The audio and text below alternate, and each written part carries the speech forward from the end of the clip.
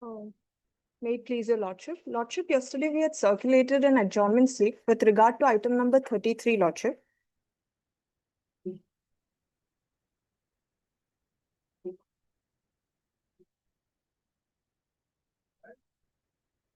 Lordship, actually, we have been newly engaged. We were engaged last on 27/10. Thereafter, there had been some difficulties, so we couldn't take the brief. We have recently gotten the brief, Lordship. So a date may be fixed, maybe in the month of March, Lordship. That is when the petitioner will be able to.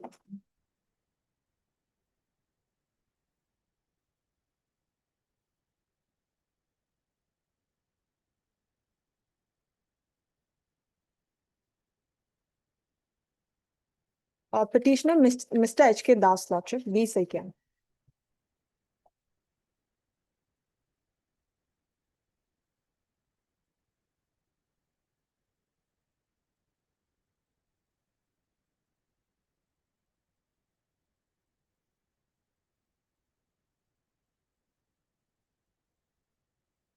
Lordship, this is a matter regarding to recovery, and also his pay scale has been downgraded to 2 stages.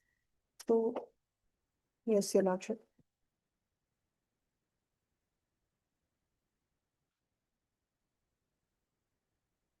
Lordship, 10th of March, if possible.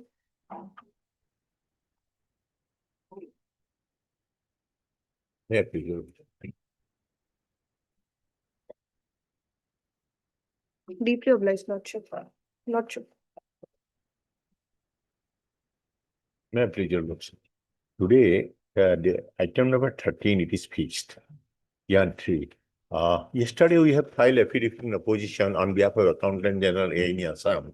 I think this may not be tagged. It was not tagged. I think this may I prefer to call this. And the personal appearance is there, Miller. That is it. And then it is all right. If it doesn't come, I have to wait. Please, your Lordship, in respect. Lordship, in respect of item number 18, we filed our affidavit in opposition yesterday, your Lordship. The same is not reflected in the records when we called for, your Lordship. Yes. May I please, your Lordship, I beg to mention item 21 for the order matters. Lordship, kindly matter may be passed over the day. And Bora.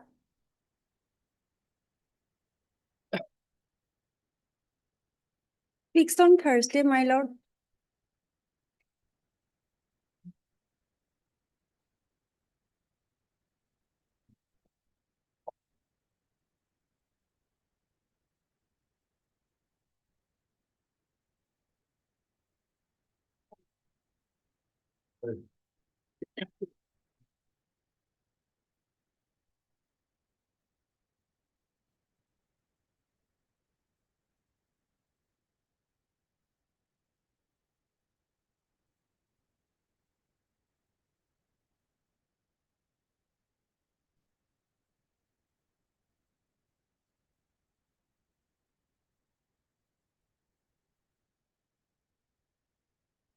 Deeply obliged. May it please your lordship, I beg to mention item 19, lordship, kindly.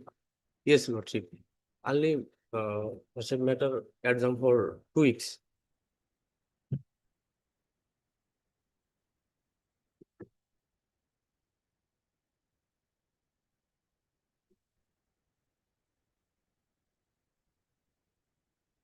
Obliged. May I please, your Lordship? Your Lordship, I beg to mention item number 31, your Lordship. Your Lordship, the conducting council is out of station, your Lordship. The matter may be adjourned for the day. Your Lordship. Your Lordship, it's a service matter, your Lordship, against the termination letter, your Lordship. Your Lordship, the conducting council is not here, your Lordship.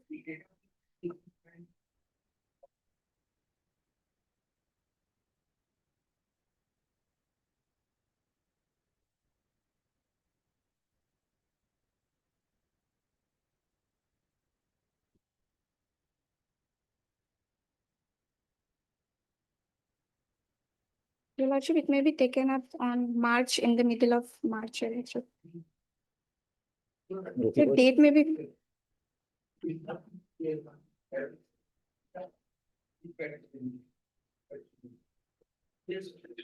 My lord, in respect of item number 16, yes, that once the government has filed affidavit yesterday recommending my name to the government for approval. So I pray for call for the yes, my lord. Only for direction is required. For matter may be disposed of today itself. My lord. My lord, affidavit may be called for, my lord. Yes. Maybe the lordship. Not the order, madam, that has been complied, but has been complied. So the case is fixed on 13. This is upon 13, madam. I have given the compliance order, madam, in the mail, madam.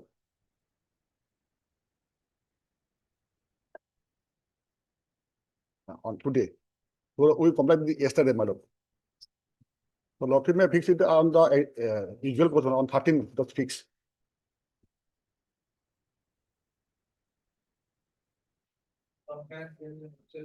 Made in other day. Madam. Yes, madam.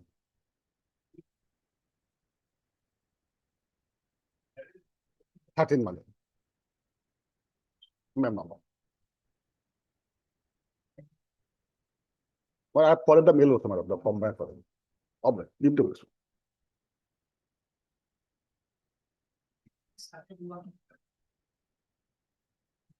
My lord, my lord, my lord, if opposite parties, because case is all regulation, he's retired and 27 years in service, served, not pensionary benefit, he should be national regulation. That is our prayer, my lord. As and another matter is yesterday your lordship has fixed on 12 of March, but that is they are working, not retired. This person is retired, NIT Silchar, my lord. So mediation, if they are, we have no problem, but yes.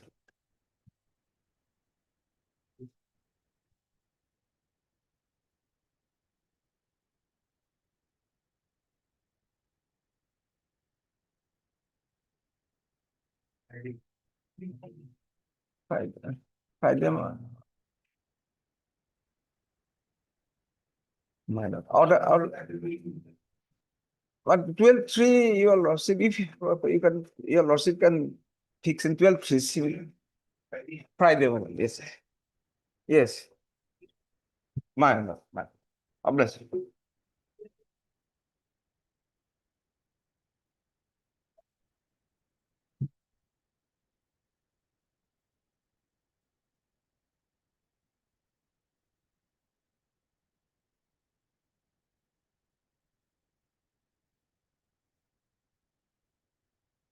Yes, we have no objection.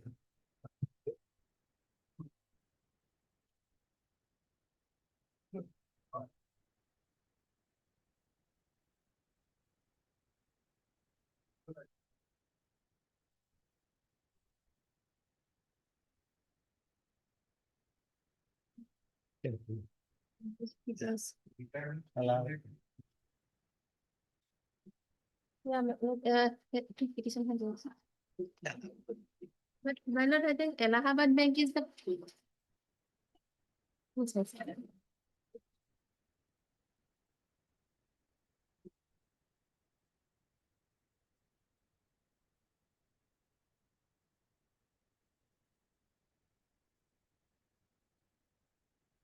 No.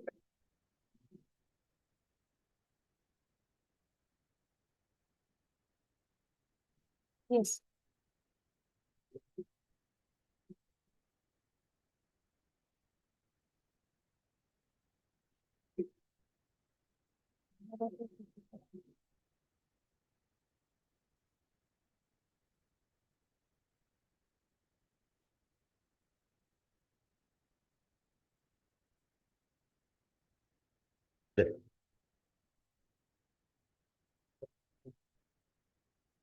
May I please, Lord?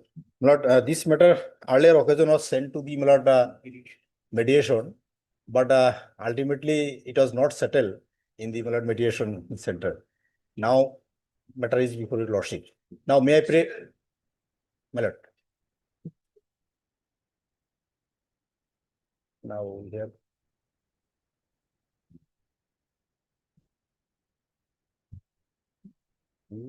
Go.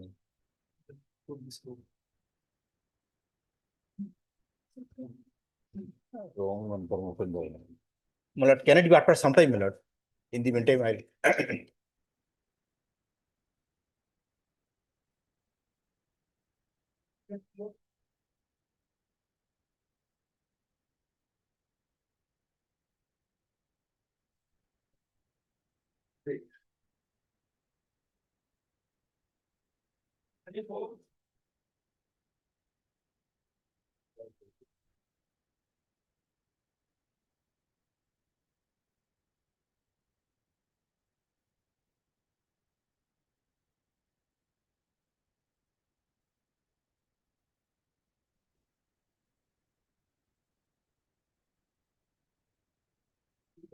May I please? My lord, this is relating to recovery from pension, my lord.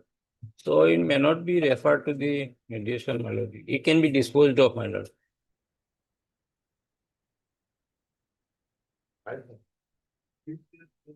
My lord, impugn order at page, my lord, 25, my lord, and exact 7, my lord. My lord, on 31/7/2023, my lord. Before that, my lord, it was sent to the, my lord, Yes. Yes, my lord. You can say for mediation, my lord. It can be still in mediation also. my lord. no, my lord, Yes. recovery. Yes, my lord. My lord, we cannot, but there is a scheme, there is a notification as far with my lord. 1 lakh can be deducted from their, from their recovery. Yeah. My lord, there is notification, office memorandum, I am next, as annexer. Annexer 11, my lord, is 37, my lord.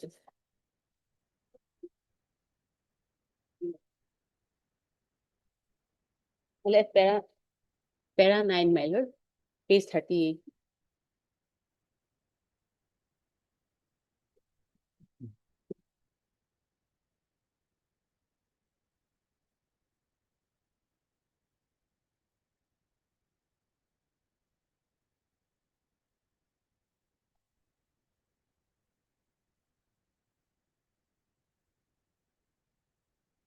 With regard to, my lord, waiver, my lord.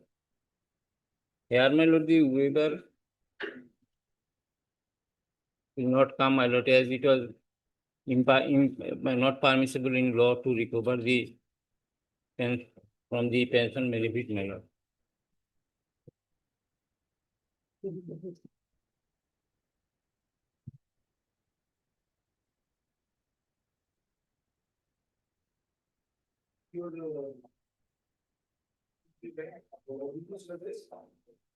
My lord, I was, my lord, the assistant, my lord, working as office assistant, my lord.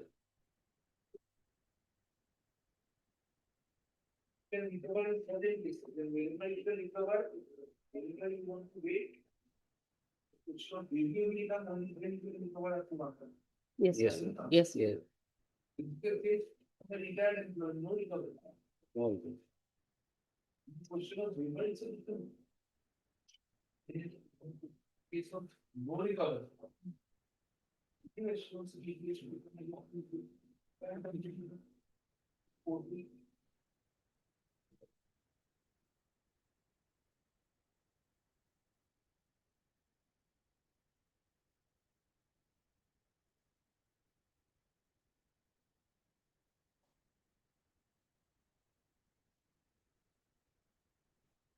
Obliged.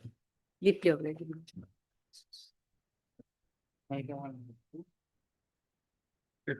I think you, by last order, your lordship have summarized the, my lord, case, my lord.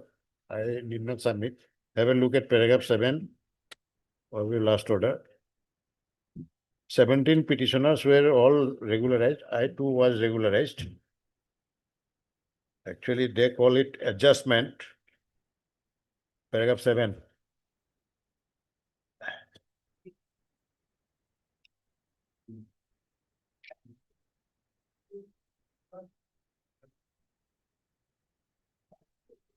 This is about whether others were getting My lord, here, my lord, others were getting, my lord.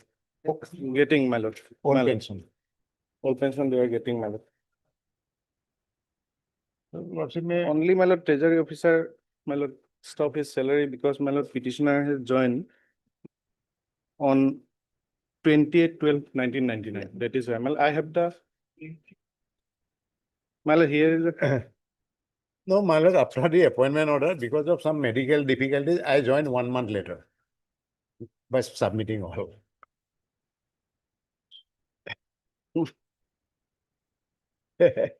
In any case, my lord, their own letter. may I place the instruction, my lord? So that cleanses the matter. My lord, here, Yes, yes. My lord.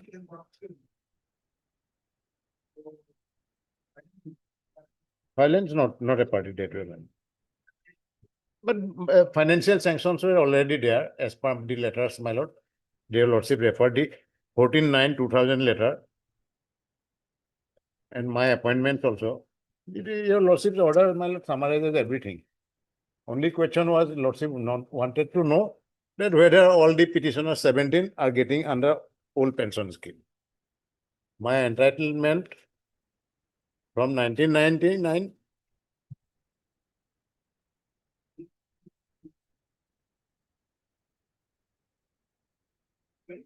I had 99, my lord. 99. Yes. Lordship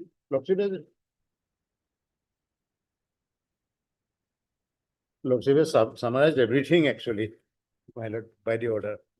Last order, only what your Lordship wanted to know about pension. My entitlement, Lordship has given observations. That I am too equally, my lord, entitled. In fact, there was an official order dated 14/9/2000, paragraph 7 of your Lordship's order, your Lordship, my lord, observed that.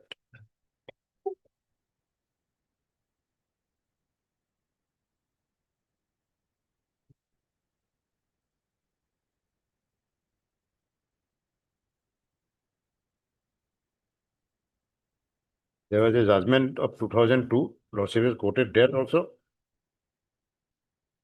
In one of the petitioners, I was petitioner number 7 or 8.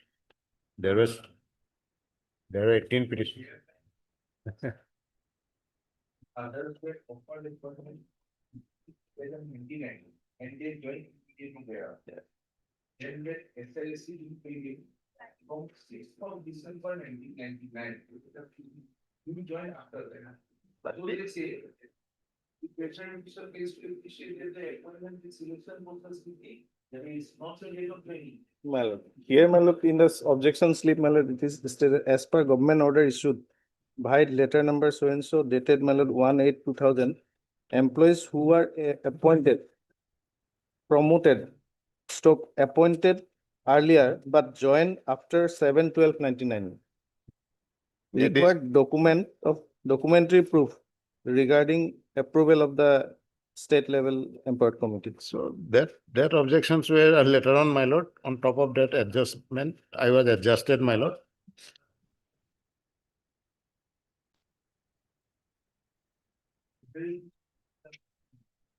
Cannot, my lord.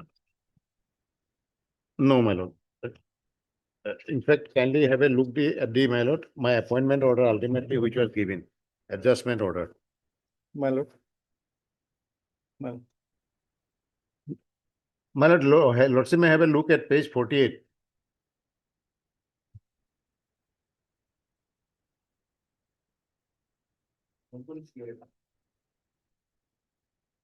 My lord, it will not be necessary. Why, my lord? Kindly have a look at page 48. It had the financial compliance. That's fine. One, salary. The responsibility only people get them. My lord, easy. Other party. You then move on to enforce the order at all. No, I'll go against the director, my lord. I don't think that is necessary.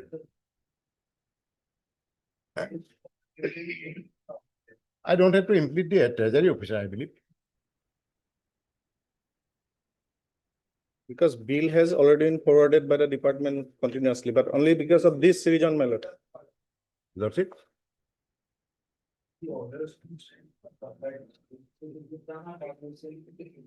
No, Lordship may pass the order. Forget about contempt, my lord. Lordship has given all the observations. My lord, the question is, I retired 2001, now it is 2016, no pension.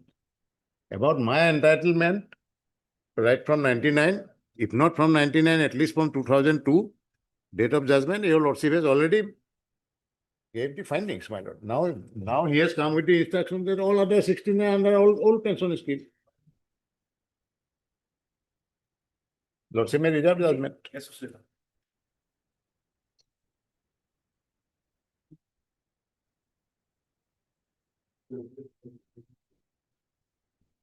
Who, my lord, pursuant to your Lordship's last order, has got the instruction.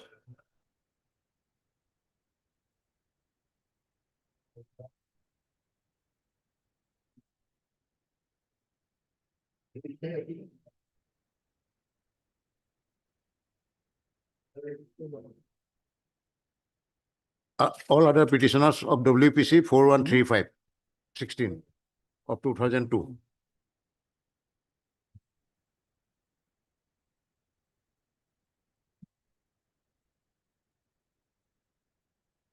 Four one three five. Yes.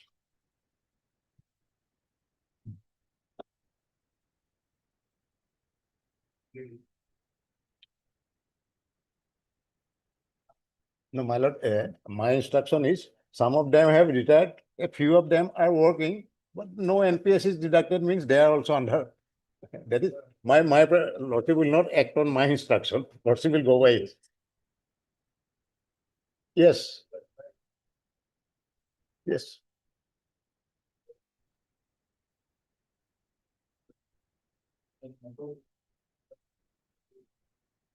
On my write-up, back salaries from 99.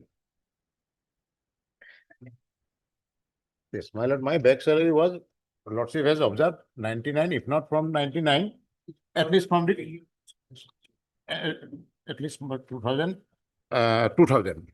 And my lord, 2000, right? So that your Lordship may kindly note. I'll not be here, my lord, my day after. Obliged, sir. No, sir.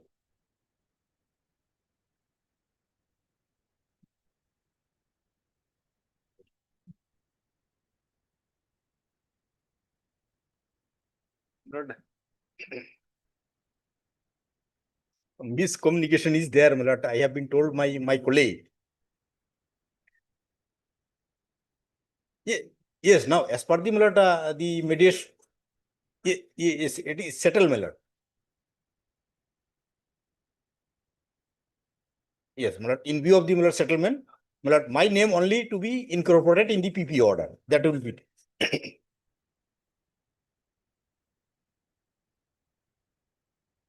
Respondent 5.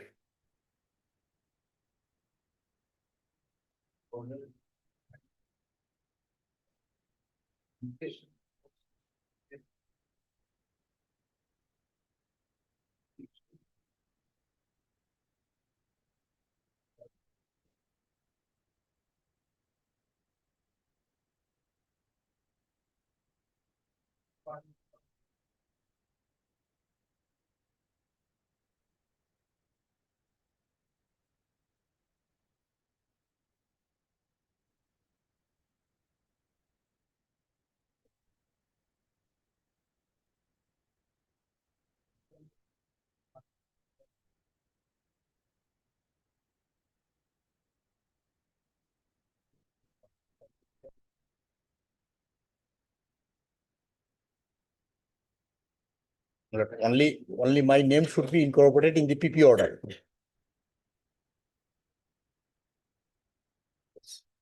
Some time limits maybe. No, probably. Otherwise, it will be, my lord, since 21, my lord, we are finding. My lord. My lord. Yes, I will file definitely. Some time may be given. Obliged.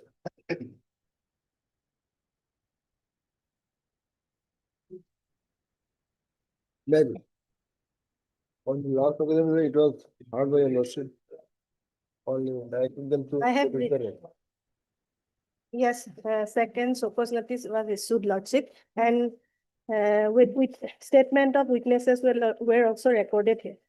Yes, lordship. Record I have received. Lordship. Yes, lordship.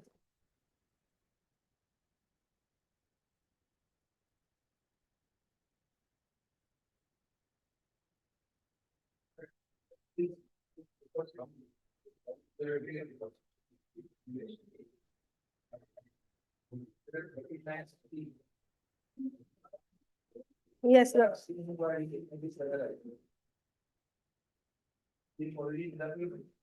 Yes, lordship.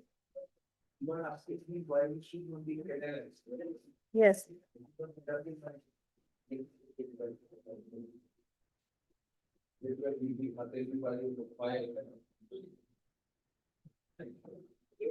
He submitted his reply, lordship.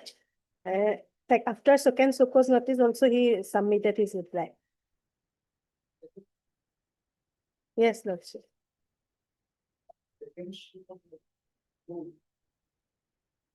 That is. Yes.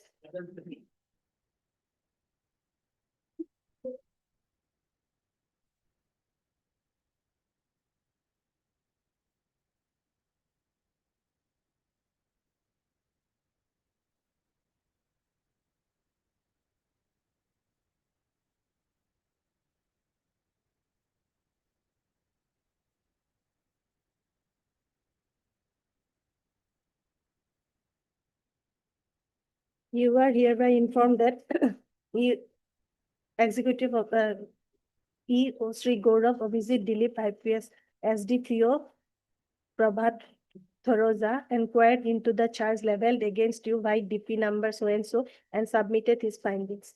A copy of the same is enclosed herewith during inquiry. It has been found that the charge leveled against you for your gross misconduct is proved beyond any reasonable doubt. I also agree with the findings of the inquiry officer and yes.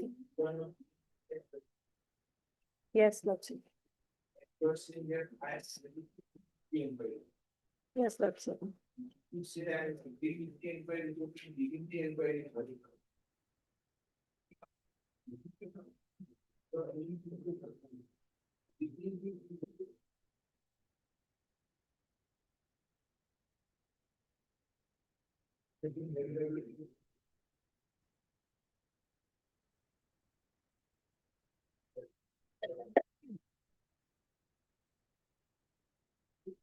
Misconduct, gross misconduct. That is not separately mentioned in first Sokos notice.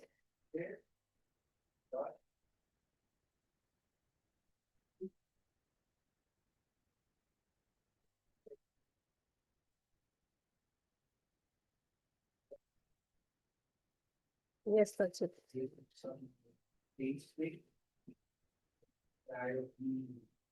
Inspector. One of the person was shot dead. And thereafter, the allegation against him is you open the handcuffs of the under trial prisoners. Yeah. Now, it was under a lawful order that he had to open the handcuffs. Some senior told him, Yes. please open the handcuff. Yes, that's He cannot say, I will not open handcuffs, do what you want to do. He has to open the handcuff. That is also for lunch. There is no allegation that he gave them the paint spray or that he told them, please run away. Nothing like that. So he opened the handcuff. They did what they had to do. What is the charge against him? Not listening to a senior, what? When the charge is not definite, definitely not then the Sokos has to go. Then the Sokos is wrong. Then what will he defend when he does not know what is achieving? If you tell a person, you open the handcuff and they ran away. Now you are guilty. What is he guilty of?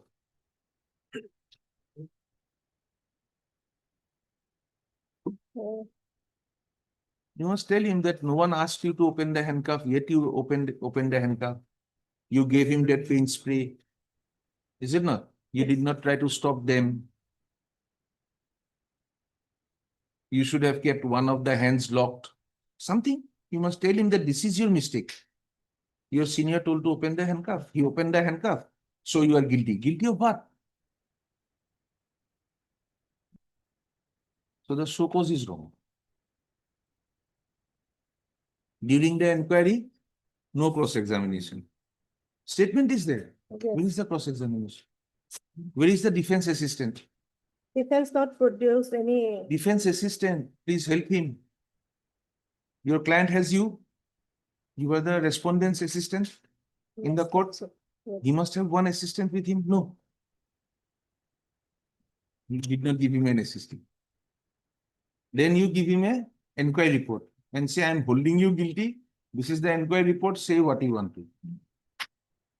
He's already guilty. What will he say? Then you tell him you are guilty. You don't tell him you are guilty of trying to help them run away, not catching them. You don't say anything. You say, no, no, you are guilty. Guilty of what? So that order is also wrong. The entire thing is wrong. So repetition allowed. Yes, where is the judgment? Last time I had asked you for some judgment. Where is it? My lord, right, your lordships. Ah, One minute, group thing, maybe, your lordship, only that is, more production documents is not enough. mere?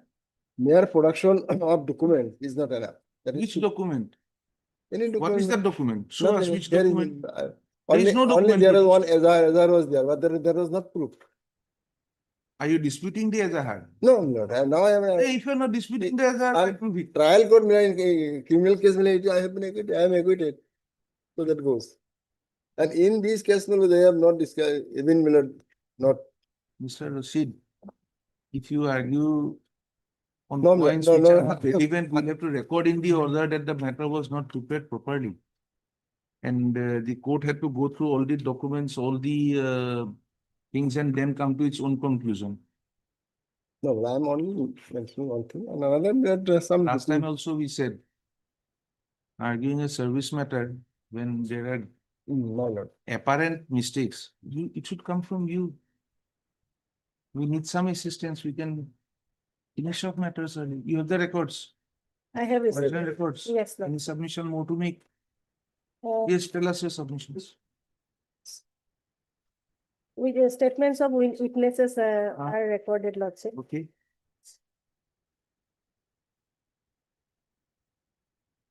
As regards the charges, there is not from here only negligence was. Negligence. Yes, Miss. Yes. And? That's it. We'll retain the records. We'll keep the matter CAV. We'll pass the judgment. Yes. Mr. Evership Leonard Counsel appealing for the petitioner also heard. So Leonard Counsel Leonard.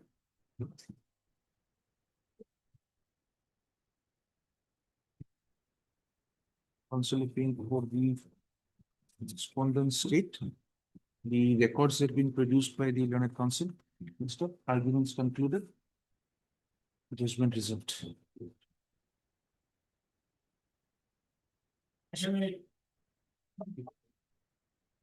Record is. Kindly give the records. So item 8, I have filed in 2017. Ah. Now I'm not in touch with the clients. Okay. Immediately after filing with the petition, I'm not in touch with them. Let me have a What some was the prayer? prayer was for regularization. The PNRD department has not come with affidavit lodged in this case. Anybody appealing for the department? That's it. You are appealing for the- That's it. Yes. Yes, sir, actually, we have also not in a file. So we will reconstruct the file. The writ petition is of 2017 and was fixed today. on the joint prayer of both the council for the parties. The Mr. N. Upadhyay and council appearing for the petitioner submitted that he is not in touch with the with his clients, and the Learned Council for the state respondents have submitted that there are no further instructions, no instructions received from the department. Do you have a copy of it? No, that's Do you it. have a copy of the writ petition? No, that's it. Mr. Sure. Upadhyay shall supply a copy of the writ petition to the Learned Council appearing for the respondents within a period of 3 days. Yes. Place this matter again on 18th of March, Yes. 2026. Lord. Full stop. It is made clear that in case the petitioners, in case there are no instructions received and placed before the court by Mr. N. Upadhyay to proceed with the matter, it will be presumed that the petitioners have lost interest in the matter and the matter would be closed as infructuous. The Learned Council for the respondents would have their instructions ready in case the petitioners proceed with the litigation. Oblige, Lord. Oblige. Yeah, no, very deal, 18 or deal.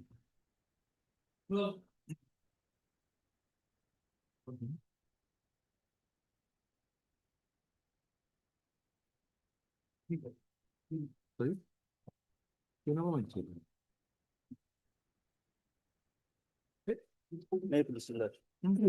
Item 12, it is called, you do it.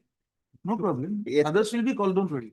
If there is a mistake, let us proceed. Yes, Lordship, kindly prepare the last order, Lordship. 12, item 12. Yes, Lordship.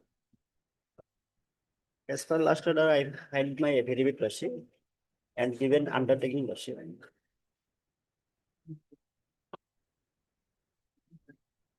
Have you filed the affidavit? Yes, Lordship. On 6/2, Lordship. Who appears for the respondent number 8? 8, yes, my lord. Huh? I am appearing them. I am appearing. You are satisfied? Yes, my lord, it may be equally. Heard Mr. S. Salam, Learned Council appearing for the petitioner, also heard Mr. M. H. Talukdar, Learned Council appearing for the respondent number 8.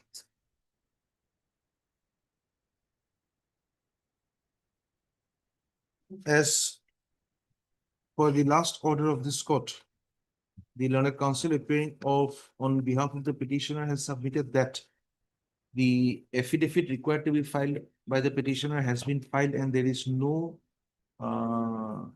aversion of the petitioner to part with 50% of the 50% of the pension amount. Yes. In favor of the respondent number 8. Since the parties have reached a settlement, this writ petition is closed, directing the petitioner to abide by the condition, abide by the assurance made in the affidavit filed before this court and part with 50% of the pension amount in favor of the respondent number 8 on and from the date of on and from the next date of receipt of the pension. Full stop. What about the arrears? Any agreement on the arrear part? The pension amount has not been released by the department, Lordship. So That is why I direction said on the next date of payment of the pension, whenever you get it, whenever you start. But Lordship, on specific direction is required, Lordship, regarding releasing the amount, Lordship. The To you, husband, it has to be released to you. yes, You will give her 50%. Yes, So we Lordship. will take care of that. Just tell but us the this. department is sitting silent, Lordship. Where is the That's it. department? Who is for the department? The husband died on 6/2/2023, Lordship. Who is required to pay the pension?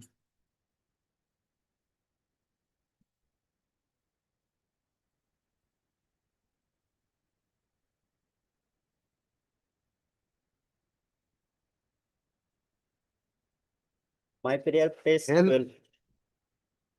Health AG. And treasury. Is the AG required? What was he serving as? What was the deceased person serving as? As a dresser, Lordship, in health department. Dresser in health department. I Yes. think it is grade 3. Grade 3 AG is required. But Lordship, my prayer was to divide from the side of AG, Lordship. Don't have that done. AG. You cannot have 2 pension payment orders. That's Is it true, not? but as per division bench, You Judgment, cannot have two pension payment orders. but as per What direct, about the full bench? yes, Lordship. You are talking about division bench. What about Yes, the full bench? Full bench says you can have two pension payment No, orders. Lordship, only in favor It of. will be, it will be in between you two Yes, how yes. you do it. Yes, Lordship. So we'll dismiss the petition in favor. Not to- Who is for the help? Have you processed the pension papers? At what stage is it now? Pension papers, he has already received pension, I think. No, Lordship. No. No. Actually, the respondent number 8, Lordship, there is no official documents. Her name is not there. Not Lordship. required. The respondent number 8 will now not Lordship, it interfere with the Yes, respondent number 2. department. Why did you stop it? Why was it stopped is what we want to know. Or why was it not paid? When did he die? 6/2/2023.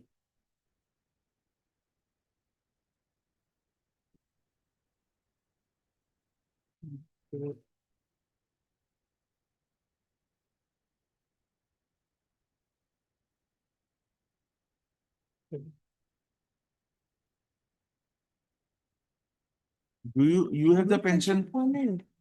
Yes, I'm asking you. That's it. Pension payment order, where is it? It was issued in your favor. Yes, No, my Lordship. lord. It was not issued in, it was not issued, Lordship. It was, what is page 7? This 7 is the Lordship, a PPO, Lordship, in favor of the deceased employee, Lordship, after retirement. Please read page 7, para 6.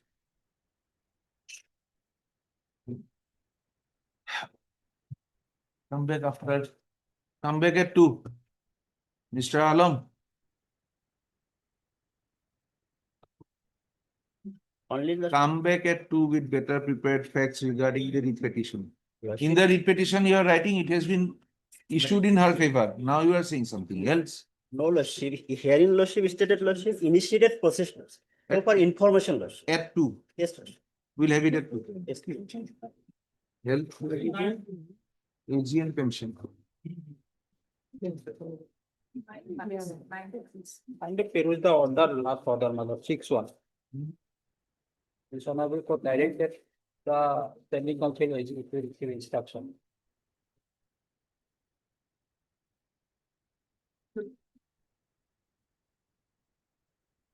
I did not understand. What is the issue? Lordship, I have received the instruction. What is the issue? Lordship, My lord, petitioner is the second wife, my lord, after death of the first wife, my lord. Pension proposal paper has sent to the, my lord, department, my lord. Thereafter, AG refused to sanction the pension, my lord. Kindly see, my lord, I have annexed impugned, my lord, page 30. T0. Stating that, my lord, second marriage because, is- Lordship, the petitioner is the second wife of the deceased employee, Lordship.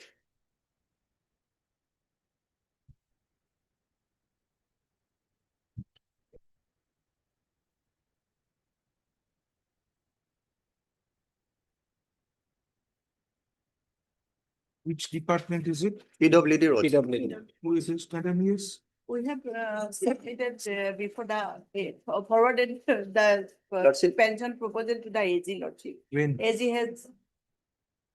We have filed order. Lordship, initially it was forwarded to the office, Lordship, that page 30, Lordship, and We it was are- returned, Lordship. We are not holding anybody, any department responsible for not doing the needful till now.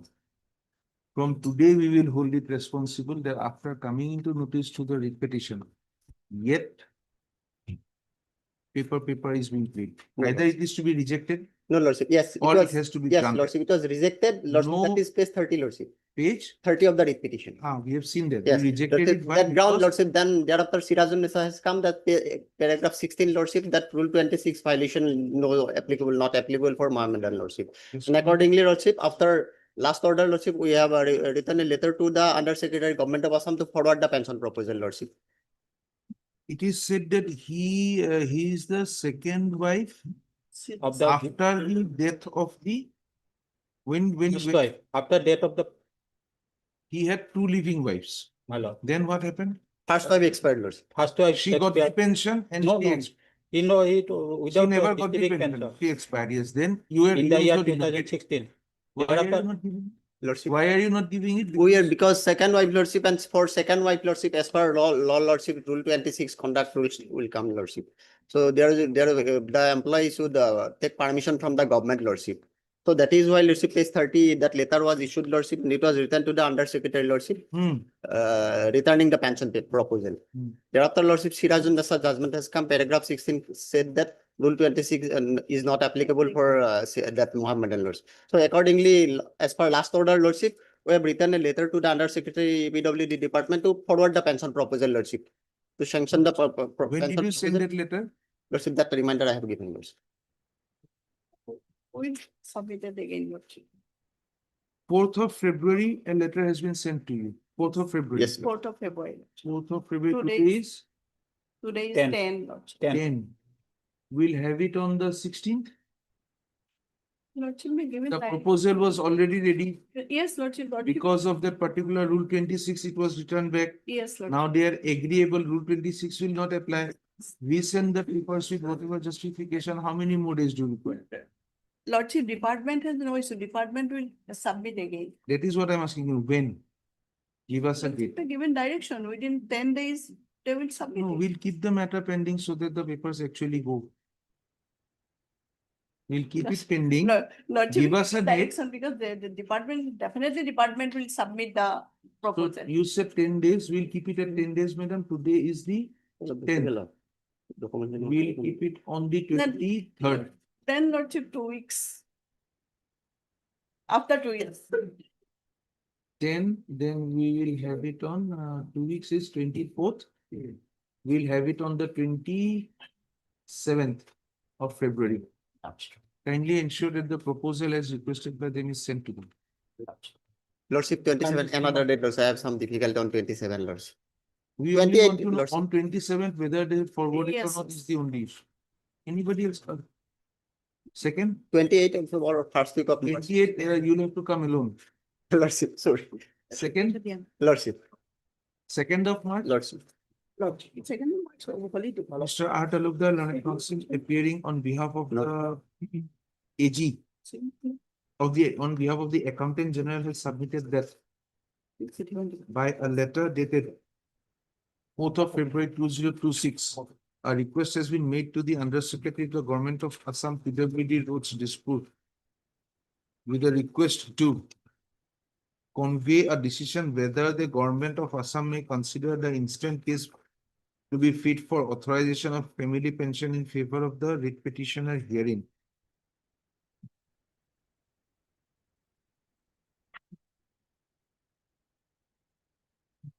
The Senior Accounts Officer Legal Cell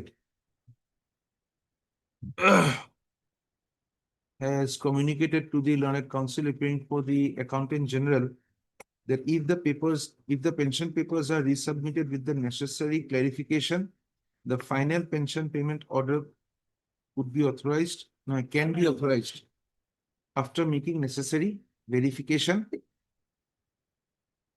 Full stop. Ms. So-and-so learned counsel appearing for the PWD has submitted that the pension proposal as requested by the letter dated 4/2/2026 would be forwarded within a period of 2 weeks from today. List this matter again on the 3rd of March, allowing the learned counsel appearing for the PWD. Huh? 3rd of March is a holiday. 3rd of March. I said 3rd, sorry, 2nd of March. Allowing the learned counsel for the PWD to apprise this court the status of Lordship. to apprise this court whether the proposal had been sent, and if it had not been sent, appropriate reasons to be made known to the court.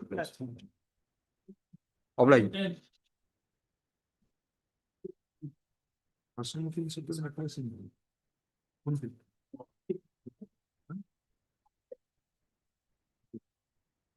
Yes, sir. What is the topic?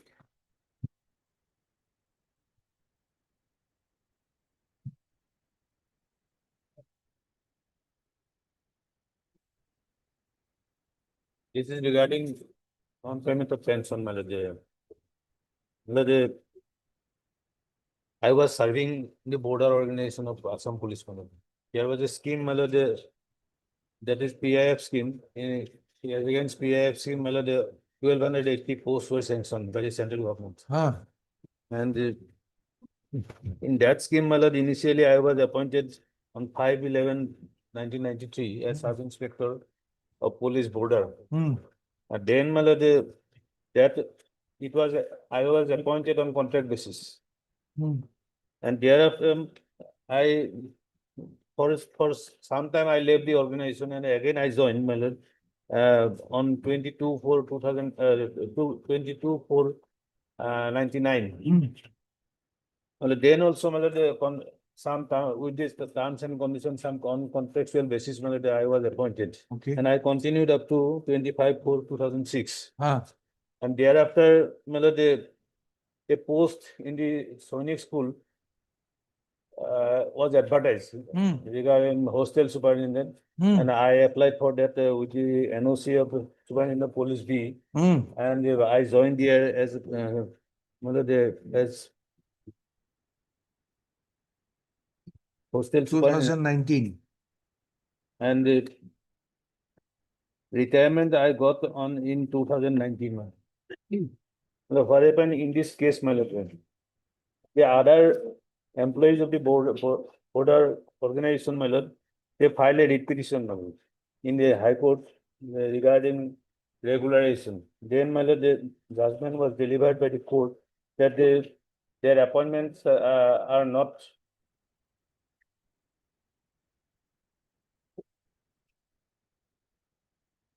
regular, but they are entitled to continue, my lord, till the scheme continues, my lord.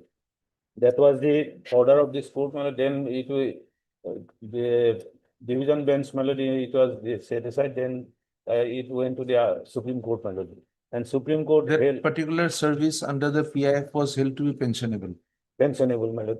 Now you're saying that since that was a So- pensionable service, That was when I joined Sainik school, that is also a pensionable Yes. service. I cannot be under the NPS. My service should be taken to be, my past service taken into Yes, account. that is My entire service should become pensionable. that is my case. Whatever is required to be given by the border police should be given. Yes. So that I can get some That- pension that from is the my- Sainik that- school. That that is your is the case, sir? case. That is the case. Okay. Yes, madam. You are for the Sainik school. Yes, madam. You have Madam, written to the I- Assam police to give Madam, them, if they give their share, you will give the pension. That is Yes, what. madam, that is. You are ready to give. Why is the Madam, Assam? as per 1G. Why is the Assam We have government? the affidavit. If Huh. you lordship peruses to affidavit, the judgment. Huh. We have annexed the judgment Huh. at page number 79. Huh. And if I may take your lordship to para number 6, page 79 and 7 of the judgment. 79. It deals with the break-in service. Huh? It deals with the issue of break-in service, which Hmm. the petitioner had, and we have stated in the affidavit. If I may take your lordship, para number 6. In the instant case, the petitioner was discharged from service by the order dated 23/10/2003 by invoking clause 13 of the Where are you talking? You are reading page? page 79 of the affidavit of opposition filed by respondent 5.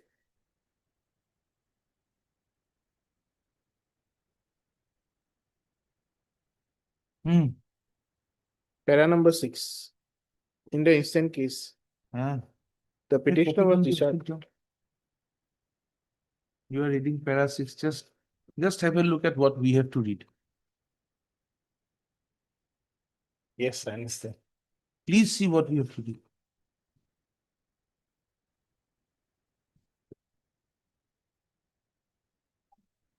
Is it Yes. convenient by any means? Huh? Special pair of glasses. I understand. Even I am also not able to. Because it's This should like- not be allowed to be filed. Yes, and And I don't know I why agree. the objections A to a type copy should have been.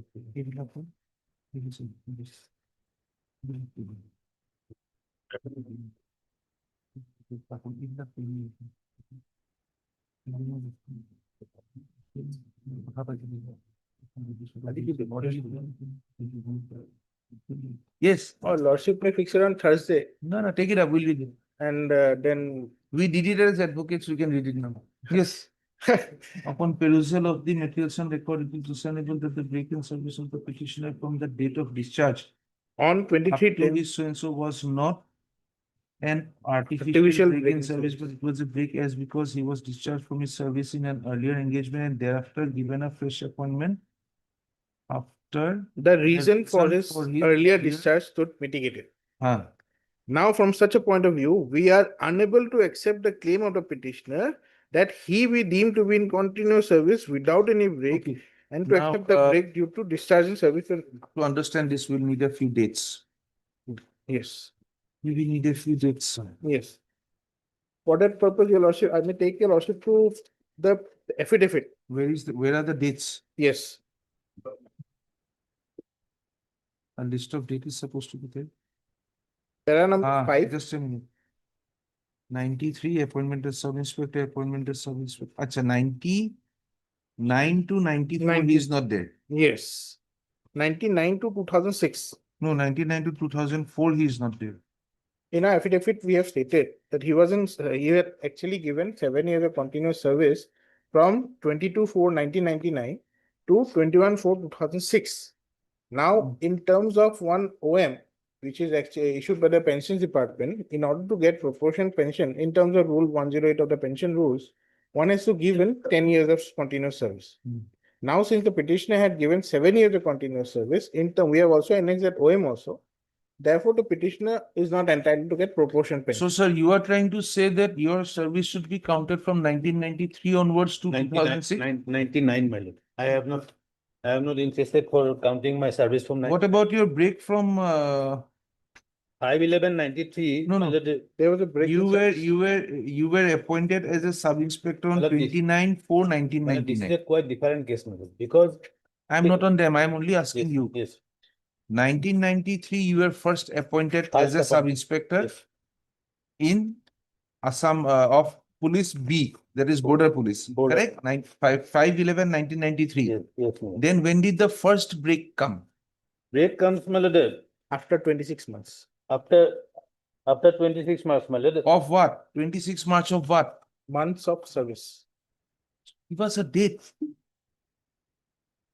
It is Mr. Chaudhary, we'll take it up at 2. Yes, ma'am. Kindly have your assisting counsel 96. Yeah, yeah. bring out the list of dates as to when the first appointment came, when was the first break, when did the next appointment come, when was the next break, when did you resign, or when was the third break, My lord, and when did you come? In paragraph 3, my lord, I have stated, my lord. You The- want us to read Paragraph paragraph 3, 3? my lord. That after retirement, the petitioner joined service as sub-inspector of police B in the border on Assam police on 5/11/93 and after due selection by the selection board. But he, after 26 months of service, left the service and joined in the service of RPF on 15 January 1996. He rendered only 3 months service at the. Okay, we'll make the list of dates. And thereafter. Just a minute, we'll have to go through the repetition. 1993, Border Police.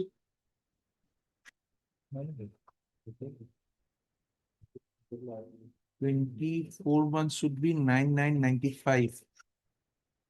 See, we still don't have the date on which Exact you date, quit. my lord, is not there, my lord. I could not. You want us to count the And thereafter service. on. He is saying that if there is a break in My lord, service, I it will not be counted. lord, You I are have not not- giving us the dates. I have not paid for counting the dates from 5/11/93, my lord. Okay, when do Only, you want to? only after, my lord, 22/4/99. 22/4/1999. Was there any break after that? No, there was no break, my lord. And I served there about 6 years, 11 months, and Okay. then, my lord, And my lord, I you joined Sainik School when? Sainik School, my lord, as per advertisement dated 24/2/2016, my lord, NSS 6. And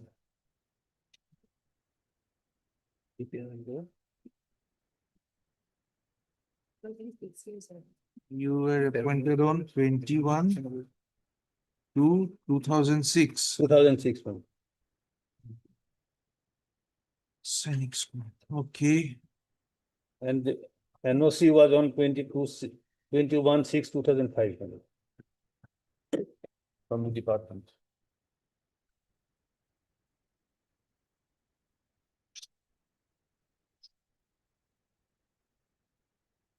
So if we take it from 1999, if we edit and you retired when? 2019. Yes, ma'am. 2019. 39/2019. Retired. Yes. Then 99, 2009, 2019. Yes, he has 20 years of service. What break are you No. talking of? Yeah, the lordship, first and foremost, he has to be in the pensionable service. No, he should get pension. He should be entitled to pension. Just a minute. A person, what is a pensionable service? That he is entitled to pension. Your lordship. Requisite qualifying years for pension is one thing, and a service being pensionable is another thing. A person may have served for 9 years in a service which gives pension under the old pension rules. The service is a pensionable service. Since he has not completed 10 years of service, he will not be entitled to pension, although it is a pensionable service. Now, the police department, border police department has been held to be a pensionable service. Whatever service he gave there, had he continued, not joining the Sainik school, he would have got pension at some point of time in under the own pension scheme. Him being in a pensionable service there, coming and joining the Sainik school here, which is also a pensionable service, his past service continuous given there will be taken into account here. 2019 he retires, original appointment 1999, 20 years done. Pension has to be there. That Whatever was the break, whatever break you are talking of, that's earlier. if it had been between 1999 and 2006, suppose he resigned in 2003, then the pensionable service would be up to 2003, not to 99. Agree. From 99, he's continuously there. Yes. Had he not come to you, he would have continued in a pensionable service. Add that to it is the law. That Sainik school will say whether Sainik school has said if you give the contribution for those 6 years, they are ready to go for the pension. that is our difficulty. Your lordship, You have to give because- CPF. Because the department stand is as per this particular. That is That what is you are the- to assist us, and that is what we are Your to lordship, decide. Your lordship, that is what. I leave Is it it to not? your lordship. Eh? Because as per the department's OM, Ah. he has to put in minimum 10 years of service to be. Where is that entitled- OM? Kindly show us again. At page number 75, your lordship. Of 21/1/2019. page number 75 years. Annexure A of the affidavit of Cabinet decision, censor, appealing to the ex-serviceman who had retired from Assam Police Board under prevention of censure, rendering more than.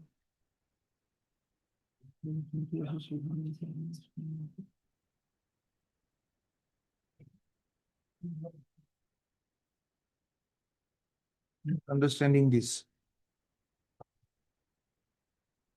Those who have rendered 10 years of service, you will give them proportionate pension is your cabinet decision. Yes. Revision bench says the service is pensionable. Yes. How much you would give is the cabinet decision. No difficulty about it. That will give proportionate pension only if you complete 10 years. Okay. Then The moment you say that, the entire service becomes pensionable. pension. Whoever is there for 9 years is expecting a pension when he completes 10 years. 10 years. The service is pensionable. Is it not? Your lordship, I leave it. Now, if we are answering, if we are understanding in a erroneous manner, kindly point it out. No, your lordship, I cannot go beyond the affidavit, your lordship. What does the affidavit say? The affidavit is saying that much only. Yes. That he would not have got pension in six years. Is it not? Yes. Even in the central government, if you work less than 10 years, 10 years. you don't get pension. No. It is not that qualifying service is not Qualifying there. service is not But there. does the service become Non-pension. non-pensionable? No. Service is pensionable. I agree. When you will get it, is it, even in CCS, you will see there is a CCS. definition of qualifying service. Qualifying service. Is it not? The qualifying service is not there, we agree to it. But it was pensionable. So something accumulated for 6 years for him in some PF, GPF, whatever you accumulated the money that this will go to his pension. 6 years, oh, he's gone, so we don't need to use this now. Is it not? Service to pension. Pensioner. Yes.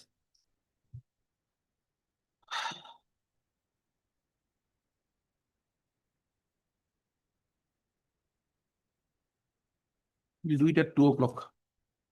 We'll give the dictation at 2 o'clock. We'll dispose it today. Have a list of date needs so that Yes. I would not List like. of that, my lord, I would already. not like that list of date given in the writ petition. We do not have the dates completely as to when did you leave Yes, sir. what. I'll, You may not ask for it, but the facts we have to recite. I'll find. So I need the dates, a proper list of it. Yes. Huh?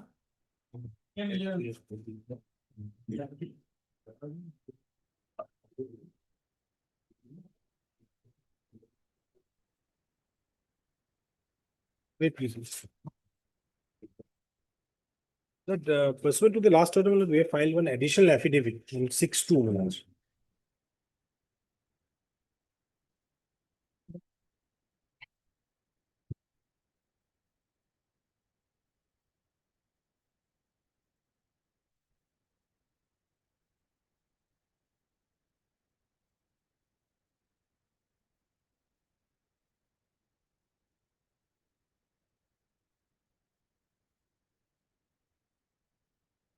Have you seen the order at 27-1-2026? Yes. And This court has heard the matter in its entirety. Should we rehear the matter? no, the other bench has not kept it as part heard. So the bench of my Lord Justice Barua has not kept it part heard. So it is that observation we have seen, my lord, but What more requires to be said that it is a part of matter? but the only difficulty would be, my lord, then that matter would have to be, there would be some more delay perhaps. We are also out of pension for about 4 years now. Very.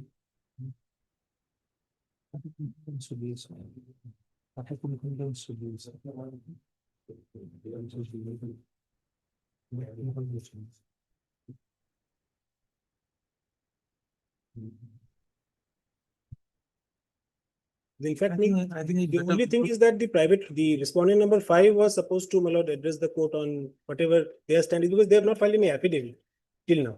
The government has filed its affidavit, their stand is clear. Now only the respondent number 5, who is the mother-in-law. Who's appearing for the respondent number 5? Yes. I don't have any objections. I have not filed any affidavit also right now. Lordship may perhaps they dispose it of. Well, my instruction, I've taken the instruction from the petitioner. Petitioner is willing to, my lord, share 10% of whatever, my lord, she receives by way of the pensionary benefits to the mother-in-law.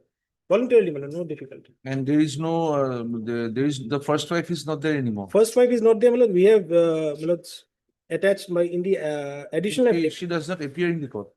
She's not a party. No, she's not a party, because it was only when the government filed its affidavit, my lord, it came to light that there were 3 knock certificates submitted by 3 different claimants.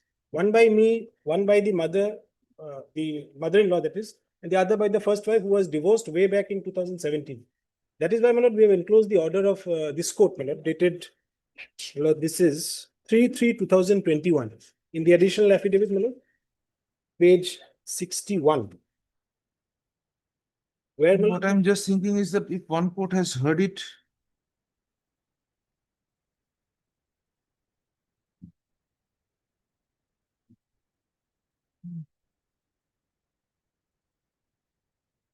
the factum of divorce is recorded in this order. But in view of the stand of the private respondent and whatever, my lord's, instructions I have, perhaps the lordship may dispose it off, my lord, without really going into the other questions. what about your divorce? No, my divorce was never completed. The divorce petition was pending, and Huh? Is it not? I think it is better if we send it to the bench. At your lordships, perhaps. That is the whole thing. Once a court records that we have Gotcha. heard it, Gotcha. there is an intent to, is it Gotcha. not? Two courts may have two. Perhaps different- lordship may direct that it may be come up only on a particular date, perhaps I will. The order dated 27/1 heard Mr. A. Gungali Lanet counsel appearing for the petitioner and also Hisham Bhattacharjee, Learned Government Advocate appearing on behalf of the respondent state. Mr. M. Rahman, Learned Counsel appears for the respondent number 5. Yes. By the order dated 27/1, no, the order did, don't say by, just say order dated 27/1/2026 reflects that a coordinate bench had heard the matter in its entirety and an additional opportunity was granted, fixing the matter today on 20/2026. Full stop. A registry to verify and listed before the appropriate bench who had heard the matter in the entirety. Perhaps some time period or Huh? date maybe.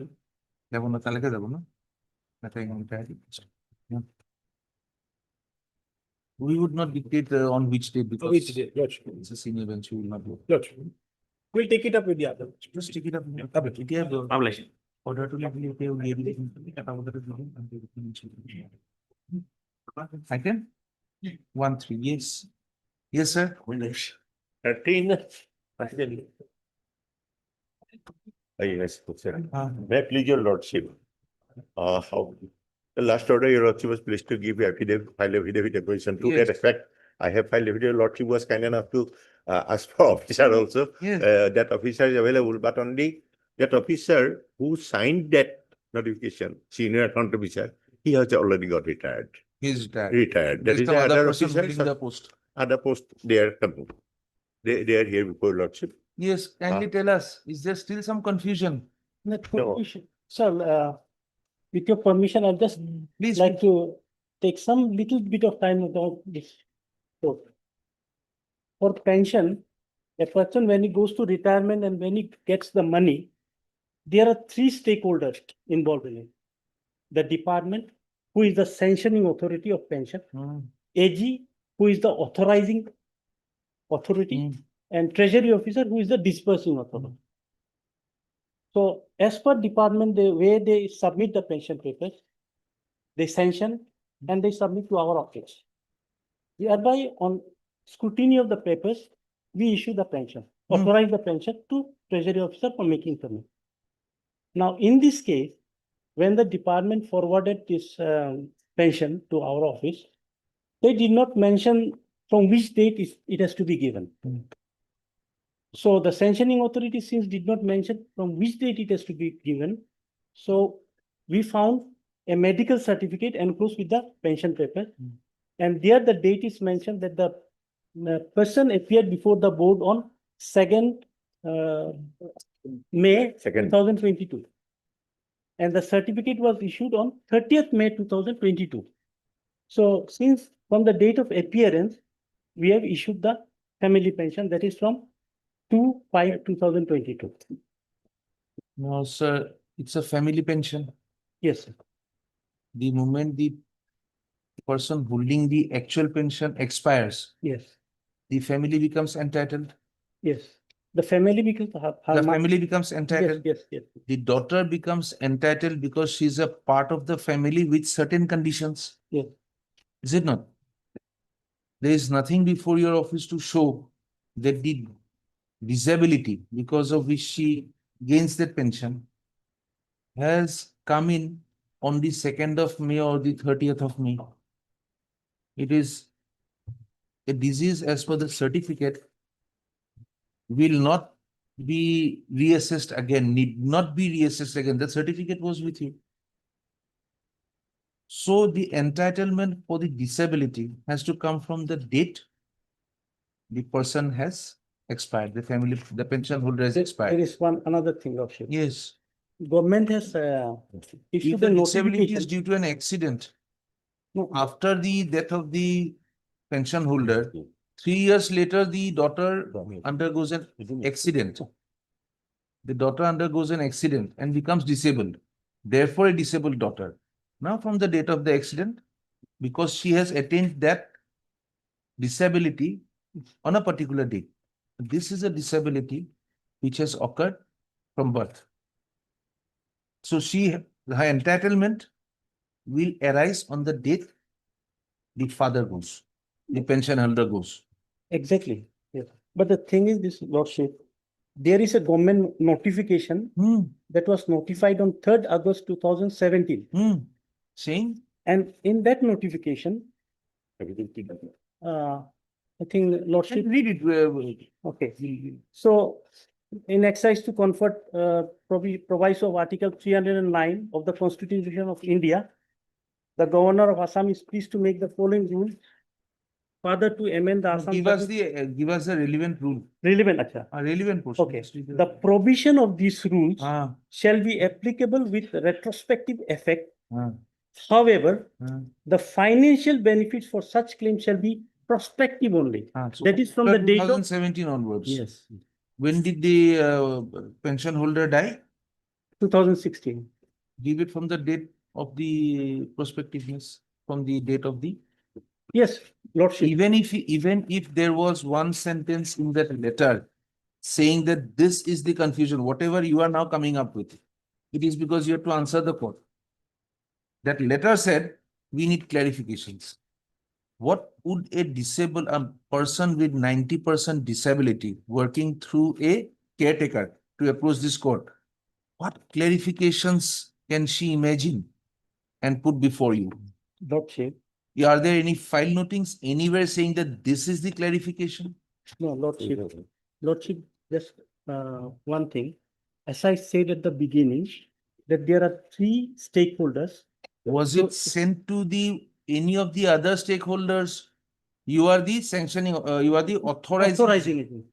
Did you ask the sanctioning authority, sir? Yes, yes. From what date? Yes. Where is that letter? This is the letter. Where is that letter? That is 5th February. 5th February of this month. But because what happened, after your lordship's order, we have written a letter. Then the we have process written starts. letter then we are, because until unless they give us clearance to the department. Who is appearing for the department? Department is appearing Yes, because madam. Received this letter yesterday evening. And how long would it take for you to give them a clarification that the disease is so and so, it is inborn or it is not inborn? She is entitled to this pension. We did not mention it. We are mentioning it now. Office memorandum is of so and so date. Yes. Entitled from so and so date. Therefore, the areas from so and so date. Kindly authorize it. How long? 10 days time. We'll give you more. We'll give you 20 days.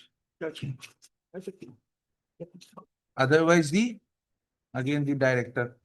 We are doing this because it relates to a person who has to be represented, not because they cannot physically come to the court, but because the disability is at the thought level. Someone else has to think for her. Is it not?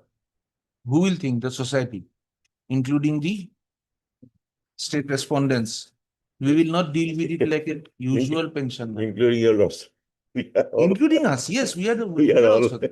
And therefore, we are taking the burden, not the burden, we are taking the opportunity, we are taking the honor. Perhaps we can make everybody understand that these are cases which require compassion, which requires us to be human.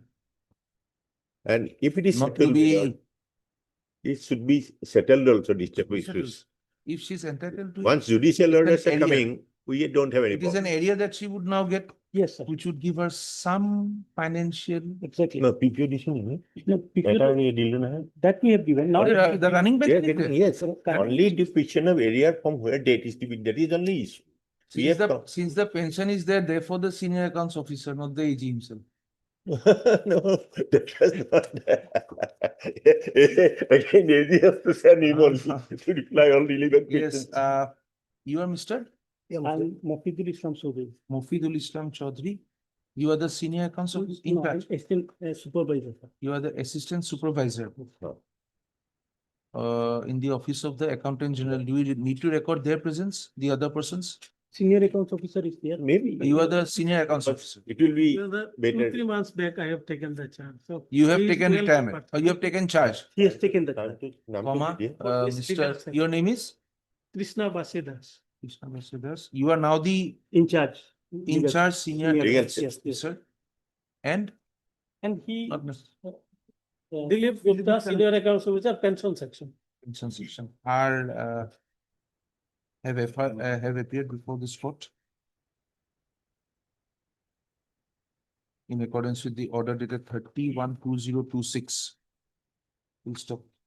The affidavit required to be filed by the on behalf of the respondent number. Your respondent number? Wait, accountant general, Three. any three. On the on behalf of respondent number 3 has also been brought on record. Full stop. After some deliberation in the matter, on a query being put to Miss M. Kotoki Learned Counsel appearing for the Animal Husbandry and Veterinary Department, comma. This court fixes this matter again on 24.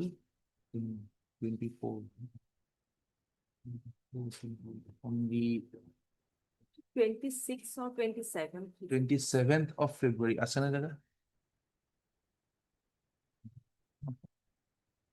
27th of February 2026. The Mr. C. Borua Learned Counsel appearing for the AG has submitted that the Animal and Husbandry Department has been requested to forward their proposal, public comments on the claim of the petitioner for the arrear pension. Full stop. Ms. Kotoki has submitted that the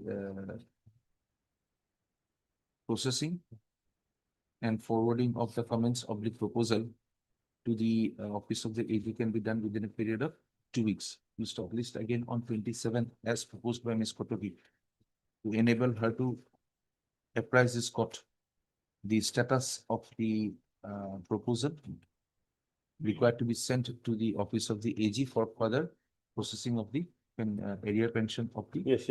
petitioner. We'll do it better. Further personal appearance of the as directed by the order dated 31/2026 is dispensed with till further orders.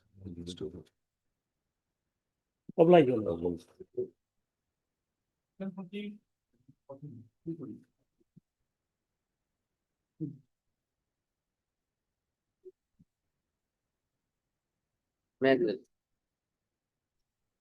The third round of litigation. Mr. Sharma? Yes, my lord. Well, I have received two instruction here, my lord, and allegation against him is he was unauthorized absent for 2 days. And moreover, he is overarrested. And due to unauthorized absent, the inspector of school was directed to institute the departmental proceedings against him. Yes. Can the inspector of school do it? Inspector school already has issued the show cause notice. Has he received it? Yes, this is the show cause notice. Has the petitioner received it? I have not getting the information regarding that, my lord. Today I also That was the only information we wanted. Yes, sir. Today I have also communicated to the inspector of school, but till this time I have not received the instruction. Should we have it- Moreover, my lord, today, Should we have it later in the day? my lord, today, my lord, matriculation examination is also there, my lord. So, my lord, and he was in the morning at the police station, my lord. So, some other day, my lord, so that I can.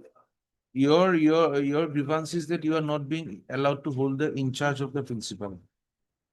Why is that? My lord, first, he was not allowed because he was not having the master degree without with permission.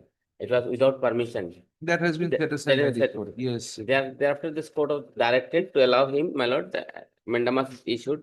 After that, another impugn order is issued DP has been initiated against him. That DP has been set aside quashed by this court. Page?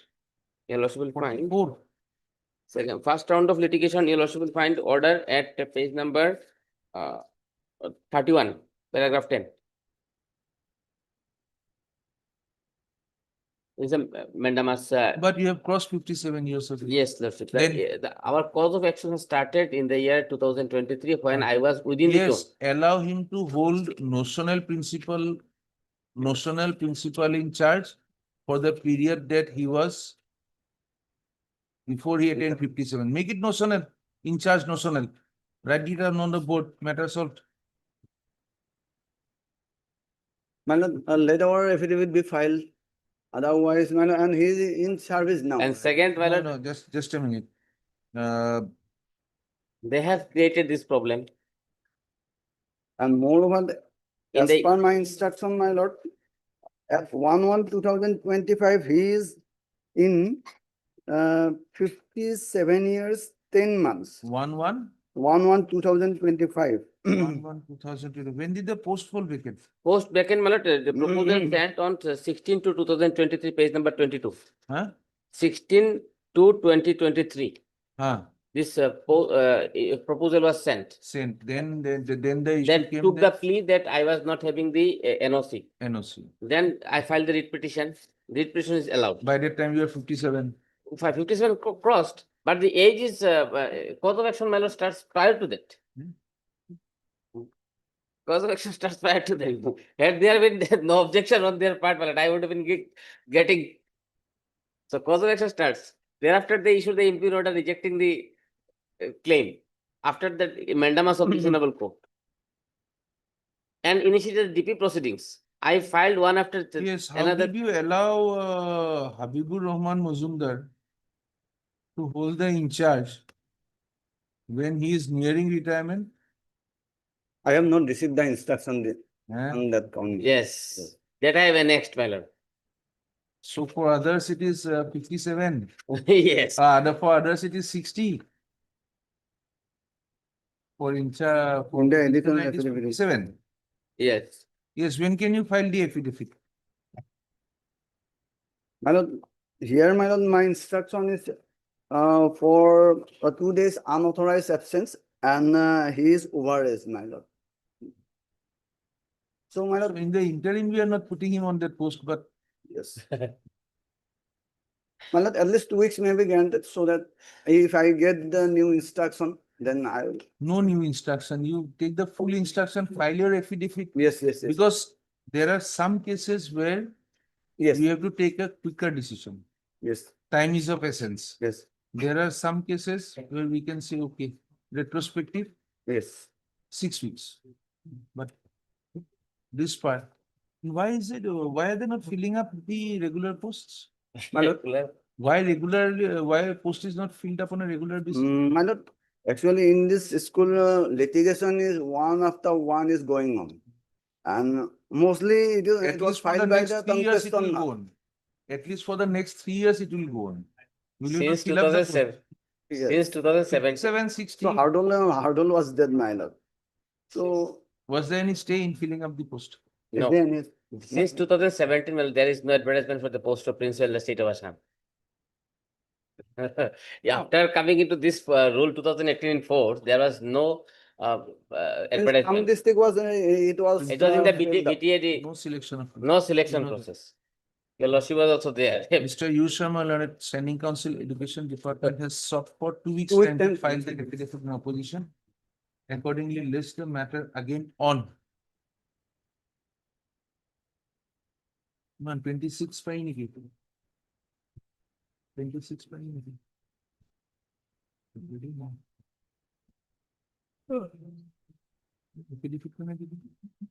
26th of February 2026, by which time the respondent department shall ensure that the affidavit is brought on record.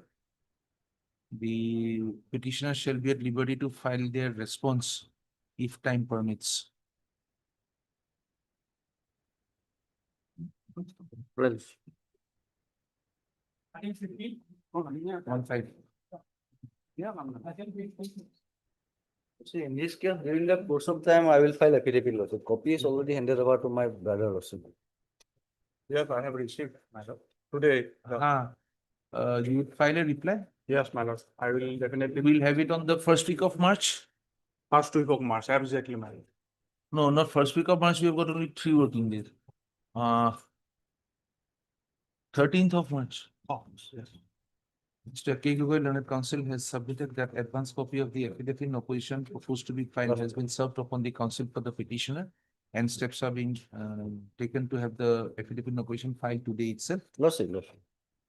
Learned Counsel for the petitioner has sought the matter, has prayed that the matter may be taken up on the 13th of March, allowing him some time to respond to the affidavit in opposition. List again on the 13th of March. Deeply obliged.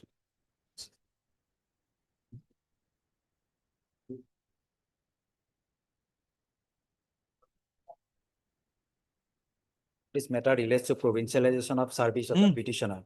And I was appointed on 23 to 1994. My name also recommended under 2017 Act. But unfortunately, there are some anomalies regarding hard copy and soft copy. And therefore, my name has been dropped. And now yesterday, the government has filed affidavit. They admitted the anomalies.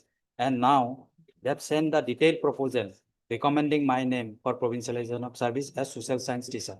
That was sent on 7 January 2026. So my humble prayer would be that this proposal should be brought to a logical conclusion within time frame.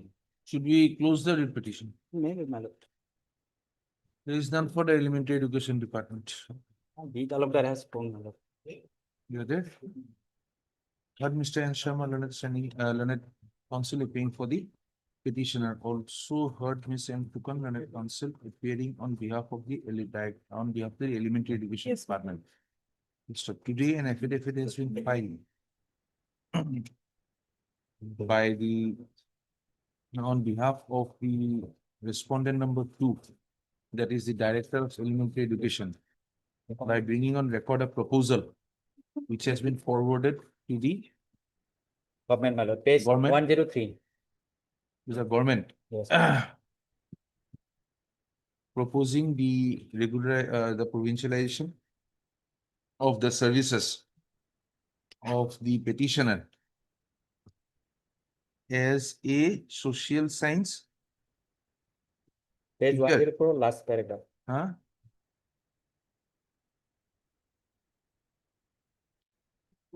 My name has been recommended by the SLC twice. Then We are asking that now this proposal is sending you as what? the last paragraph, the government is requested kindly to provide necessary instruction regarding the provincialization of service of Nirendra Das as tutor social science. Requesting the government to provide necessary instructions regarding provincialization of services of Nirendra Das as tutor within bracket social science against Naranayan ME School. Stop. The proposal now having been sent to the Commissioner and Secretary of the Government of Assam Elementary Education Department by the Director on 7th of January 2026. The Learned Counsel for the petitioner has submitted that the writ petition will be disposed of, fixing a time frame for the respondents to take a decision on the issue of provincialization of the petitioner. Accordingly, this petition is the Learned Counsel for the respondents does not object to the same.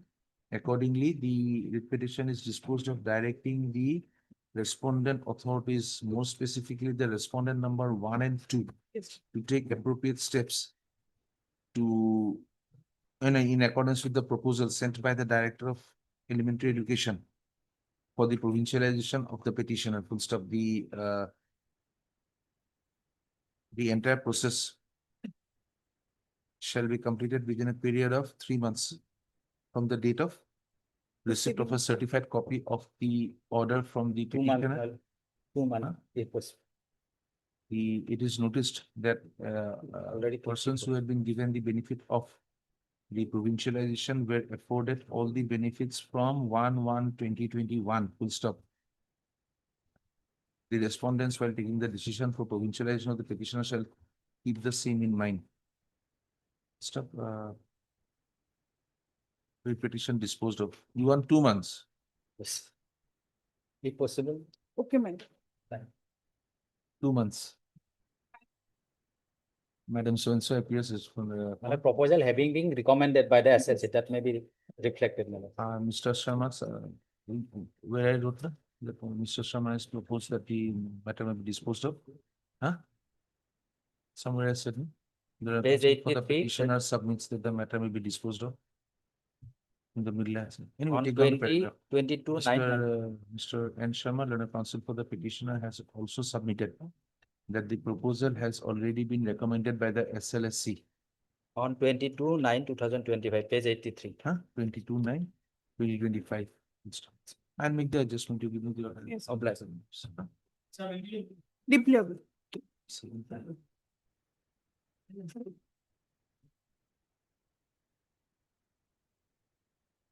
Please, your lordship. This relates to the disparity of the Have pay. you filed the affidavit, sir? Yes, sir. Today we have filed the affidavit. Today?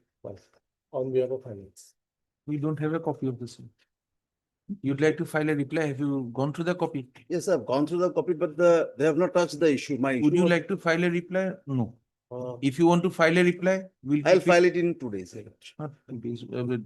February is a bit hard pressed now. Those matters which we have already. The only issue is that your lordship, this 17th of February. We'll have the matter on 17th of February. Well. Okay. Deep level. Mr. B. Gogoi, learned counsel appearing, a learned additional advocate general has submitted that. The finance department has filed an affidavit today by serving an advance copy to the learned counsel for the petition. The same is not found on record. List the matter again on 17th. The respondents may ensure that the affidavit is brought on record by the next date fixed. 17th February. Hearing date.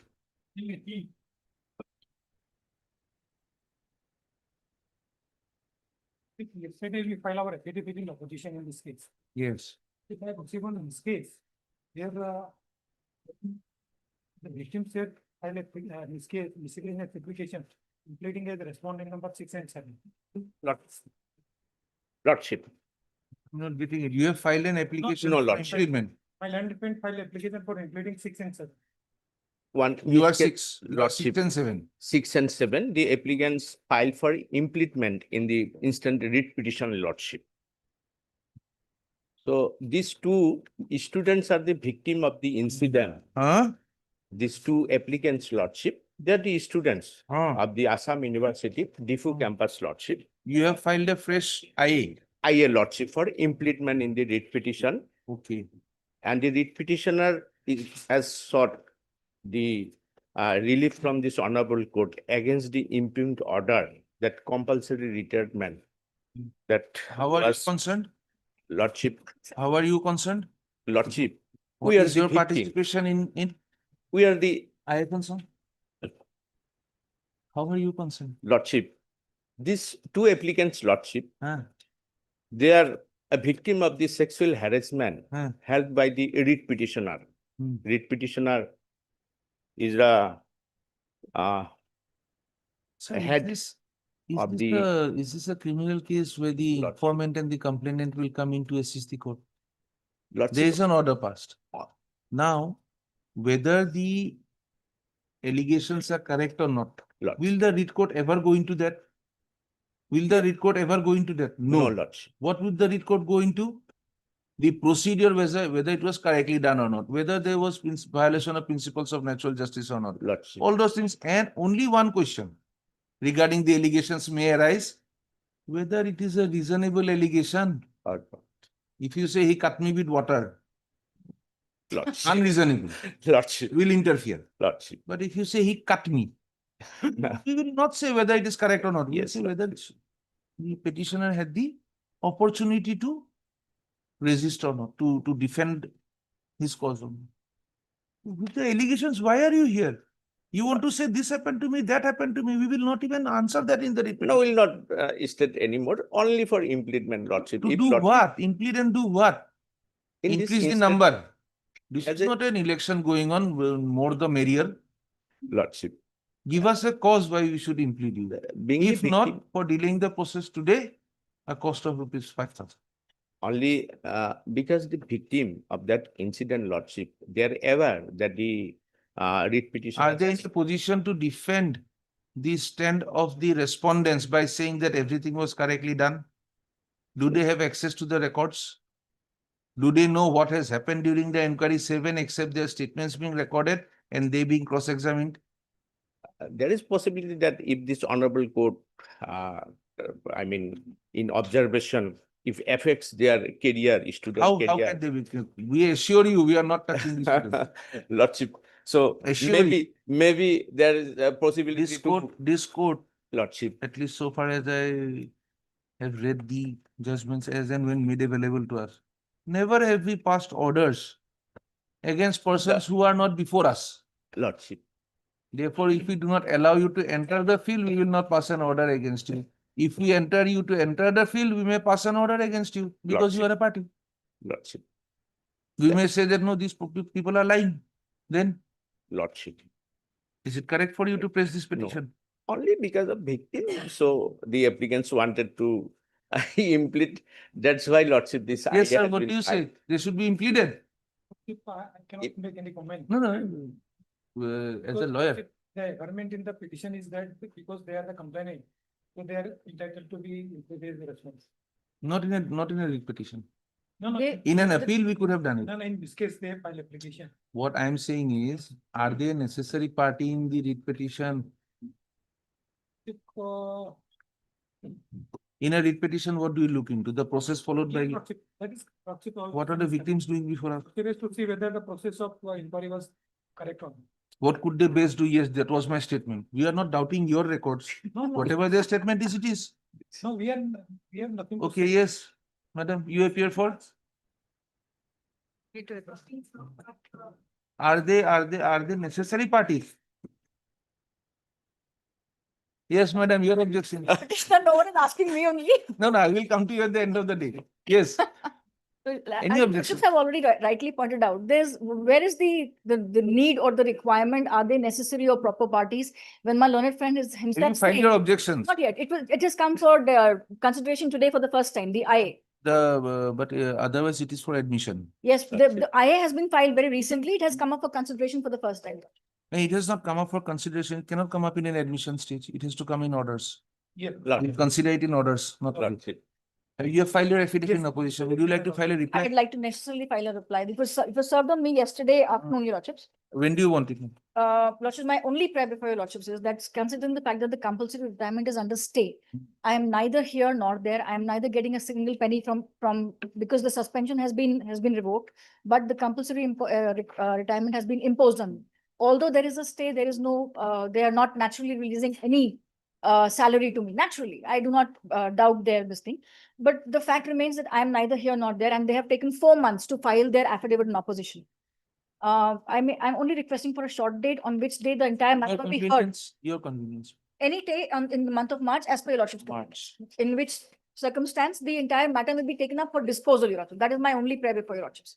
In the meanwhile, we will exchange whatever affidavits need to be exchanged. 19th of March. Yes, Your Lordship. By when can you file your affidavit? I so that can they file would it have a day or two to have within that? this month, Your Lordship. Within the month of February, I will file. By 26th or 27th, I'll be able to file my my affidavit. 24th of March. You are okay with it? Yes, madam. 24th. Yes, 24th of March. Yes. You have filed your affidavit. That's just a formal party. This What are UGC. Your UGC? Lordship. UGC. That's only a formal party. Our affidavit will. There is some policy of the UGC also regarding the sexual harassment of students. There are certain guidelines for PhD scholars, which is what they had relied on. The victims were relying on, but none of the guidelines of the PhD scholars have been violated. Nothing of the sort. I remember one case of the Delhi University. There is something by the UGC. The rule has been amended. No, we remember it because that UGC guideline did not differentiate between male and female students. It could be anybody. No, Nothing of that. that is why we remember it. Correct. There is a guideline. That is not an issue Which here. was argued. The instant Therefore, there is some UGC guidelines. Miss So-and-so, Mr. S.C. Kel. The council appearing for the registrar, appearing for the Assam University has submitted that an affidavit in opposition has been filed today.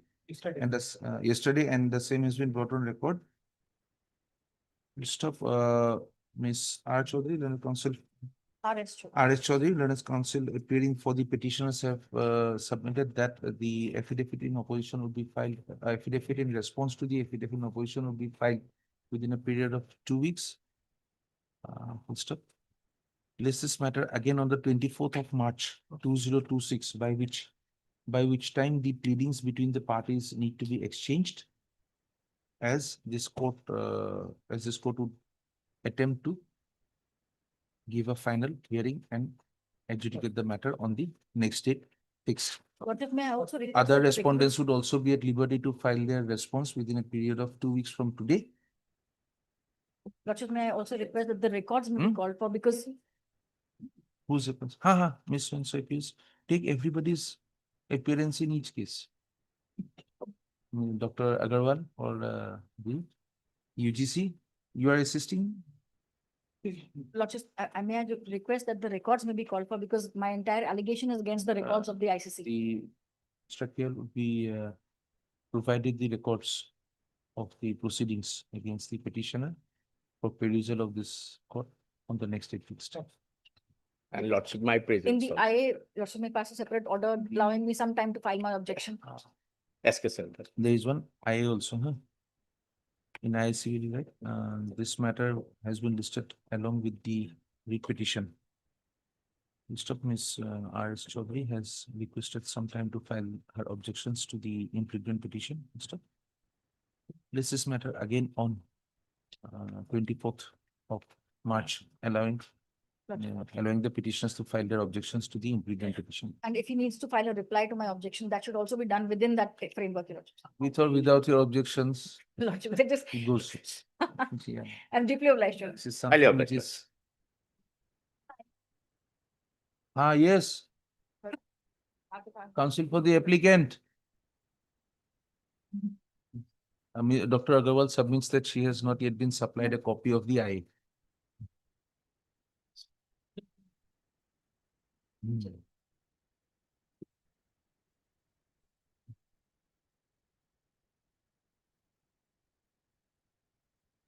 You know?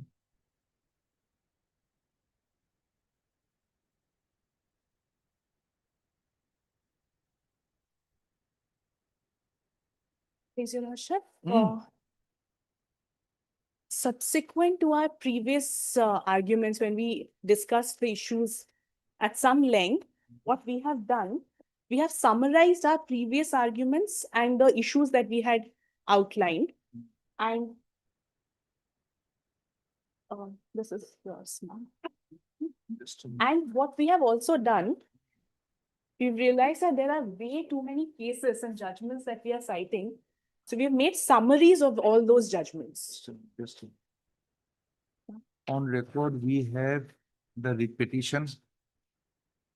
We have a affidavit.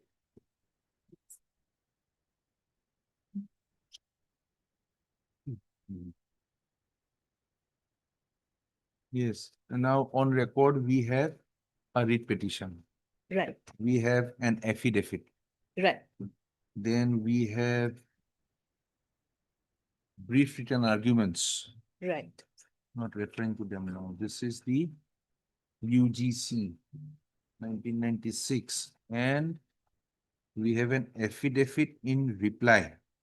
Right. Right. Where is the affidavit in opposition? I have only filed to the limited effect of the preliminary objection, which is the jurisdiction of the Supreme Court. I have naturally not answered on the part of merits. Okay. And therefore, my affidavit is very short and sweet. You filed it on 16th of January. Yes. 17th of January. Okay. Does my lord have the first compilation of judgments? Yes. I inspected I have the just file. told you, madam, we have got this brief arguments. Okay, I'll just. We have got what you gave us today, summary of arguments, and we have this new piece, Indira Gandhi Technological. supplied to them. We have only these things in the. Okay, no problem. I'll just give you the same judgments which have been summarized. These are the full length judgments. These are the summary of these things. We have the full copy. And there's one more, there's compilation too. We'll have to make a compilation of the compilation that have been. Okay, that's fine. I think we have given you what. It's on, it's on the lighter vein. Just It's on the fine. lighter vein. We'll honor every document you put before us. It's on the lighter vein. And we have another compilation, which is judgment compilation too. We have summarized all the cases. I think there are about 30 pages. All cases have been summarized. Now, regarding if I can draw your attention to the summary of arguments, which I've just given. It's a small 9-page document. It's called summary arguments. So in that, I have pointed out the issues that we had framed in the last hearing. First question being whether a private university is amenable to writ jurisdiction. We discussed that at length, and it was found that they are amenable subject to them doing a public function. And we talked about a couple of cases where we were able to come to a conclusion point of agreement between the parties that as long as there is public function of education involved, they are a public authority. Then page number 3 is question number 2, which was that at what point does a private university perform a private function within the meaning of Article 226 of the Constitution of India. And in that journey towards discharging a public function, where do we locate the petitioner as a PhD supervisor approved by UGC? Now, this is a very important distinction, my lord, where we are trying to understand who the petitioner is. She is not filing this case as a petitioner, challenging any contractual violation, expecting any specific performance of the contract, or questioning the reasons behind her termination, whether it's a destaffing or funds or anything as such. The question here that is being brought up by her is whether the PhD guidelines which are given by UGC. Now, ma'am very kindly had shared the UGC Act last time, and there under UGC Act, we have the 2F under which this university is recognized. Now, this university also has the authority to give out PhDs. Now, this authority comes from a 3-way public legislation. First, there is UGC. Then is the Assam Private Universities Act, again passed by the legislature, state legislature. Under that private legislature act, there is a Royal RGU Act, Royal Royal Global University Act, which is also passed by the state legislature.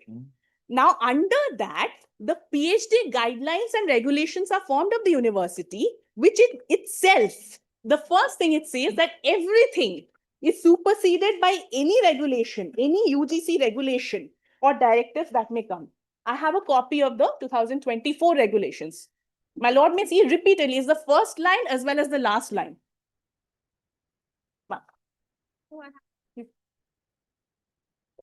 Now, that is how PhD is happening. Now, while I say this, there are also alleged violations. Now, what are we alleging? What has been violated? Now, if my lord can have a look at page number 7 of the brief arguments, we have brought out a table.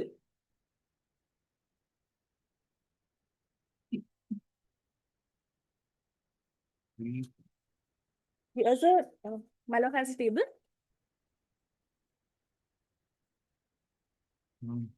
Right. This table is distinguishing the source of rights that are being challenged here, whether it is a contractual dispute or in this present case, what are the laws, what are the statutory provisions that we are challenging.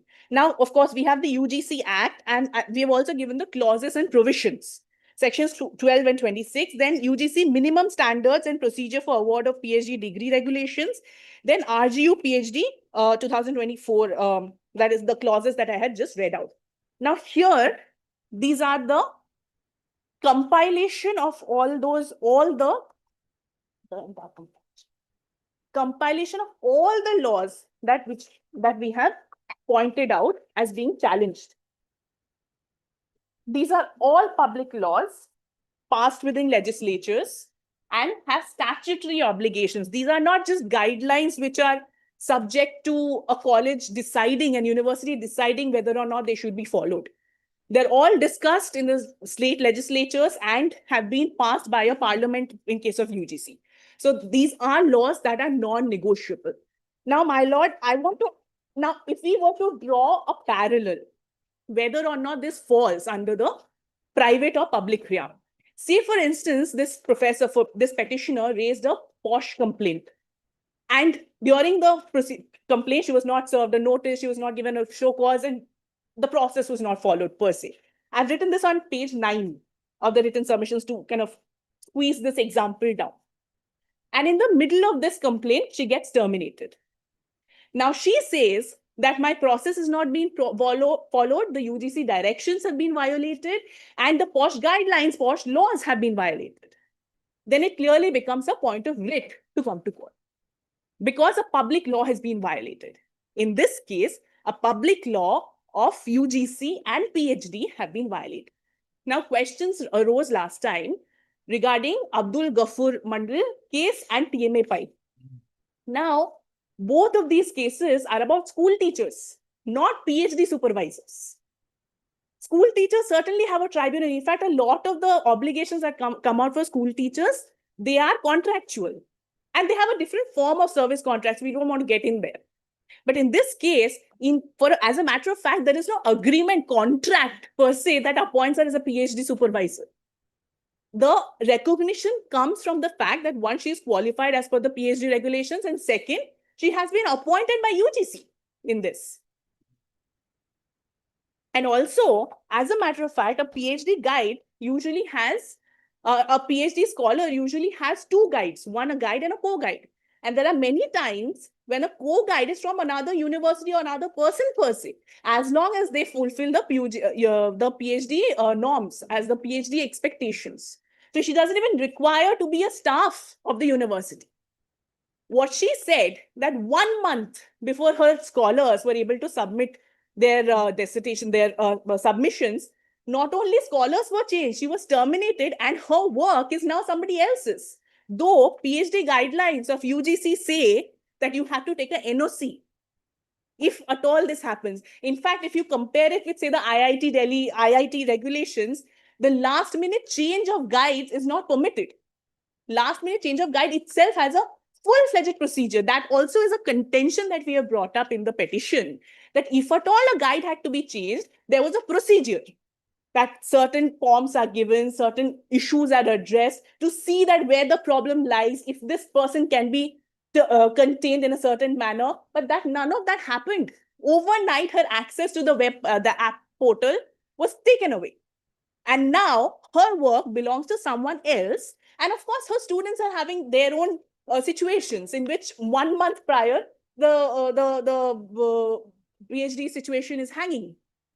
Apart from that, her termination, it would be a different thing if a termination letter said that we are unfortunately not able to retain you because there's been some funding gaps. There's been some problem with retaining so many staff. There is some change in policy of the institution. But no, her termination says that she has been flouting norms. She has been not listening to orders, etc.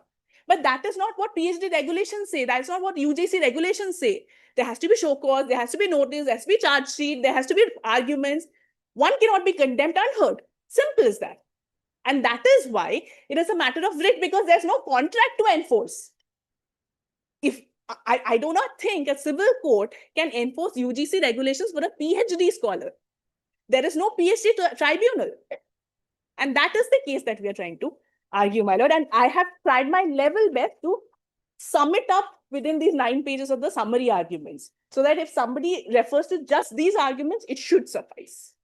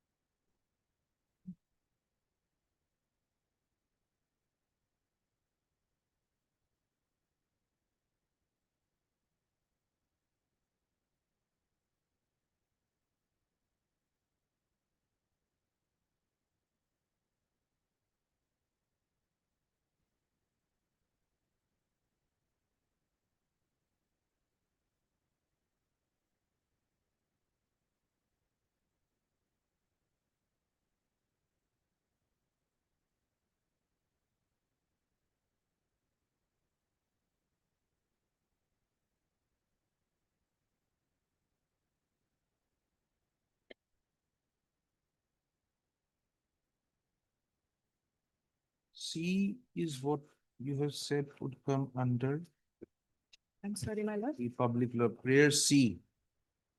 Right. That the university is required to be restrained from utilizing, submitting or appropriating any part of the petition's academic work, research material, or jointly on thesis content to any other supervisor, and to protect the petitioner's intellectual property rights under the UGC regulations.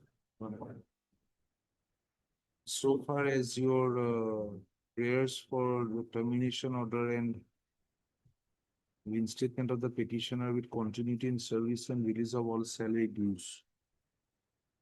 She can be terminated again. That's not a problem. But the process as per UGC norms have not been followed. While you say that she has not taken orders, she has been arrogant, there's been misconduct, and they're even citing that. Where is the charge sheet? There's no charge sheet.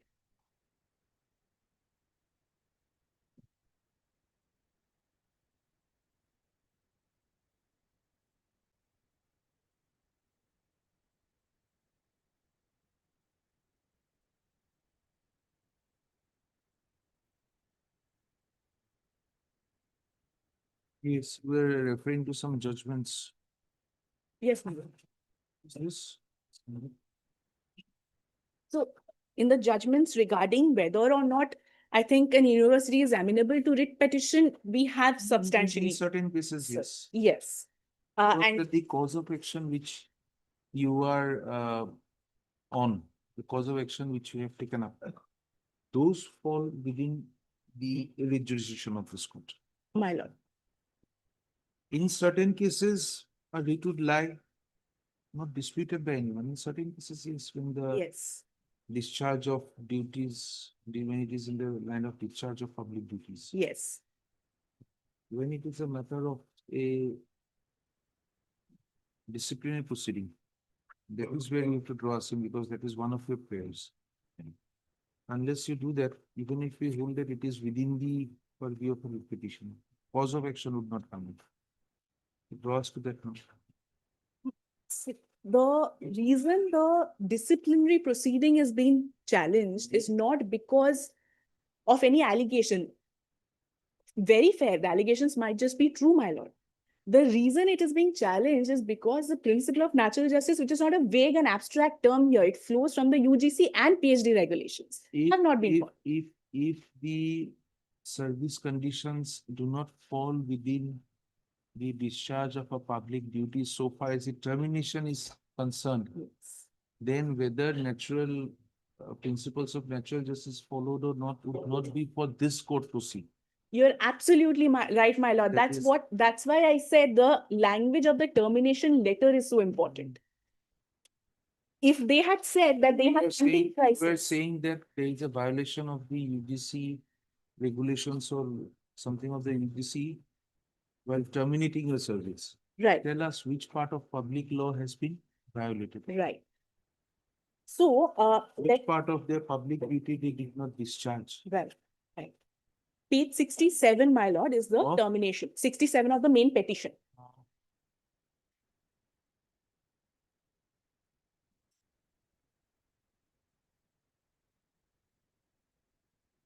It is the termination letter. Now let us see the reason for her termination. It is here in the second paragraph, the third line from the end. She was engaged in open defiance and argumentative conduct with someone and did not respond to instructions as was informed to her. Now these instructions are in discharge These are certain allegations against you, right, which you were not given the opportunity to resist. Right. True? True. Show us that any part of this public, this regulations that we are talking about, right, any part of a statutory law, yes, required them to do so, right, despite them being a public university, right, despite the relationship between the university and the teacher not being one which can be brought into the fold of a discharge of a public duty. Right. So, firstly, let me just take you to the complaint and the process that was followed in this. Now, the complaint also had to be done in a certain format as per. We are not on the quality of the complaint or the number of allegations leveled against you. We are Right. on the process that was required to be followed. Right. Once that comes before us, Right. if we find that, yes, it was a public duty required to be discharged in a particular manner and has not been so done, we hold that the writ petition would be maintainable. We can now decide. My It lord. is thereafter that Ms. Chaudhary would have the opportunity of refuting the allegations made in the writ petition, and we can decide it on merits. Fair enough, my lord. That Page is what we are number- trying to find out. We are Yes. not on the merit of it. See, there would be circumstances which may be very unjust, which would appear very unfair, which would appear to be very, whatever you call it. But can this court go into that arena under Article 226?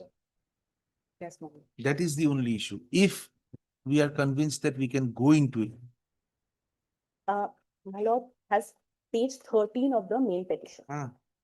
page I have, 13. yes, page 13. I have given you the full documents of the legislations of the statutes. I am just taking you through the necessary. Page 13 of the main petition. petition. Yes.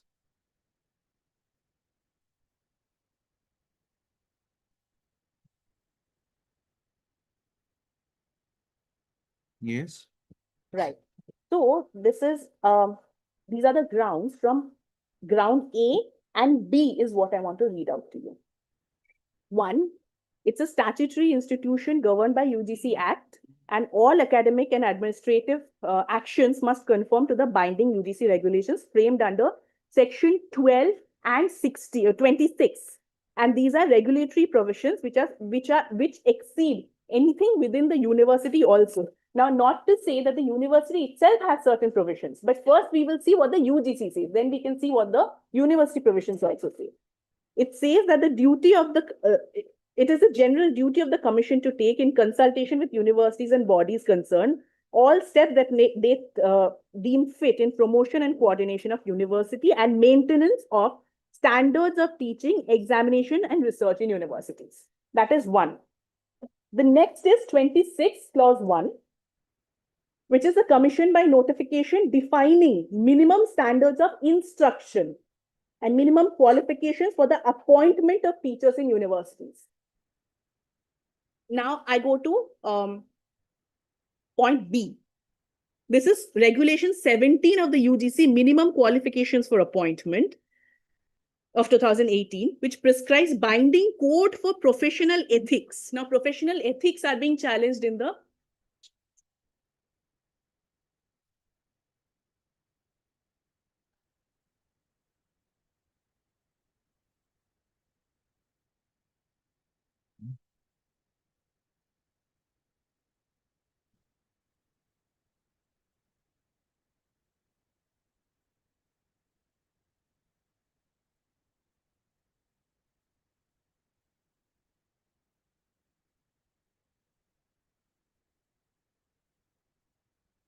Yes. right. Professional ethics, which is one of the primary allegations in the termination letter for both teachers and universities. The respondent was required to, as per this 17 of UGC Act, act in a fair, transparent, and rule-based manner in all decisions making concerning the service and academic responsibilities. Now, here's the verbatim of 17.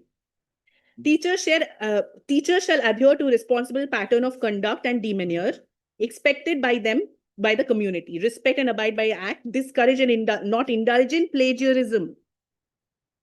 Now, that is one of the main issues that are being brought by the petitioner herein, that she discouraged plagiarism. And that is the whole reason why this kind of expedited into this kind of a situation. And unethical behavior in teaching and research. The message and the annexures given clearly show that she had written this very term, that I will not allow unethical behavior in PhD research, in discharge of professional responsibilities according to existing rules of the university. Now, the question is, what are the existing rules of the university? But there is also 11.4 of the PhD minimum standards and procedures for award that talks about plagiarism, etc. Now, I have spoken at length about plagiarism. I can come back to it a little later. Let's just talk about misconduct and professional ethics based on which she has been terminated. So I will come to point F, where we are talking about the University Grants Commission and Regulation 5 of it, which are talking about students' grievances. Because there's apparently a student also who brought in a grievance there was some exchange regarding misconduct and plagiarism, etc. And that process has to go under Students' Grievance Redressal Committee. I have shared the law with you, the entire guideline, which is a gazetted statutory guideline. The Student Redressal Committee, the Student Grievance Redressal Committee, and how the teacher also, whoever the grievance is against, has to happen. That has not happened. Now, if you come to page 17, I have again given the verbatim of what happens in the Student Grievance Redressal Committee. A complaint will be given from aggrieved student relating to the institution and shall be addressed to the chairperson Student Grievance Committee. Institutions shall have SGRC, and following there will be, this is the composition, my lord. Chairperson, 4 professors, seniors, faculty members, representative among students nominated. At least 1 member of the chairperson shall be a woman and shall be from SC/ST community. The term of the chairperson and member shall be a period of 2 years. It goes further. Then term special invites also will be there, which will be for 1 year. There'll be a quorum meeting including chairperson, but excluding special invitee. Then in grievance will be, shall follow principles of natural justice, SGRC. That is point number 7. Now, here also, natural justice is not some abstract format that is being given. It's being laid down point to point, para by para. SGRC shall send its report with recommendations, if any, to competent authority of the institution concerned and aggrieved student preferably within 15 working days from the date of receipt. Now, this never happened. There was a complaint. There was no movement. There are emails that we have annexed with this petition repeatedly, again and again. The petitioner is seeking appointment with the authorities, with the chairperson, to the chancellors, to find what is happening with that complaint, to raise her voice, to raise the issue that has come up, to resolve it as per these regulations.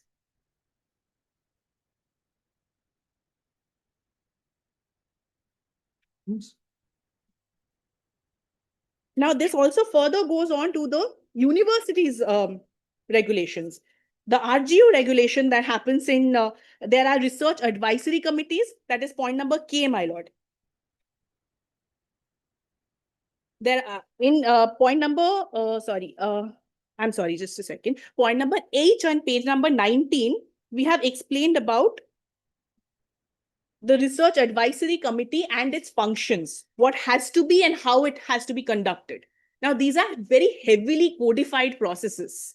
There is no ambiguity or shades of gray where we can say, okay, it can happen a certain way, it cannot happen a certain way. As we delve further, it is clear there is no contractual discussion. There is no piece of contract where we say clause XYZ has to be fulfilled here, specifically performed here. What's to be performed here are these UGC norms. The problem was never termination. The problem was the process which was not followed, and the language of the termination letter itself, which says that professional ethics have been violated. If professional ethics have been violated, then all of these procedures are attracted. Fair enough, if the termination says that we are doing some de-staffing because the college is undergoing some cash crunch, that's a completely contractual point. It's about the determinability of a contract, which will invariably go to a civil court or might even go for private dispute resolutions like arbitration, etc. But in this case, there is no other forum. A private civil court or a tribunal cannot look into the functioning of a private university, which is having its own public laws and also UGC norms and PhD guidelines and the minimum standard and ethics. The relationship between a PhD guide, co-guide, and scholar is not a 1 year or 2 year, walk-in, walk-out term. It's a lifelong relationship of scholars. They write together. I mean, their entire academic journey is going to be based on it, of both the parties. And in that journey, this is also about the academic integrity of not just the petitioner, of the entire country, because how PhDs are being given to students comes in the question. I mean, while discussing this very subject in the last date of hearing, we pointed out the document where 3 universities, I believe private universities in Rajasthan, have lost their PhD authority to hand out PhDs for these precise reasons: plagiarism, misconduct, not following the procedures. They're going everywhere, seven except trying to show us. This is the particular thing which binds them to public law. The UGC norms. Which of it? That is what you asked. Right. Broad So, UGC. right. Fair enough. Let's see the UGC Act. I think we all agree is binding on the university. And from the UGC Act flows this PhD regulation of the university. That is all. So the guideship could not have been taken away in the manner it has been. It cannot. In fact, she can still be a guide. She even offered that you don't have to pay me, I'll continue the work because this is bigger than just, the job. So that would only be so the public discharge of public duty, that would be only limited to the guideship not being allowed to be continued. She is a guide. And that is all that had to be done. She is not somebody who's going regularly to classes and taking lectures for undergraduate students.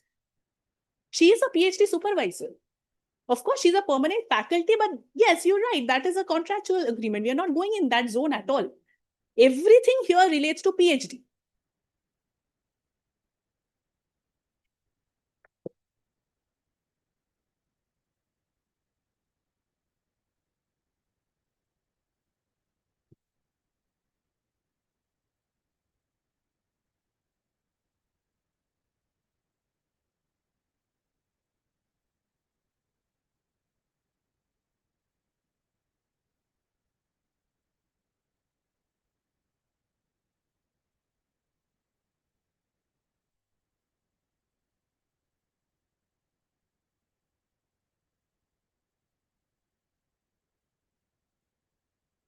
In case there is a termination of service of a particular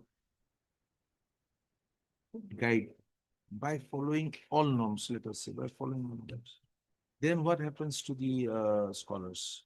Then what happens to the programs she was having? Certainly, if norms Then are what followed, happens? yes. Then what happens? You're right. If norms are followed, Is then it still required that the guide or supervisor cannot be changed without the NOC? In those Yes. circumstances, what does happen? an NOC has to be given in any case. Even in that case. Even in that. If the NOC, if the terminated employee out of whatever reasons refuses to do so, what happens? Then again, of course, there are processes where the question arises whether you give an NOC or not. There has to be a hearing and show cause per se. And she has to justify it for sure, especially at an advanced Then stage. the entire PhD program gets on hold because she's not cooperating. Can it be so? See, PhD program per se doesn't get on hold because they continue that relationship. Without a guide and there is always there is a guide and a co-guide. However, there is a process when you make an appeal. See, it is also not a fair practice to change guides every second term. In fact, the PhD regulations also say that it is to be the last resort. Now, if somebody is indeed changing a guide, in that case, they have to file some kind of format complaint, what I just read out. And there has to be a new registration of the same PhD without an NOC. You can continue, but your PhD will be separately registered under a separate guide altogether. So the NOC is not there, then you have it's a different path that you're taking. So the PhD doesn't stop there per se. But if you're raising a complaint against your guide, then it has to be under all these formats that we just read out. That grievance committee and all of these hearings, etc. And if reasons are found to be valid through these grievance committees, which are also time bound, then the guide is bound to give NOC. Get to hear an argument how the termination is a discharge of a public duty. The termination of the relation between the petitioner and the university, which is a private university. How do you bring it into? If I may, being in a private university doesn't exactly change. Even if she was in a public university and the termination was in the violation of a contractual law, even then it would not be a writ matter. In that case, when the regulations or the regulations of the university itself, Right. once it is violated, Yes. this court will come into. That we have done. That is right. But Both here also, universities, yes, yeah. yes, my lord, we are halfway there. Let me just take State you. universities, central universities, we all done that. Yes. But the, They are under the state and therefore the termination of relationship, this court has interfered. yes. This And there a is no private difference. university. But that is what all these judgments say. Little or no or zero state control. Huh. How does it come in? But that is where all these judgments come in play, my lord. It says that in terms of, because teaching at the duty that is being performed by the universities is a public duty, and teachers gain that. The moment your allegation is that they are not doing their public duty well, is where Right. we will interfere. We are again, time and again telling you.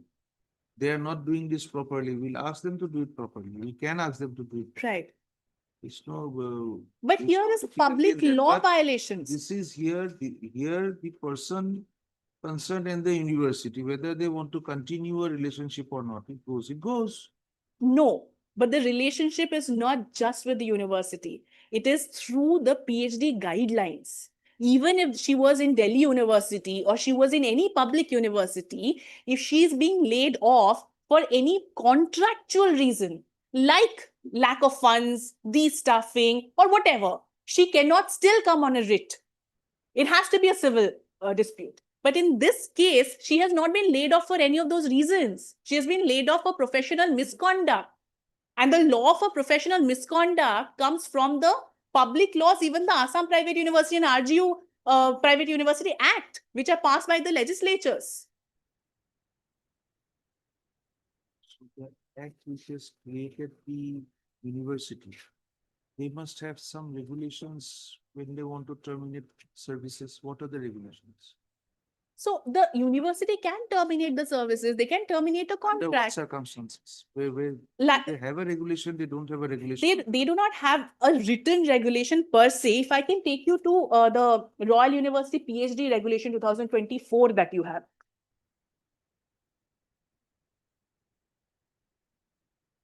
If you see Article 1. But with this service, with the service aspect, where is that dealt with?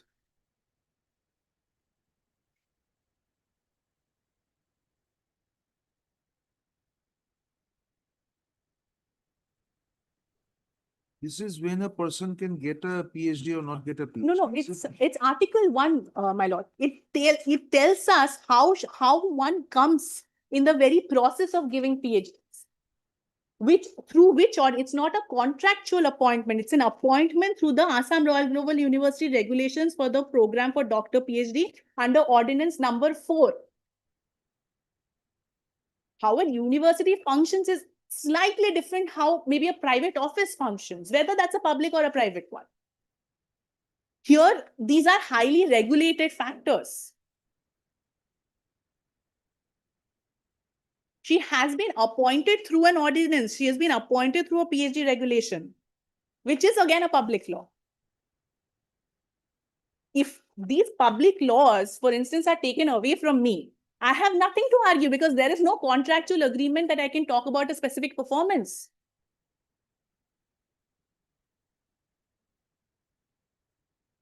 They are subject to 2F of UGC Act, which gives them the place of a university. Now, these under 2F and section 3. Your post is that of an associate professor. Yes.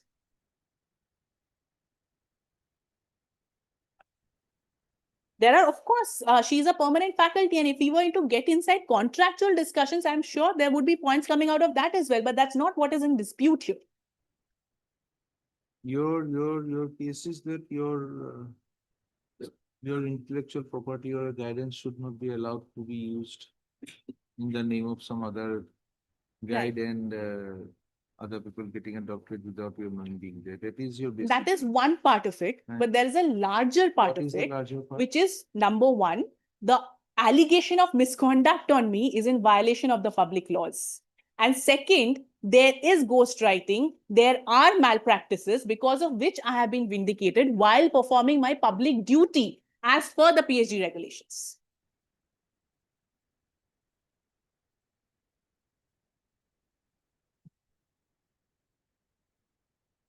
Your prayers are to the extent of setting aside a termination order. The termination can be set aside even to the extent of re-evaluating as per the procedures given by UGC. You are not showing us that procedure, how to terminate, when to terminate, what has been violated. You are not showing us that. I just read out the procedures in case there is a complaint against me, my lord. The point is, the termination letter says that I have been performing professional misconduct. Now, the UGC and PhD regulations give all these SGRC, RRC, SRC, PhD minimum standards of teaching, etc., which are they are not abstract. They're saying how many committees, which chairperson, who will be member, when notice, when show cause. Because you claim a right to be part of the committee and those committees' opinions were not taken and therefore there is a violation. You have read that part. Yes. You read that part of it. Yes, ma'am. And that is all we have. Because I am subject to UGC and PhD regulations, even of the university, the RGU private ordinances. Not of any contract. There is no contractual performance happening. Because I don't have a contract like that. Even my employment contract says that you have to follow the UCG norms.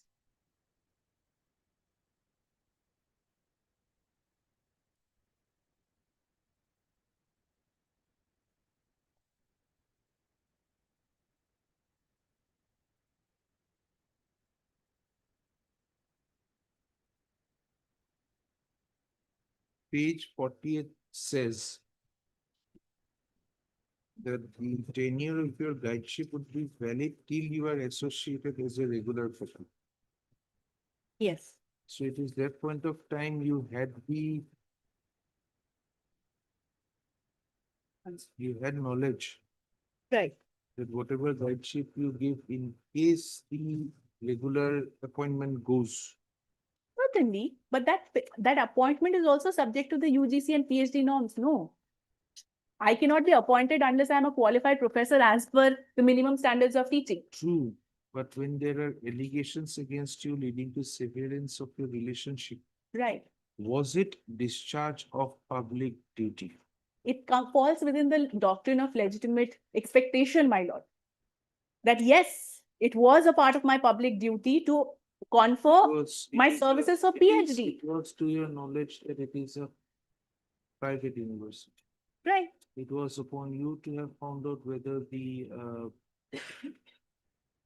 statutory they have any regulations which would govern your service laws, or would it be at their pleasure? But how can it be? That is illegal. That is against the public laws. How can it be at their pleasure? They will lose their licenses and they must. And that is why I raised my voice and became a whistleblower. Doing whatever they do, whatever illegality they do, that will be held at their peril. But when you say that it's a legitimate expectation that I'll be dealt with fairly, right, by a private body, right, not by a private body discharging a public function of only education, not in relation to your services. That is where we have. No, my lord. My services, I'm not saying that my conditions at service was such. I am not saying that my salary was not sufficient. I am saying that PhD procedures were not followed, which I also have a duty as a teacher where my public duty begins. Based on the PhD regulations that have been given to me, all these documents that are there, all these statutes that have been given. In that case, nobody can walk into any job, whether public or private, thinking that, oh, they might just break the law. Then it goes far beyond a contractual violation. It's a violation of public laws that have been cited upon. The question of maintainability is limited to that particular question. Whether or not public laws are, at least at this point, alleged to be violated. And that's all we are alleging. Only public laws have been violated.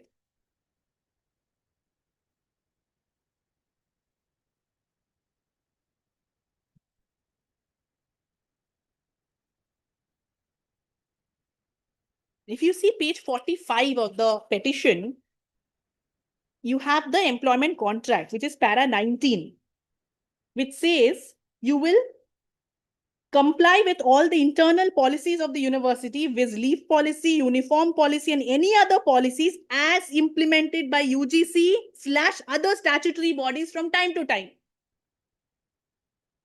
So when I read my contract, I know I'm subject to these statutory bodies. I know that UGC is above my head.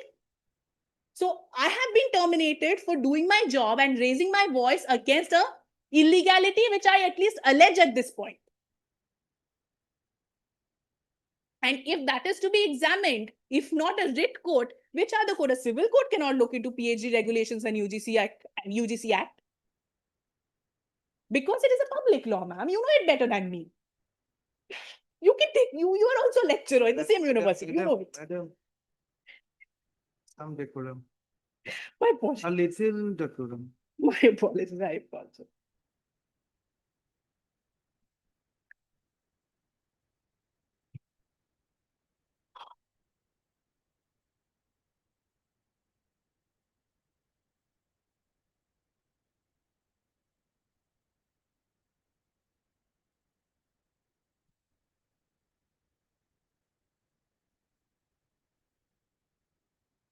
Yes, anything further? No, my lord, if you have any further clarifications, I'm happy to address. I think I have taken you through the petition and the laws. That's most important for me. You have the copies of the statutes that we are alleging and the summary of arguments. If you can also take a look at the final tables on page 8 and 9, I think it should summarize everything I have to say. There is nothing beyond. To come back after lunch.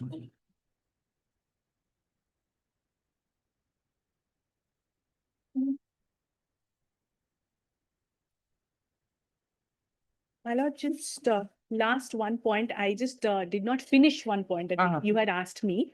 You had asked me about the change of guide in PhD. If somebody wants to do that, in the same PhD regulation that you have 2024, on page number 13, there's the clause, how the process, what will be the flow of the process. That says the eligibility, and then it talks about research committees and the forms that have to be filled. These are the forms we have. Okay. Where did you say 30? Yes, 13. page number 13, and the clause is also 13, and this is the kind of form that needs to be filled.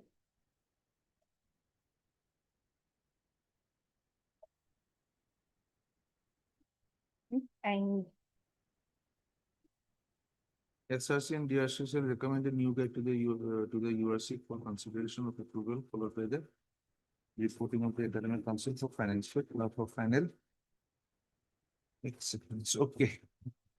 right, and just to again reiterate, point number 1 in page number 1, clause number 1, 1.2, if you look at, first it is through the ordinance number 4 of RGU itself, and it is subject to UGC grants, minimum standards, procedure, etc., making it a statutory organization.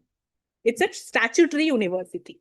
And if you see the last page of the same thing, there is a note on page number 26, which says the PhD regulation will remain applicable until any further notification issued by UGC. UGC regulations directives will supersede any items contained in this document. Okay. And also, Your Lordship had asked me regarding the termination policy of the university, which is in our written submissions. If you see the larger one that we had submitted, it is at page number 142. It also talks about misconduct. This one. Is it? Yes.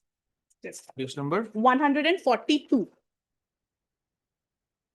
Right? It specifically deals with misconduct. Disciplinary issues, regulations and grievance redressal, academic and non-academic staff members of the university. It is not the same. It is not the same. That is not bunches. 143. Huh? 143 next. 143. I'm sorry, it is my fault. It is 143. I'm so sorry. Thank you, ma'am. Sorry. Right, sir. This is then A3 on 144 gives you the grievance redressal committee. It has all the members in the committee and how it should function. Very, very elaborate. On page 146, B2 are the procedures. Quite elaborate.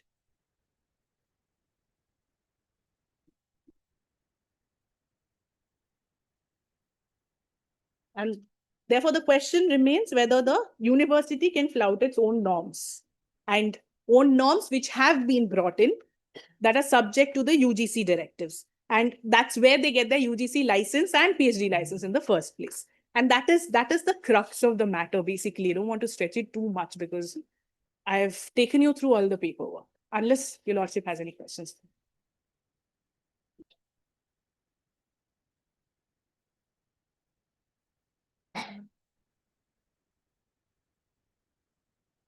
It's only after they have seen the rules and regulations and forms that the UGC agreed to give them the license in the first place. So when we get into an university, it is as a part of my public function, I have to follow UGC norms and the PhD guidelines.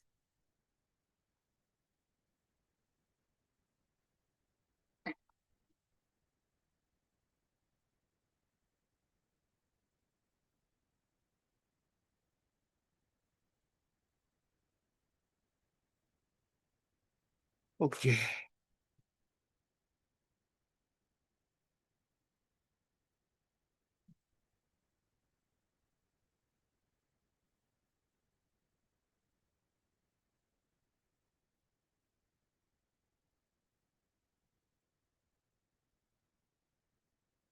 And also in Krishnamacharyalu, the first compilation of judgments that we have filed, my lord.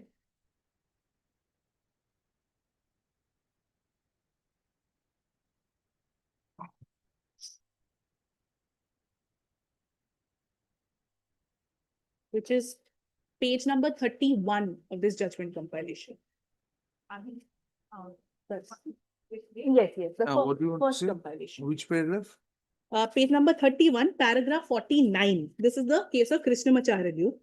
In that, if you come to the quoted paragraph, we are of the view that the state has obligation to provide facilities and opportunities to people to avail the right to education. Private universities cater to the needs of educational opportunities. Now, the teacher duly appointed to a post in a private institution also is entitled to seek enforcement of the orders issued by the government. Page numbers are not missing. These are not matching. Madam. This is the compilation one. Yes, that's right. It's page number 30. You do one thing. We'll Yes. come back to you with this. Okay. You ask your assisting counsel to put up which is compilation one, which is compilation two, which is what.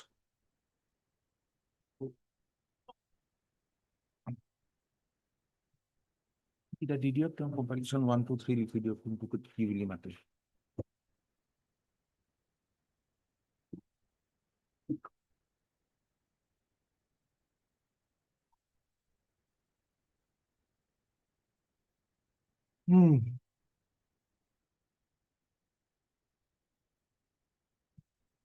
Yes, please.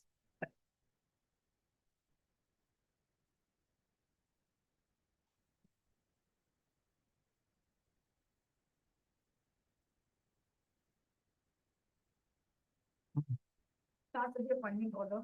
Let me take your position. You may sit down. Thank you. Page number 44. Clause number 8. You will abide by the rules of the university as enforced from time to time and act as per the instruction of the Honorable Vice Chancellor, the assigned Royal Global University, and any other officer as per the directive of the Honorable Vice Chancellor. You will perform duties of teaching, research, administration, extension as may be assigned to you. Then you also kindly peruse next page, page 45, clause 14. If your performance after appraisal by the company is found unsatisfactory, or you are found indulging in immoral activities, you may be relieved from the service without any notice. And then 19, which my learned friend had also read out to your lordship. You will comply with all the internal policies of the university, with leave policy, uniform policy, and any other policies as implemented by the UGC or any statutory other statutory bodies from time to time. Now she has agreed to all these terms and conditions. Now, if I may next take your lordship to page number 48. this was referred to by my learned friend on the issue of guideship. I'm reading paragraph 2. The tenure of your guideship will be valid till you are associated as regular faculty of the Assam Royal Global University. And then as a guide, you are expected to abide by the existing rules and regulations of the university and or any other notification issued by the university from time to time. I'm just pointing out certain important facts, and then I will address your lordship on the entire issue. Then your lordship will kindly come to page 51, which is interestingly a handwritten SRC meeting note. And I'm wondering how is it that she is privy to this particular document. She is also present in this meeting. At serial number 3 is her name of this meeting. And is it permissible in public law to take out documents like this, xerox them and bring them to court without having applied to RTI? Because I do not find any statement in the writ petition saying that these documents have been obtained through RTI. In fact, I have specifically checked up, and the statement which has been made at page 6 at paragraph 7 is that this is a true copy of the scholar's letter. Your Lordship will kindly note this objection which I'm making. The same thing applies to page number 58.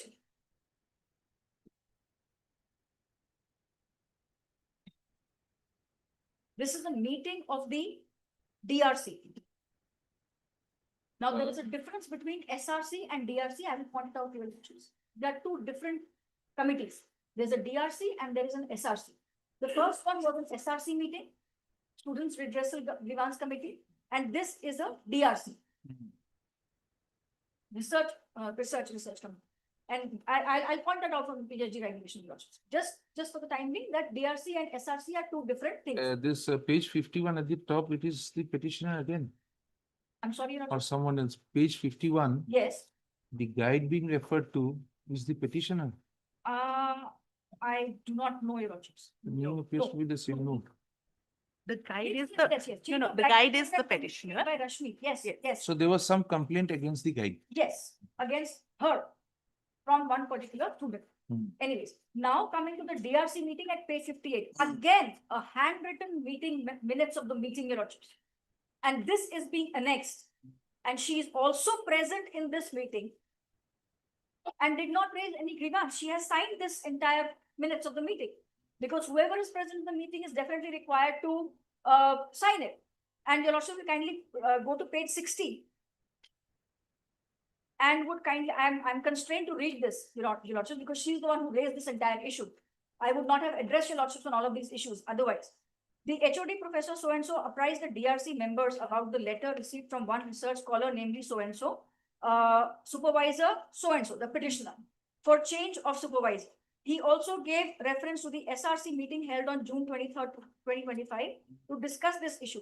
This matter was ultimately referred to DRC.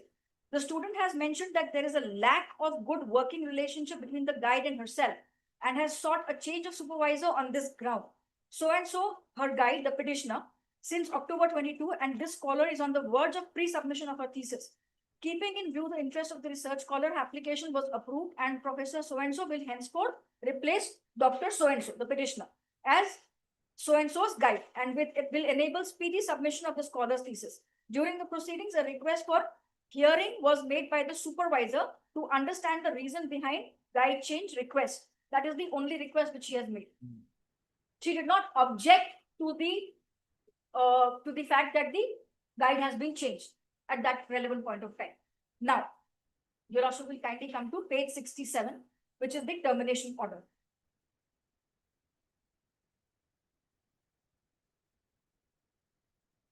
First, second, third paragraph, Your Lordships.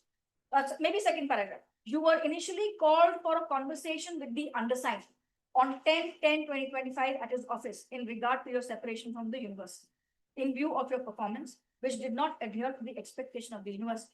Upon not receiving the resignation letter from your good self, you were again called by the same office on 17/10/2025, during which you were engaged in an open defiance and argumentative conduct with him and did not respond to the instruction as was informed to you. Failure to comply with the instruction constitutes a grave violation of the university's code of conduct and amounts to major misconduct under organization policy. Your actions have demonstrated a clear disregard for authority and insubordination, which is unacceptable.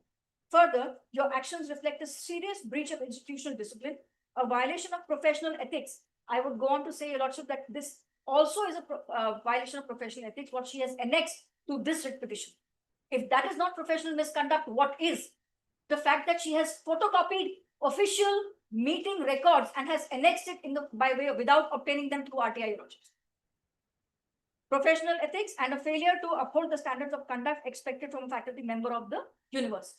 Now, I had read the appointment letter, which very categorically said that if you do not conform to university norms, you will be entitled to be removed from the service, which is exactly what is the case with Your Lordship. Now, the question before Your Lordships is whether the Royal Global University, in performance of its duty as an educational institute and whiz away the termination order of the petitioner, is actually amenable to the jurisdiction of this honorable court. We are not in dispute that had this been an education, a subject matter of education, definitely Your Lordship would have had the jurisdiction. Now, the concern comes from the fact that this is not anything related to the educational aspect of the matter. My learned friend has tried desperately to bring in the UGC guidelines and to make out a case saying that the University Grants Commission's PhD guidelines are being violated, or the Students' Committee redressal grievances, the UGC guidelines are being violated. Now, I will show to Your Lordships. Number one, if the UGC guidelines are being violated, who will be the right person to defend whether they are being violated or not? I will naturally say that I'm not violating them. She will say they are being violated. In that case, should UGC have been made a party to this instant writ petition or not? Is a question I have to put to this honorable court. If it is the UGC's guidelines which are being over and over and over again placed before this honorable court, then does UGC not become a necessary and a proper party to this writ proceeding? Which, although I had raised this question on the last occasion, my learned friend has not deemed it fit to answer that, or to alternatively to try and implicate them as a party respondent. That remains a lacuna, and on that count itself, this writ petition is devoid of merit on the grounds of non-joinder of necessary parties. Now, UGC guidelines, which my learned friend has taken Your Lordships to. That's the one. Yes. To the flag marking penalty. My learned friend had given a bunch of documents in the morning, all the UGC guidelines. Yes. I will just take out the relevant one for Your Lordships. Video gets in.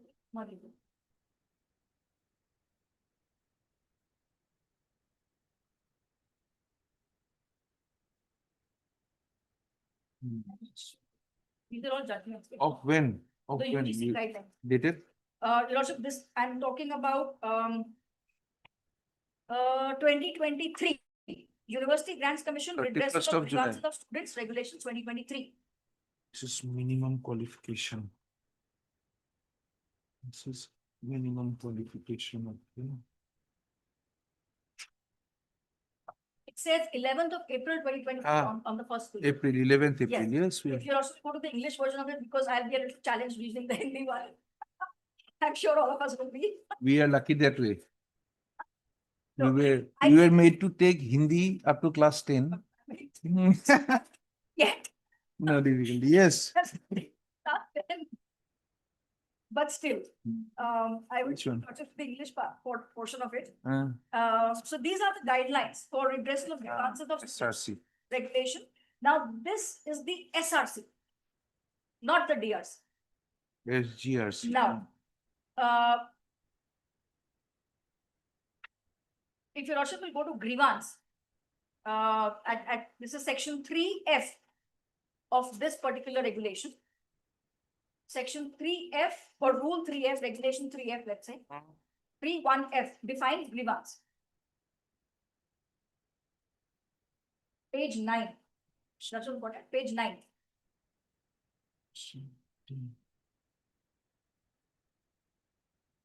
9(3)F. 31F, yes. Hmm, Grievance. hmm. Now, all of these grievances which have been listed do not talk about a change of PhD guide. And so therefore, these guidelines which my learned friend is trying to rely on do not apply to a PhD scholar.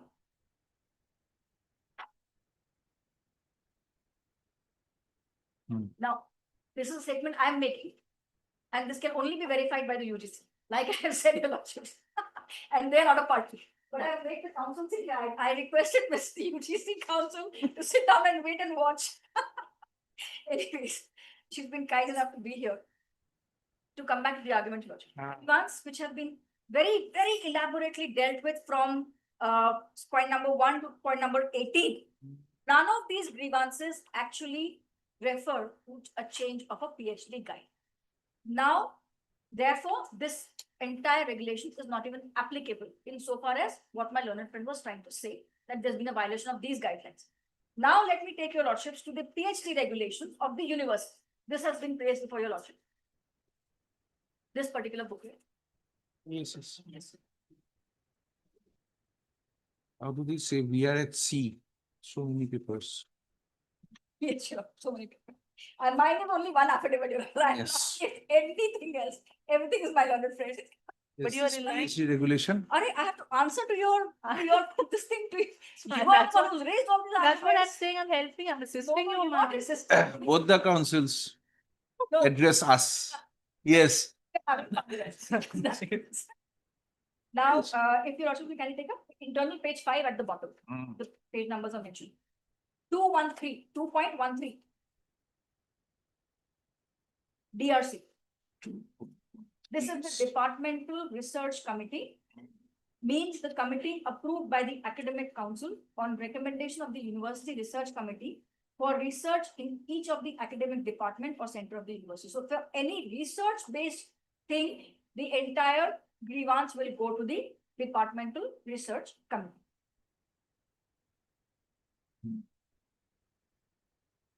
Now, I will also have to read 2.15. What is a guide?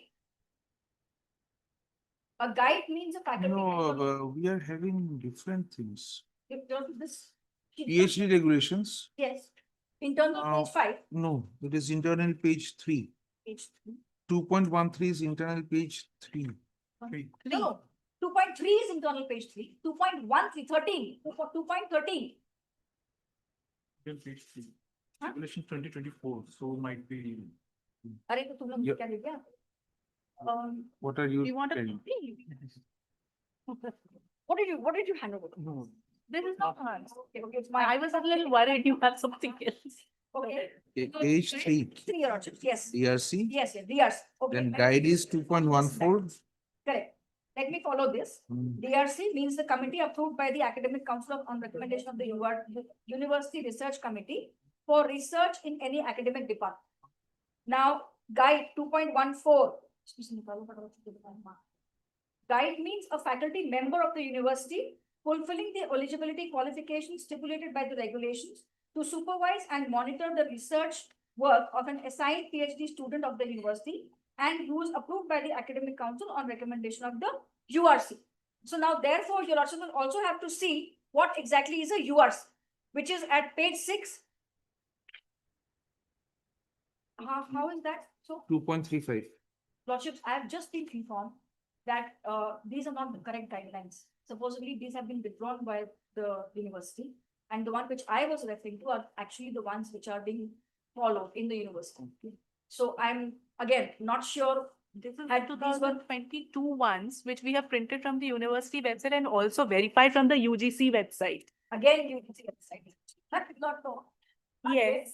Yes, because UGC, I saw. And therefore, UGC was an imperative party in this entire expedition. Ma'am, you talk about yourself. We'll see that once we talk on merits. Why are we going in merits right now? Let's see the maintenance.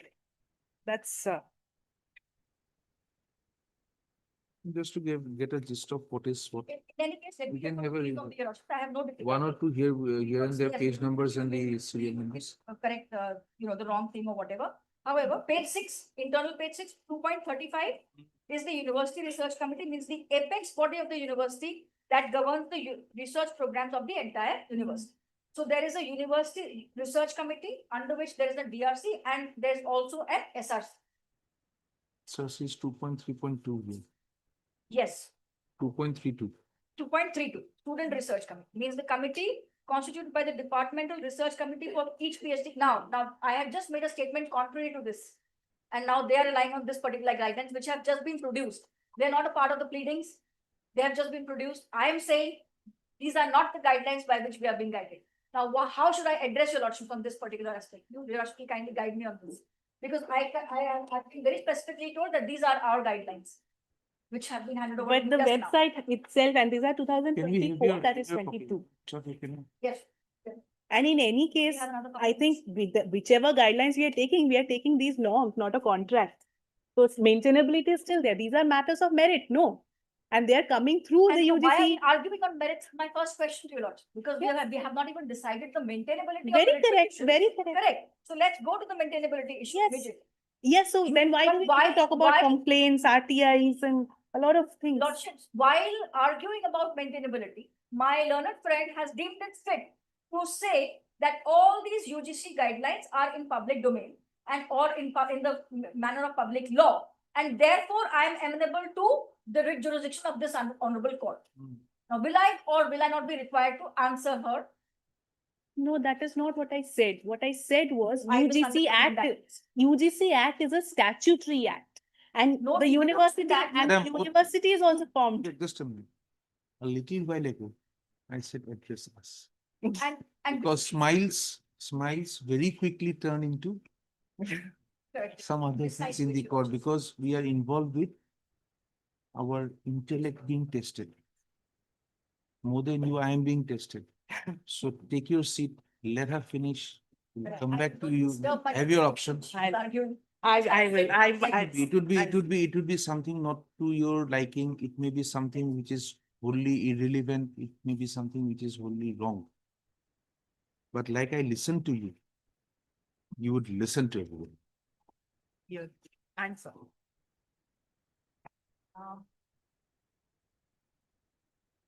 This is 2023, 4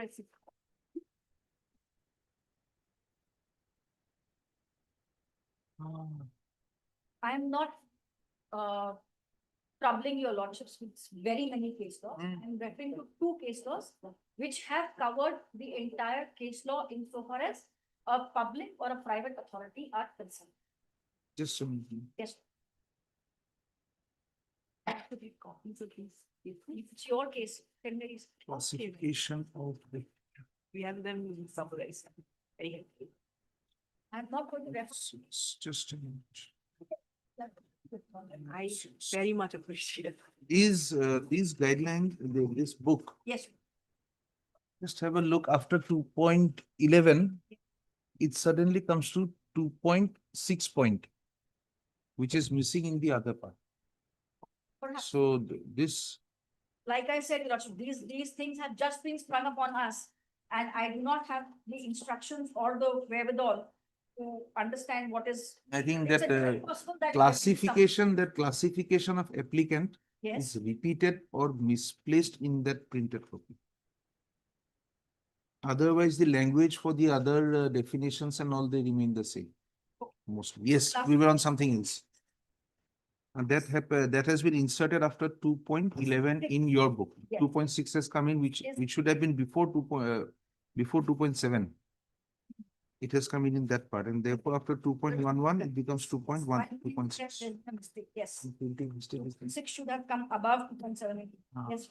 Therefore, the numbering later on also goes wrong, done on Microsoft Word.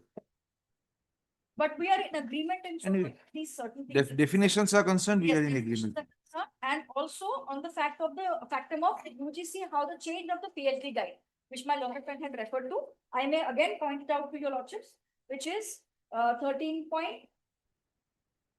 Again, yes, sir. 13.3. 13.3 at page 14 Mhm. of what my learned friend was referring to. The PhD guide. This may your lordship may also kindly mark. Mm. 2 other things which I may have to refer to this a little later, after I have completed my arguments on the law points. Now tell us, before we go into all the other part. Yes. Tell us when that there is a particular mode in which, under your own regulations. Under your own regulations, you are required to follow while terminating a service. There are some guidelines. This is under an act. Again, those are not part of the pleadings. Could be. They have been submitted subsequently. Because I have not been given a chance, and there, since they have not even been placed as by way of an when you are questioning the maintainability of a repetition. Yes. On the ground that the termination of relationship or even the starting of the relationship, for that matter, the appointment part or the disciplinary proceeding part or whatever, that is not a part of the discharge of public duty. That is your basic argument, and therefore we should not interfere. She does not entitled to the. This university is by an act. This university has a has its own regulations. Yes. Where the termination of a particular faculty member would have an impact on the academics or the education being imparted. It has to. There's a termination, Yes. there's a selection, there's an appointment, there's a gap. If you're not. Students are suffering. Now, if that termination is done with a stroke of pen, without even having a look at what the public duty might have required it to look into, would the court still not interfere, or that part is not a discharge of a public duty? That is what we would like to hear. Okay. Because otherwise, the reasons that you have for termination of our services is something, like I said in the matter before also, we would not like to go into it. Whether you think it a misconduct big enough or not big enough. Whether there was something else you were required to do as per law. Therefore, you also have to perhaps go into the law. What does the law, as laid down by the apex court, say in the context of such termination? Yes. May I just take your lordships to? There's this particular case called St. Mary's Education Society, which my learned friend has also very heavily relied upon, versus Rajendra Prasad Bhargav and others, 2023, 4 SAC, page 498. Just a moment. SCC. She's also given printouts. You're also like refer to that. I have no difficulties. Can we But refer to this one, then I'll be on the same page. The one I gave you in the morning. your paragraphs are all Comparison one. Your paragraphs are all. I mean, Even back those compilations with numbers. I know. Judgment compilation 1. Yes, Is it comparison one. St. Mary's Education Society. Okay, we have that. But sadly now, the difficulty is going to be that my page numbers are the No. numbers. And You refer to the page number of from the para number, we'll try to trace it out. lordships, I'll be thinking of that. Starts at page 133. Oh yes, we have your copy. Now we are on the same page.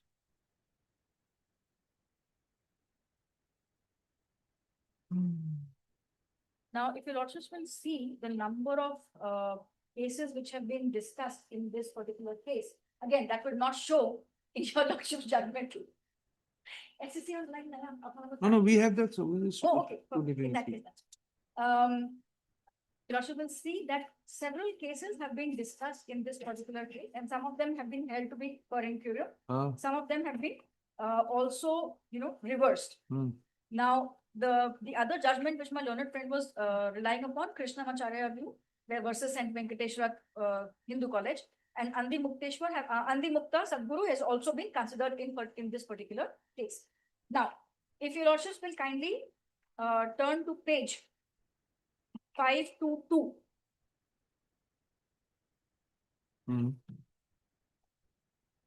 At paragraph 37, they have kind of discussed the entire case law insofar as KK Saxena versus International Commission on Irrigation and Drainage, that particular case law. And in a nutshell, they've tried to understand what KK Saxena said. They have quoted paragraph 43. What follows from a minute and careful reading of the aforesaid judgment of this court is that if a person or authority is state within the meaning of Article 12 of the Constitution, admittedly a writ petition under Article 226 would lie against such a person or body. However, we may add that even in such cases, writ would not lie to enforce private law rights. There are a catalogue of judgments on this aspect, and it is not necessary to refer to those judgments, as that is the basic principle of judicial review of an action under the administrative law.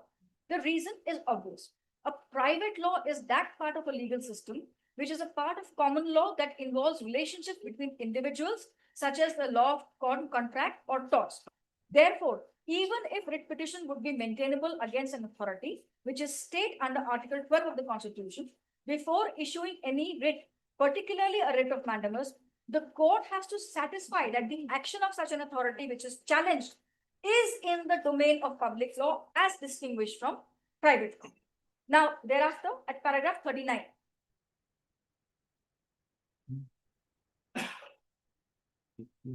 Now, Lordship may also read paragraph 52, which is also a paragraph of KK Saxena. It is tried that contract of personal service cannot be enforced. There are 3 exceptions to this rule, namely when the employee is a public servant working under the Union of India or state, which she is not. When such an employee is employed by an authority or body which is a state within the meaning of Article 12 of the Constitution of India, this is a question mark. And when such an employee is a workman under the Industrial Disputes Act. Again, we are not concerned with this. Now, paragraph 39, where 38 philosophers will also see that they have said that the following decisions have been adverted to in KK Saxena. All these other 75.2 and 75.3 is what is disturbance. 75.2 paragraphs. No, Paragraphs. page 537.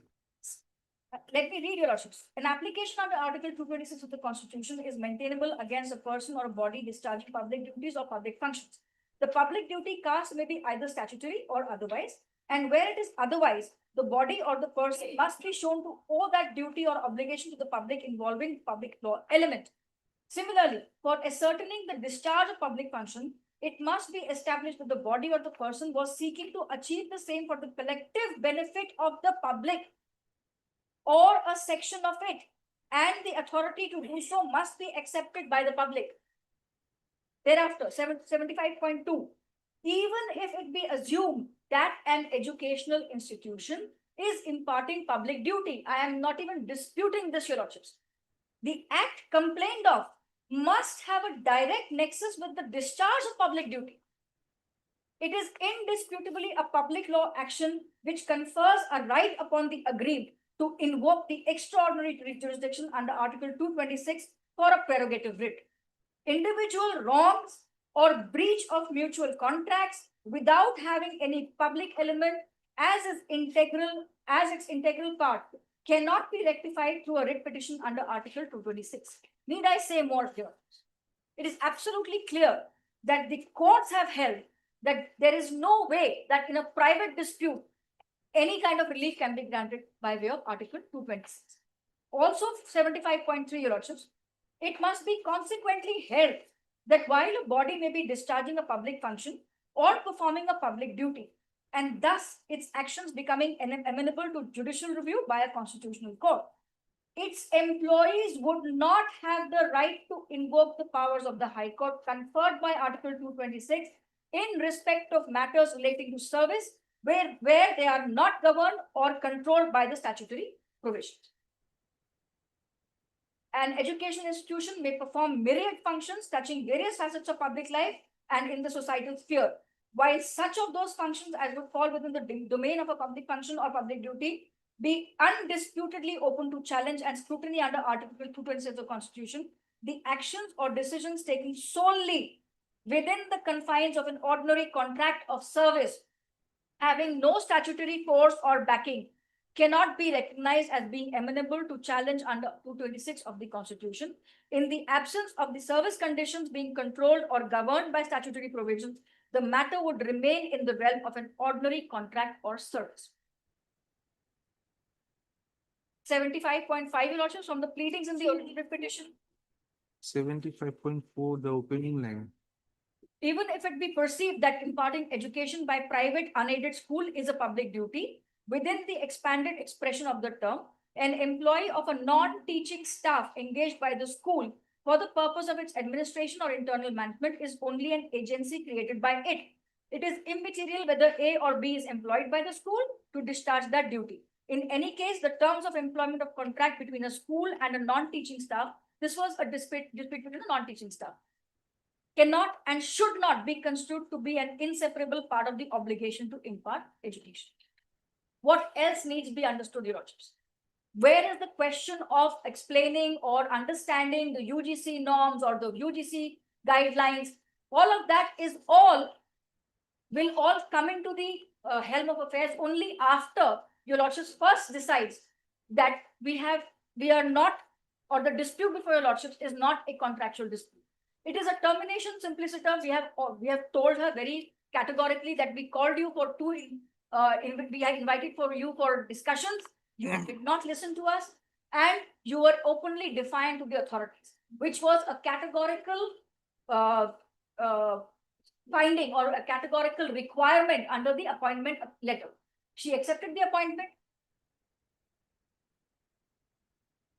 75.5, from the pleadings in the original writ petition, it is apparent that no element of any public law is agitated or otherwise made out. In other words, the action challenged has no public element, and the writ of mandamus cannot be issued as the action was essentially of a private character. Now, this has also been considered in a subsequent decision, your lordships. Para 66 of this Yes, your lordship. decision. Now we are referring to these different paragraphs which are falling before us because you would have to answer this. 66 at page 531. I'm just a little lost on the paragraph, so I'm making notes of whatever she's saying. I don't know which paragraph she's reading. I'm just making the notes. I'm reading from the. Yeah, because you have the FCC version, mine is a different, but that's okay, I think. I mean, if required, I'll borrow your book. Sure. 66, merely because of the petition pending Lordship, implementation. may I also point out paragraph 54 of this judgment? 54.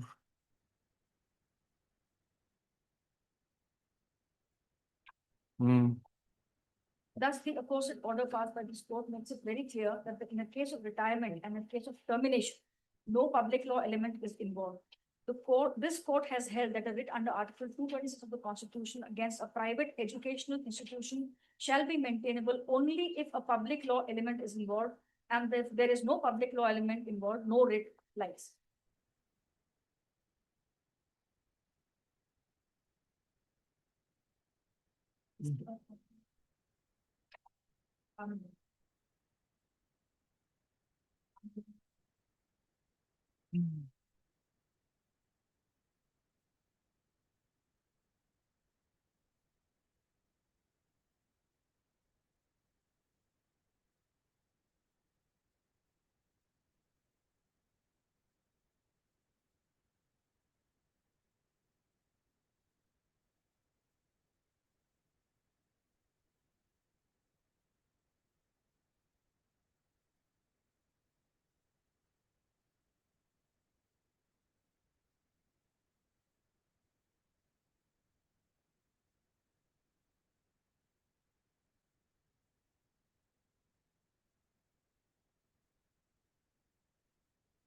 I'm taking your lordships to another case law, Danny.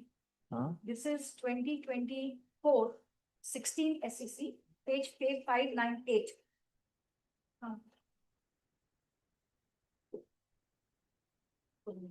Yeah, please. Listen. I'm sorry, I do not have a copy. I'll give you my book. I'll do that at that. No They problem. were- I'm making notes. Oh, you also relied on this. I have, okay, but wait, which one is this? RV Welfare Education Society, New Delhi versus Sunil Kumar Sharma. If you also see the head notes, Article 226 and 12. Maintainability of writ petition, standing, locus standi, appellant, a private unaided army welfare education society, providing educational facility to children of army personnel, whether a state under Article 12 and thus amenable to writ jurisdiction. This was the basic crux of the matter before the Establish dispute. What we have also noticed, you can take note of this, what we have noticed is that public element that you are referring to, the change of guide, the use of your intellectual property, this and that, the difficulty that may be faced by the scholars under you. All these are provided for in particular regulations, and they will be a fallout of the termination. Now, the termination per se is not in the public field, is what is coming to our minds.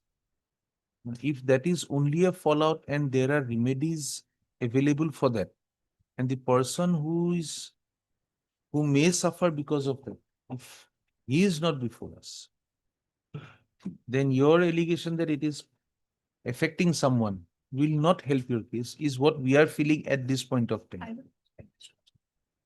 I said that I will come back to the guidelines. I said, because I need to explain a few more things from the guidelines. But initially that unless we touch the termination, we cannot go into the other part of it. Or at best, even if a writ would lie, we would say that we cannot touch the termination part of it. However, as per the regulations, you would be required to go and look into the difficulties that may arise after the termination regarding your imparting of education, if there is any. That is the best. We organize another PhD this thing, and we have naturally immediately have to take action as a university. It is our responsibility to immediately ensure that the scholars are not harmed in any manner. And immediately thereafter, meetings have been held, and we have already assigned different PhD guides to her, to these scholars. So, so far as the reference to your Army Welfare Yes. Education Society, since it is on the lines of St. Mary's Education Society, yes, we would not like to go into reading all the part of it. If you can give us the relevant paragraphs, we can. 57. Hmm. And they have also considered St. Mary's in this particular judgment. In view of, we allowed to read paragraph 57. 57 is a page? Page 649. In view of the aforesaid, nothing more is required to be discussed in the present appeals. We are of the view that High Court committed a grievous error in entertaining the writ petition filed by the respondent herein, holding that the appellate society is safe within Article 12 of the Constitution. Undoubtedly, the school run by the appellate society imparts education. Imparting education involves a public duty, and therefore public law element could also be said to be involved. However, the relationship between the respondents herein and the appellate society is that of an employee and a private employer arising out of a private contract. If there is a breach of a covenant or of a private contract, the same does not touch any public law element. The school cannot be said to be discharging any public duty in connection with the employment of the respondents.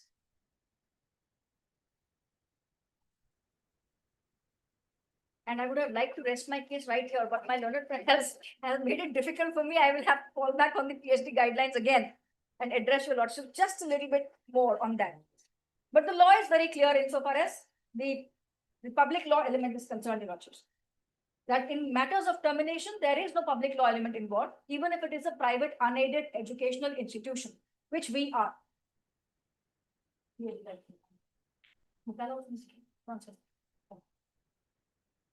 Now, my learned friend has made an argument about her intellectual property rights being violated.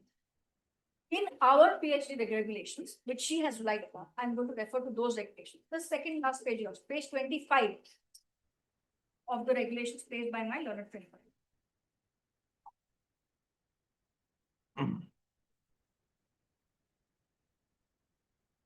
Since a 18.1, I'm reading 18.1. Since a PhD thesis embodies the original creative intellectual work of a PhD student, under the guidance of the PhD guide and the co-guide, if any, the PhD student, the PhD guide, and the co-guide shall jointly own the copyright of the thesis. Now, who is a co-guide? Is again defined in this same regulation at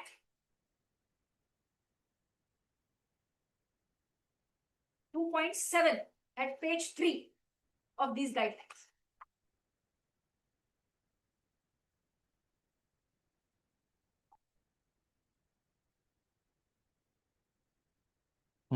Page? Page 3, clause 2.7.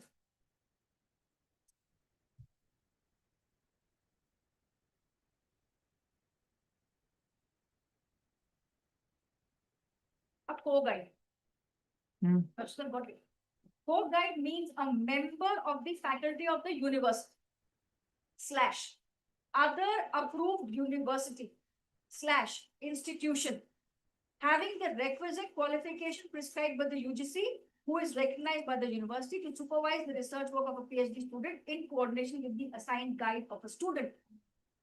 Which is what simply means is that if she's so worried about her intellectual property rights, all she needs to do is make an application to the university saying that I will be assigned as a co-guide so that my name remains there in the thesis of the student. She has never deemed it fit to do it. She has never deemed it fit. She said that she has made. But to do that, she would have to be a member of the faculty of this or other approving. Now, until and unless she gets a job somewhere else, co-guide will never come in. Institution having the requisite qualification prescribed by the UGC.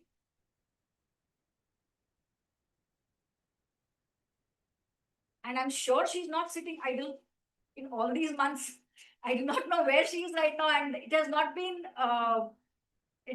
been revealed in the writ petition as to where she is right now. She is. The introduction says what she is. That's okay. I might start. I thought you have. No, I have no shit. Not bad. Okay. And what about the legitimate expectation part? Legitimate. That again, you also will have to go back to the case laws which I have referred to. In fact, the Army Welfare Society case, the Army Welfare Society case, after paragraph 57, if your lordships will take up the Yes, next. that was answered. That deals with doctrine of legitimate expectation. 57(2). No, it is Roman 2, small 2. Page 649. Romans, Yes, Roman 2. Doctrine of legitimate expectation. Paragraph 58.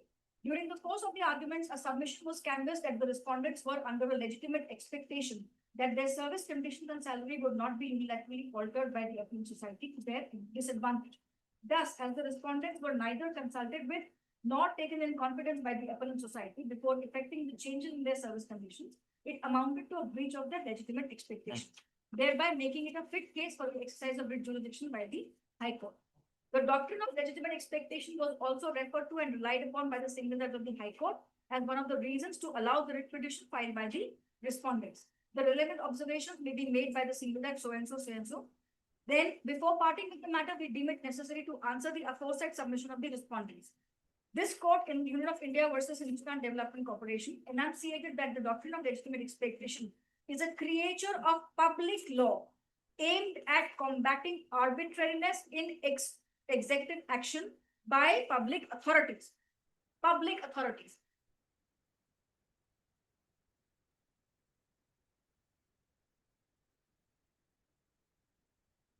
Paragraph 63 is the penultimate paragraph, Your Lordships. 66, last line.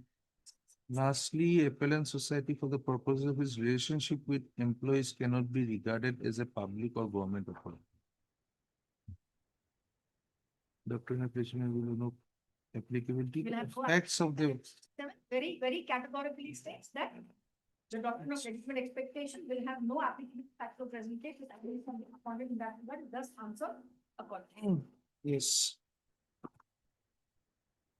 So one last point, just one last point. She had also referred about something about I only needed 1 month's time and for completion of some particular thing, and that she had written to the authorities. She has written to the wrong authority. I just point out in the writ petition that her mail was had. With a institution like Royal Global University, we don't expect that if addressed to a wrong authority, it would not receive. has it come to us? The mail hasn't even come to us. Then What it's do we do about that? At page 63, 63. Yes. she says that she has written to the Honorable Chancellor of the Royal Government University, and you have to kindly note that the email ID is to ak.pansari@rgi.edu.in. And this is not his legal line. It should have been pansari.ak@rgi.edu.in. So naturally, this email never reached us. So that 1 month thing which my learned friend was trying to make out a case for would perhaps stand negated in context of the fact that she is herself given a wrong email ID.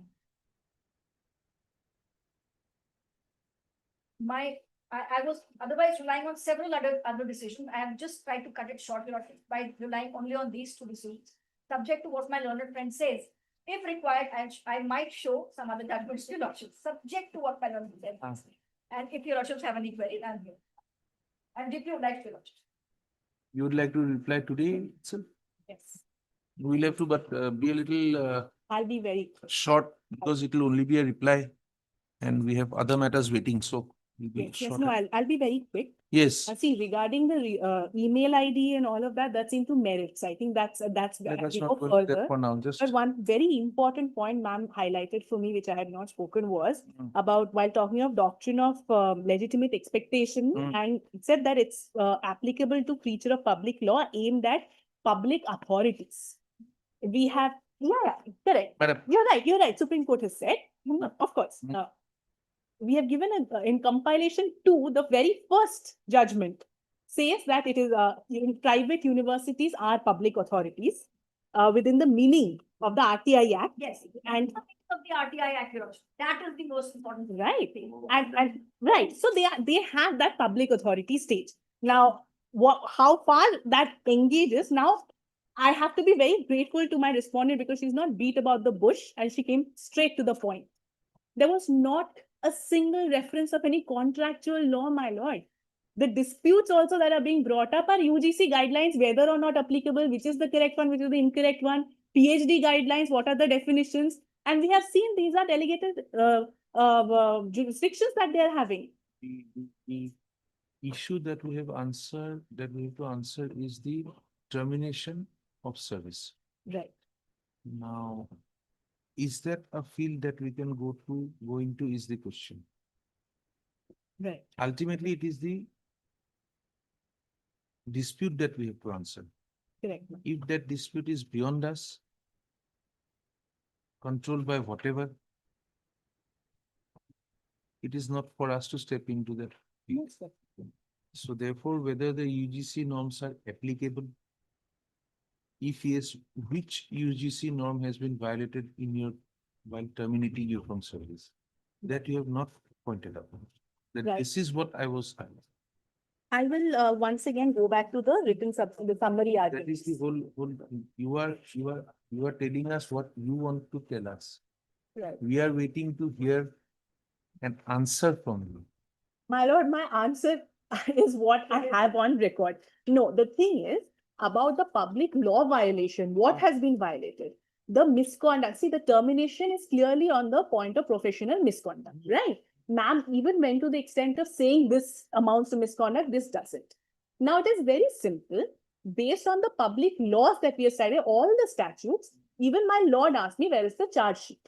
Precisely, that is the whole point that flows into it. No, there's no say so called charge sheet. Even if there is no charge sheet, even if there is no, the point of this court asking you for a charge sheet is not that whether we'd like to see whether the principles of natural justice followed or not. Certainly.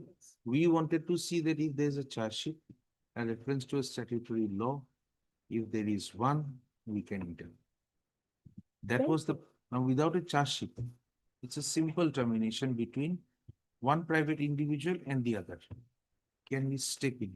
It would have been a simple termination between one private individual to another if the content and the reason behind that termination was a private reason. If you go through the judgments placed by the learned counsel for the respondent, right.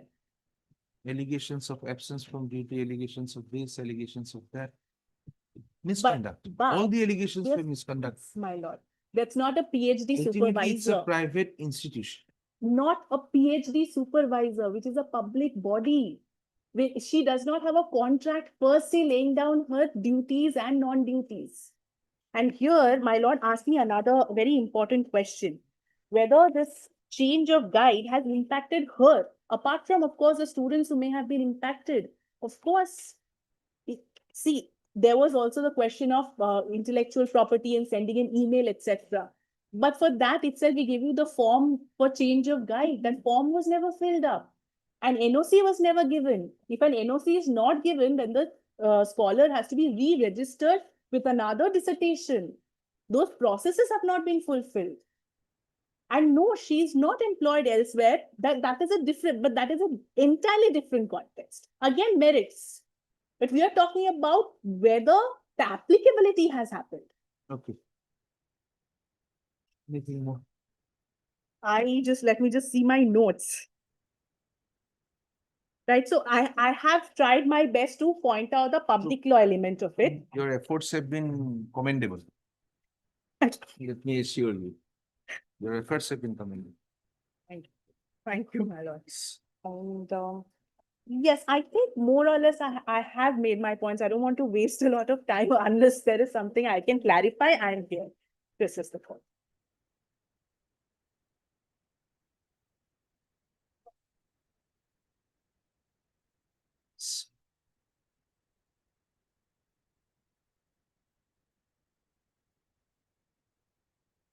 We are keeping it reserved. Just one last judgment, I'm also giving it to my level court, and this is from the Gujarat High Court. Absolute similar facts as this particular case, and similar decisions that it is a private domain. I have already forwarded the soft copy to your learned friend. No, I do not. I'm not carrying a problem. I'll just have a look. If I have to respond, I'll just quickly see. I have not gotten. He has not gotten it. Apparently, she's just sending a bunch. No problem. You can have a look at this. Thank you, sir.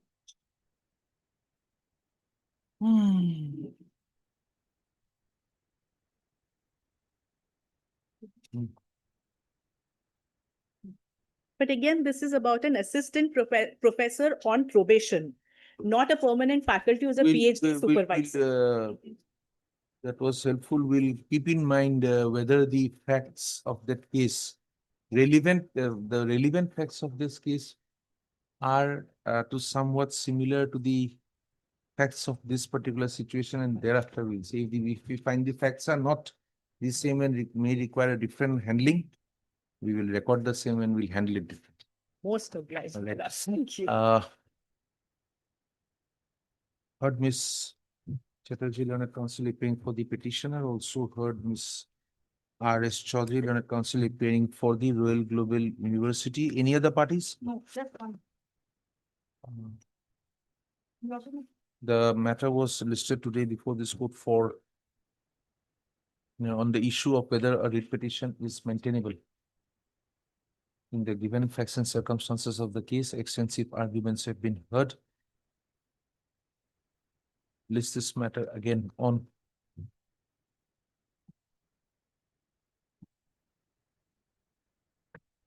Huh? No, see, because I will disposing of the writ petition. Why are you presuming I will dispose it of? I may hold it to be maintainable. On the 6th of March. 6th of March for order. For delivery of orders. So is it On all the right issue. if I appear virtually? Oh, yes. Then I don't have to travel. Welcome. Thank you. That's good. In fact, we are thinking on the first and the third Saturdays when the courts are being declared open, we'll have it we'll have it by, we'll allow VC as and when anyone requires. So 6 is perfectly all right. 6 So is okay. VC is definitely convenient, but I feel coming to court and arguing has No, a it will be only on delivery of orders on the preliminary issue raised. Obliged.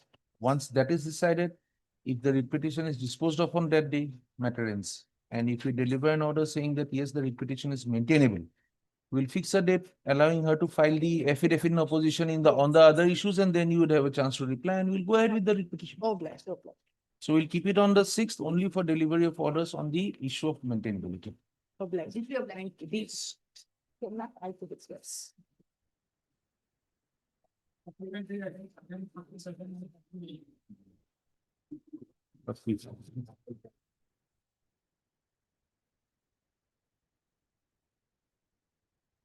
My lord, kindly pass over the matter for the day, my lord. Timing For the day, lordship. Mr. Pathak is not keeping well. Huh? Mr. B. Pathak is not keeping What well. was the matter about? Retirement benefits. We'll have it in March. February over full. Lordship. In March. 17th of, no, 18th of March. Lordship. At the request of Mr. B. Pathak, Land Council is paying for the petitioner.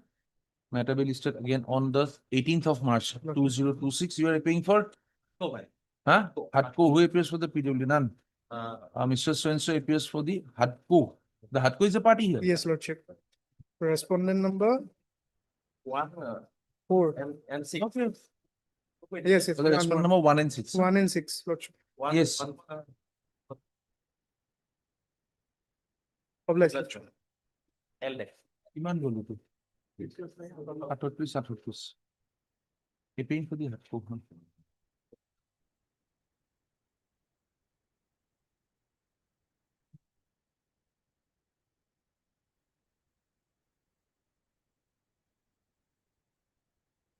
দুটো ইচ্ছা হাতৰ এইটো দিয়ক 39 টো খুজিব দিয়ক বিল তলত লৈ দিছে আছে এখন দিব 39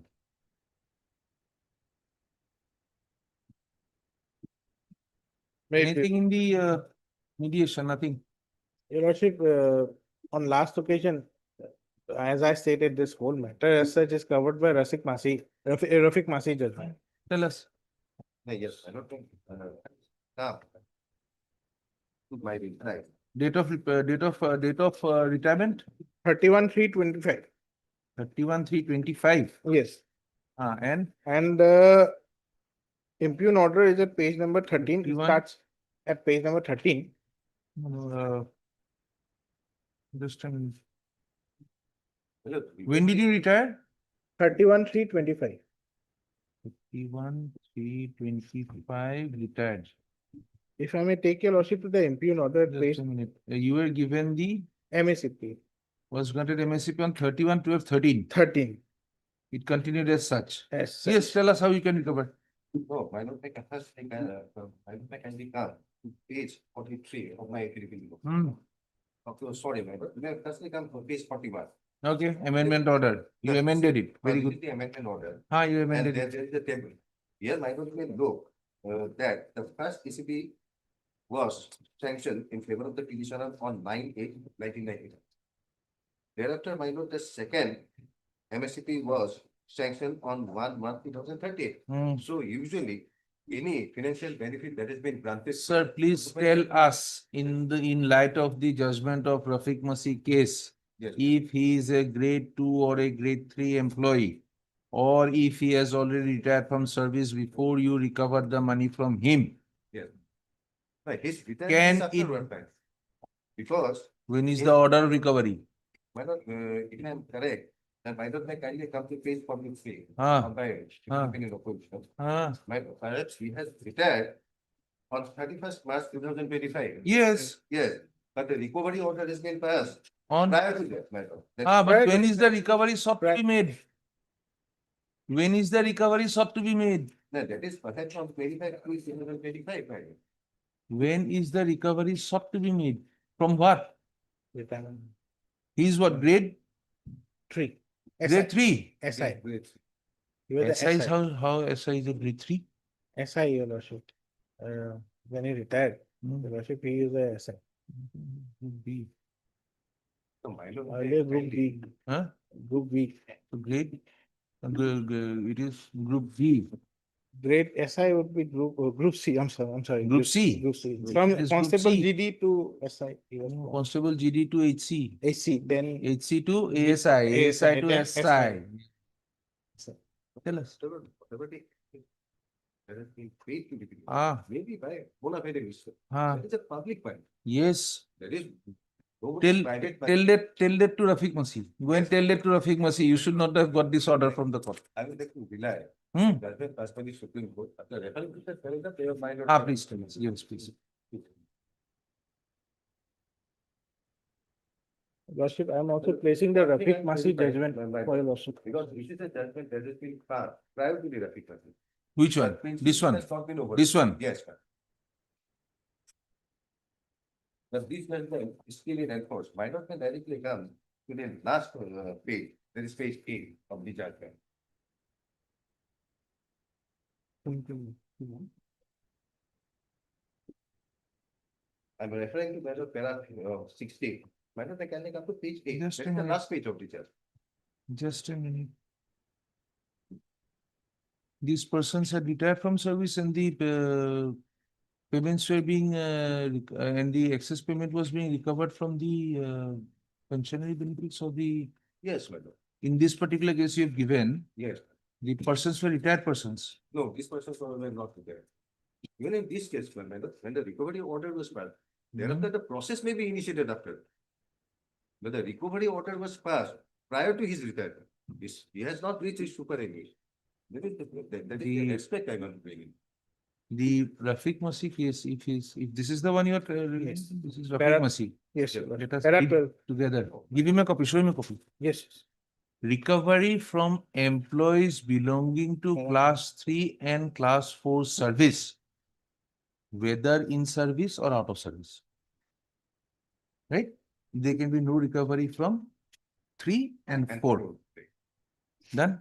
Whether in service or out of service. The first question we asked you, group C or group D. Whether he is class 3 or class 4. What is he? What is he? Class 3 or class 4? Class 4 he is not. Class 3. Great. So Rafiq Masi, after everything, says group 3 don't do it. Class 3 don't do it. From a retired employee, you cannot recover. You can pass all the recovery orders you want. You cannot recover from him. You have to recover prior to his superannuation from any benefits which he may have got on superannuation. You know the GPF amount? Yeah. You know this much I need to recover. Recover it before he retires. But once he crosses that limit, he will not do it. That is totally. So the recovery order is on time. Recovery order. Recovery order is on time. Therefore, you could have filed if it had been discovered, it would be a contempt. Order passed in time, not complied with. You passed your own orders, you did not comply. We cannot help you. Anything more? This judgment, not for retired persons, number 1.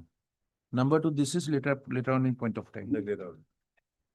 Taking into consideration, it is not possible to postulate all situations. So therefore, it came up 3 and 4, don't touch. In service, out of service, don't touch. Anybody retired, let it be a grade 1 officer, don't touch. You have to understand the law as it is today. Heard Mr. D. Baralana counsel appearing for the petitioner, also heard Mr. B. Dekalana CGC appearing for the respondents number 1, 2, 3, and 4. The issue in this petition is regarding the attempt of the respondent authorities to make recoveries of excess payment made on the wrong fixation of benefits of the MSCP/ACP schemes being granted to the petitioner during his service. The petitioner had joined the services in the Central Reserve Police Force on 31/12/1983, and he was given the third ACP, benefits of the third ACP, with effect from 31/12/2013. Full stop. On 11/1/2025, an order was passed by the respondent authorities. 11 years after the grant of the ACP, a third MSCP to the petitioner, that it had been wrongly fixed, and therefore a recovery of 6,79,736 from the pay and pension of the petitioner was required to be made. Full stop. In the writ petition, it is alleged that the said order of recovery was passed without any prior notice to the petitioner. Full stop. The petitioner thereafter retired on 31/3/2025, by which time no recovery had been made from the pay and allowances or other deposits of the petitioner. Full stop. 1 month had already recovered. What was recovered prior to your recovery? Oh, grade 3, no recovery, even that has to be refunded. The writ petitioner approached this court, being aggrieved by the recovery of an installment from his last month's pay, and also with a prayer before this court that further recoveries attempted to be made by the respondents be interfered with. This court, while issuing notice on 10/3/2025, had provided that no recovery shall be made from the pay or pension of the petitioner without leave of the court. No leave has been sought for from this court by the respondent authorities till today. Mr. Deebaral and a counsel appearing for the petitioner has submitted that this case is squarely covered by the judgment and order passed by the apex court in the case of State of Assam versus Rafiq Masih within Washerman reported in 2015 4 SCC 334. I see. Where he refers to paragraph 12. Do us a favor, Mr. Deka. Have a call to one of your persons, one of the officials who are conversant with it. Sub-inspector is group C or group D? Can you find out? Sub-inspector, whether it falls in group 3 or class 3 or class 4, or group C or group. Just make a phone call, one of them will tell you.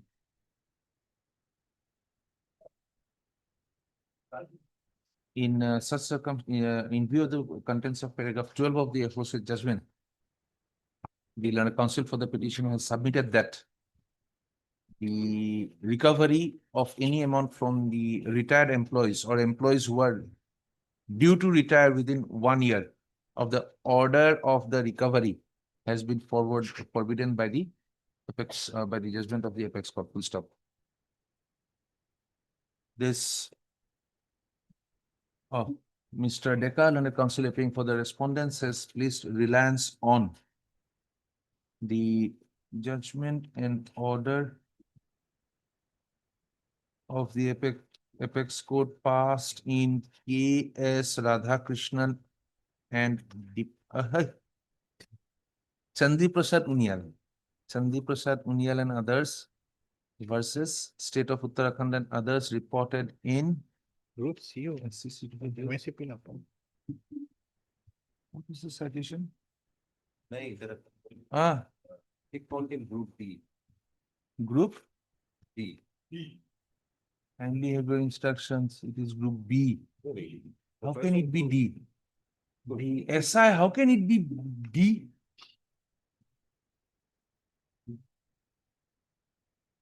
Group B would be? It is group B, don't worry. Group D, group earlier, those below the constables were group D. Then group D was, all those posts were, what do you call it? Upgraded to constables.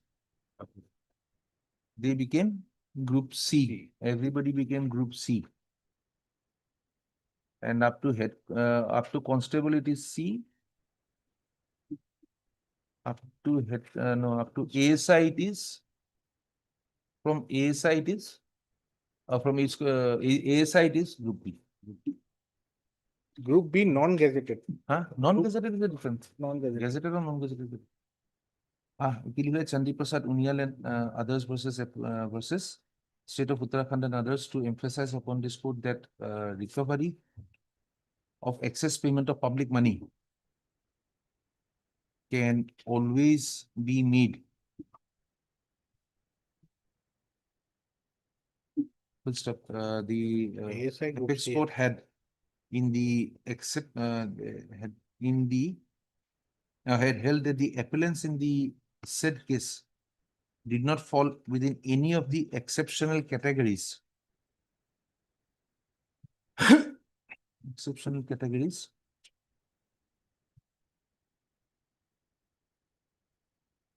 And therefore, the attempted recovery was not interfered with. This court has heard both the learned counsel for the parties and gone through the judgments of the apex court as cited by the learned counsel appearing for the contesting parties. It is seen that in Rafiq Masih versus in state of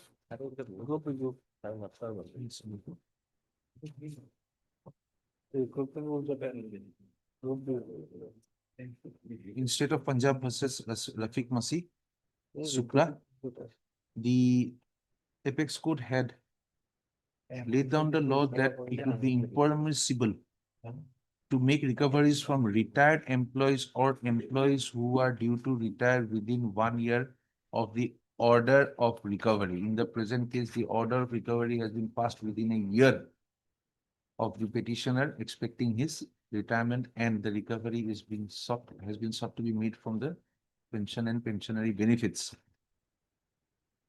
We have this court is of the opinion that the case is squarely covered by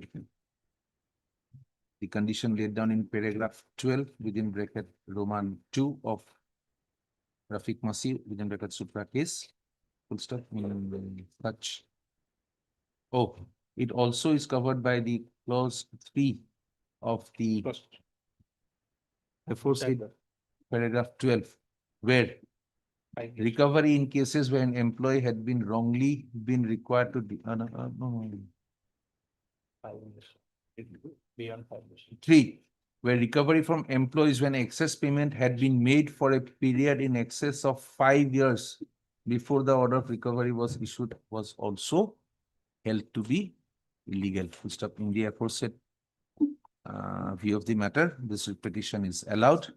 The attempt of the respondent authorities to make recoveries from the pension and other pensionary benefits of the petitioner is interfered with. Respondents are restrained from making any such recovery. Full stop. The recovery already made from the petitioner from his 1 month's pension or salary? Pension. From 1 month's pension, the forthwith returned, reimbursed to the petitioner along with the pension of the next month. The petition stands disposed of, no costs. Okay, not next month, make it the next 2 months. You will have to get a sanction. It's group B, I just went to the It is recruitment group B. rules. Group B. ASI is group C. Anybody above head constable is group B. ASI is group C. Group C? Group C. Then it is SI and above. SI and above. Okay. Yes, Mr. Chaudhary? I have been list of debts. Yes. There is a condition in the appointment letter. Uh-huh. Case number 101 minor.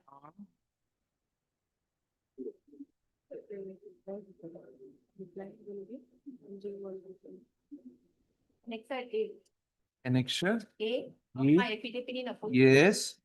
Here, my understanding, come to paragraph number 4. You will be and provision for a period of 1 extended 3 years as per 24. Society will not regulate on successful completion of probation period. You may consider for confirmation in the above. During the period of probation, your service may be terminated by appointing authority without assigning any reason with 1 month notice. Your service may also be terminated without the notice without assigning reason. The previous service rendered by you in organization other than the Sainik Group will be considered for counting of the pensionary benefit at the time of retirement, provided the actual service is the pensionable service. But second one is important for us, madam. The actual organization undertaking in writing that it will get the financial liability toward the pension contribution for retirement period. So, madam, if RTI service will be decided as a pensionable service, madam, this is one of the conditions for but in the appointment letter. Suppose he has got 20 years of service. Then for 14 years of service, you are liable to pay the pension. 6 years they will be paying the pension. That is the rule. Yes. That he has needed 7 years of service.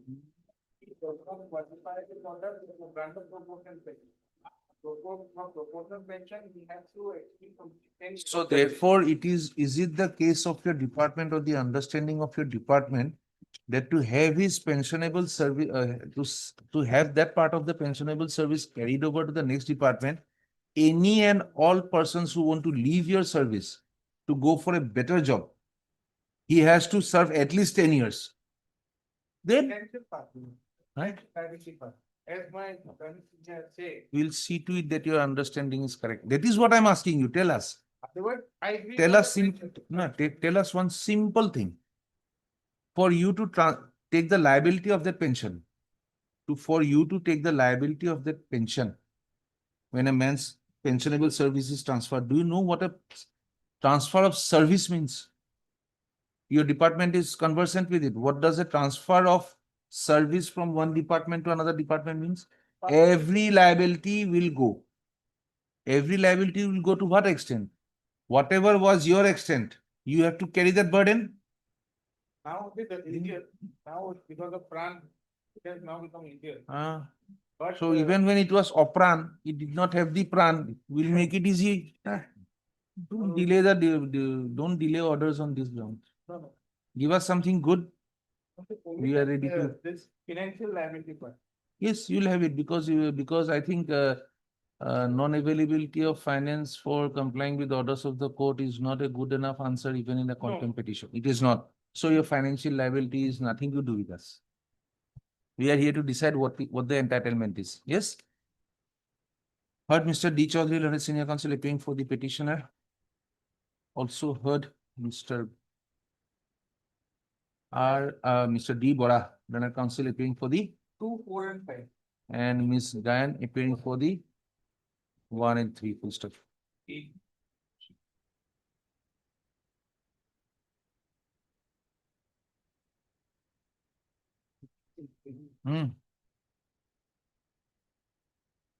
Mr. B. Chakraborty, learned counsel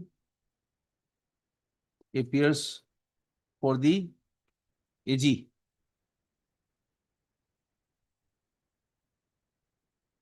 Respondent number 7. Respondent number 7. For the respondent number 7.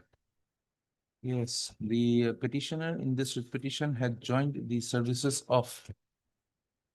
Where did we keep it? Had joined the services and was appointed as a sub-inspector of police within bracket border against a vacant post under the then Prevention of Infiltration by Foreigners scheme. Full stop. The petitioner thereafter discontinued his services to join the Railway Protection Force and he served there for only 3 months. Full stop. The petitioner joined as a sub-inspector of police border again under the scheme against an existing vacancy on 22/4/1999 and had been serving there continuously when by responding to an advertisement made on behalf of the respondent number 1. Is it the respondent number 1? On behalf of the Sainik School Society. Sainik School 3. On the respondent noted by the respondent number 3, the petitioner was appointed It's hostel as a hostel superintendent. hostel superintendent. Yes. Based on the interview held on 29/1/2005, full stop. The petitioner was appointed by the order dated 21/2/2006, full stop. Till such point of time, the petitioner had continued his services as a sub-inspector of police within bracket border against the PIF scheme. And he was also given an NOC by the additional superintendent of police border city Gauhati for joining the Sainik School organization, full stop. Although there was a dispute as to whether the services rendered by a incumbent under their PIF scheme, by judgments rendered by this court, which were later on affirmed by the Apex Court, the services rendered in the under the PIF scheme were held to be pensionable service. Yes. The petitioner thereafter retired on Let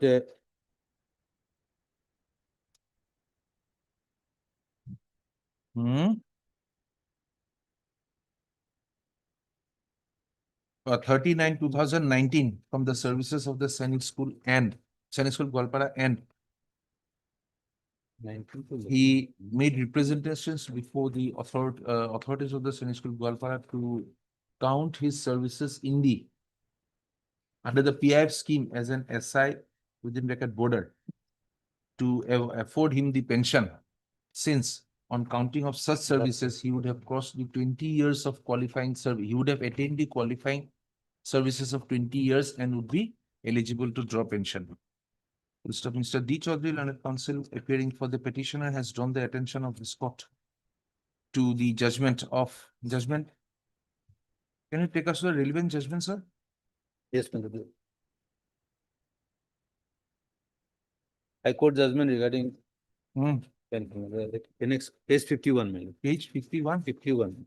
A relevant part. To the judgment delivered by this court in 1147 of 2013, titled Kailash Chandra Mahanta versus others, where this court had held. Page 64, party. Just a minute, sir. Where this court had held that being covered by the that the petitioners in that case were covered by the judgment an order dated 28/2014. These are passed in the writ appeal number 289 of 2014. Yes. The services rendered in the PIF scheme had been, it is not in dispute that the services rendered in the PIF scheme were pensionable services, and therefore this is the submission of Mr. Chaudhary that the petitioner is entitled to have the, how many years did you have there? 1990, 2000? 6 years, 11 months. 6 years, 11 months spent as an SI within bracket B was required to be counted along with the service period rendered in the Sainik School, Gwalpara, yes, to ascertain his pensionary benefits. Mr. D. Varal and Council appearing for the, you are appearing for? Respondent number 2, 4, and 5. Respondent number for the state of Assam in the Home Department has submitted that. Where is that office memorandum? As per the office memorandum Page 70. issued by the Government of Assam. Pension and profit. Where is it? Page 70. By the Government of Assam in the Pension and Public Grievances Department, the cabinet meeting held on 9/10/2018 had approved to allow proportionate pension and other admissible pensionary benefits to ex-servicemen who had retired from Assam Police Border Organization under the Prevention of Infiltration of Foreigners scheme, rendering more than 10 years but less than 20 years of service from the date of their initial appointment under the said scheme, in relaxation of Rule 31 of the Assam Services Pension Rules 1969, in operation of Rule 235 of the said rule, as a special case was not to be as a special case, which was not to be treated as a precedent. Full stop. The Learned Council for the state has submitted that it would be evident that only after having served under the PIF scheme for 10 years that an incumbent would be eligible to be granted the proportionate share of pension. And since the petitioner did not complete the 10 years, he would not be entitled, his services in the PIF scheme would not be required to be calculated, would not be required to be taken into account along with the services rendered in the Sainik School Gwalpara to calculate his pensionary benefits, full stop. Ms. A. Gayan, Learned Counsel appearing for the Sainik School, Goalpara, has submitted that the Sainik School, Goalpara is not averse to affording pension to the petitioner herein in case, where was that statement? Page number 101, huh? Was not averse to, no. Somewhere you had said that if they Statement pay the, if they pay the portion, then we are ready to give it to him. Paragraph 8. Is there Paragraph 8. of the affidavit, na? Yes. Where did I read it? The point that you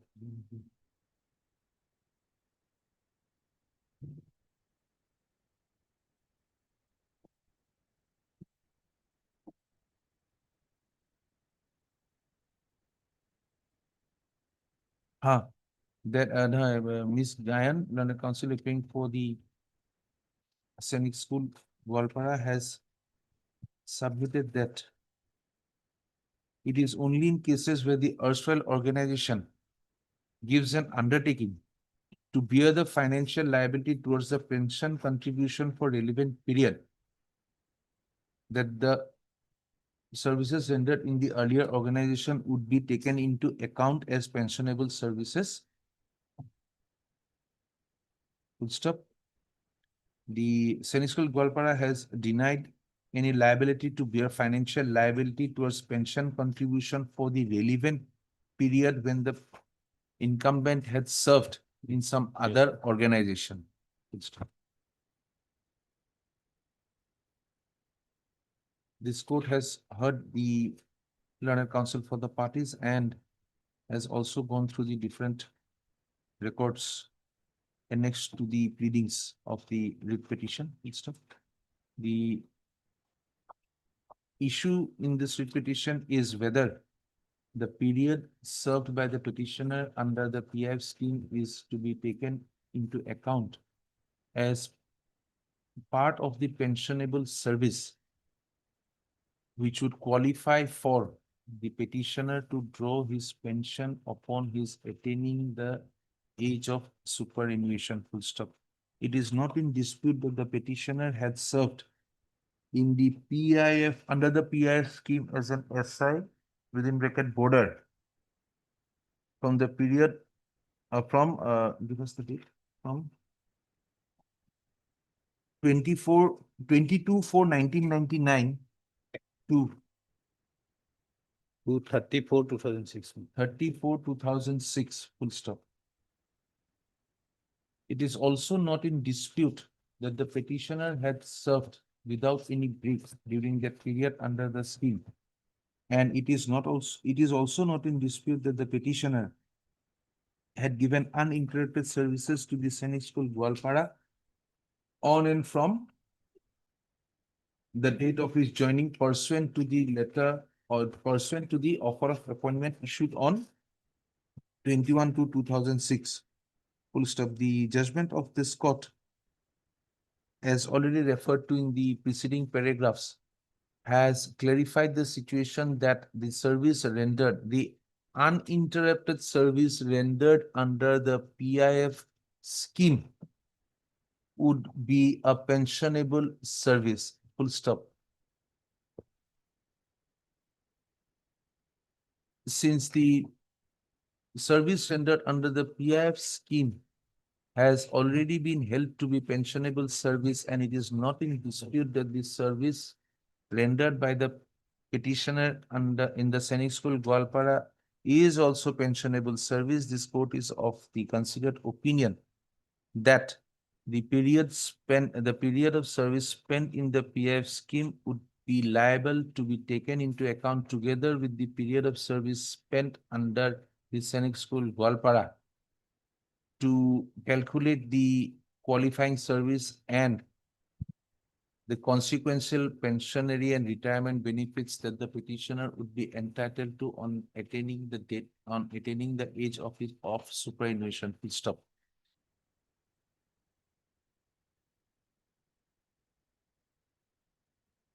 consequent, since the Sainik School Goalpara, that is the respondent number three has taken a stand that since the respondent number 3 has taken a stand that it would not be liable to be financially to bear the financial responsibility for the period of service which was not rendered to the school, full stop. This court agrees to the same as to the said proposition, full stop. Therefore, this writ petition is allowed, comma, holding that the period of service of the petitioner under the PIF scheme shall be held is pensionable service and is required to be taken into account along with the period of service rendered under the Sainik School Goalpara for calculation of the qualifying service and the consequential retired benefits to which the petitioner is entitled to, full stop. The respondent number, who shall be transferring that? The respondent number 5, that is the superintendent, no, the respondent number 4, that is the Director General of Police, within bracket border, comma, Assam, comma, Simantopur, Gauhati, shall ensure that the services of the petitioner for the period for the period from 1999 to that is the day he got the offer of appointment. When did he join?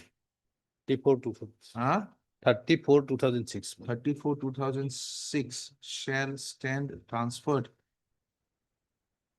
shall be transferred to the services of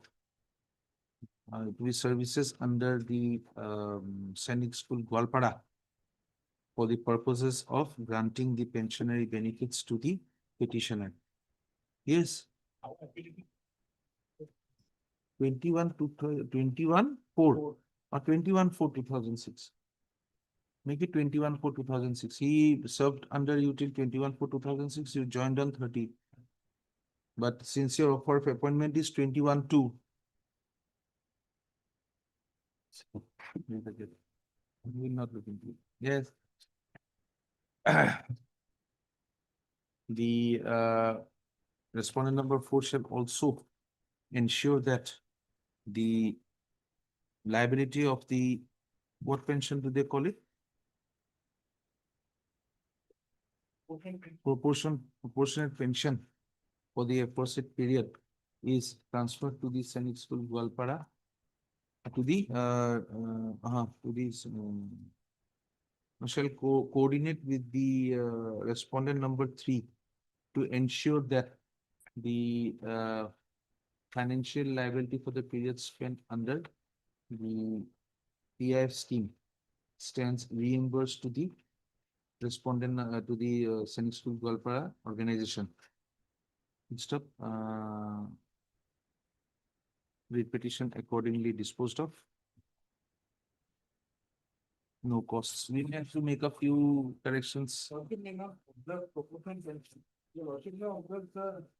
Financial liability towards pension contribution.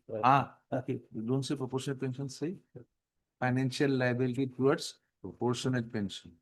Towards pension. To the pension contribution. Okay. Give us a sentence again. Shall ensure that the financial liability towards pension contribution is made available to the Sainik School Goalpara organization to facilitate receipt of pension by the petitioner. An area pension. The petitioner shall file an appropriate application before the respondent number 3 with regard to the area pension. Yes. That he may claim. Pension and pensionary benefits. Pension and pensionary benefits that he may be claiming. Stop. The respondent number 3 shall pass an appropriate order upon the same within a period of 1 month from the date of receipt of the representation. Yes. Yes. Much.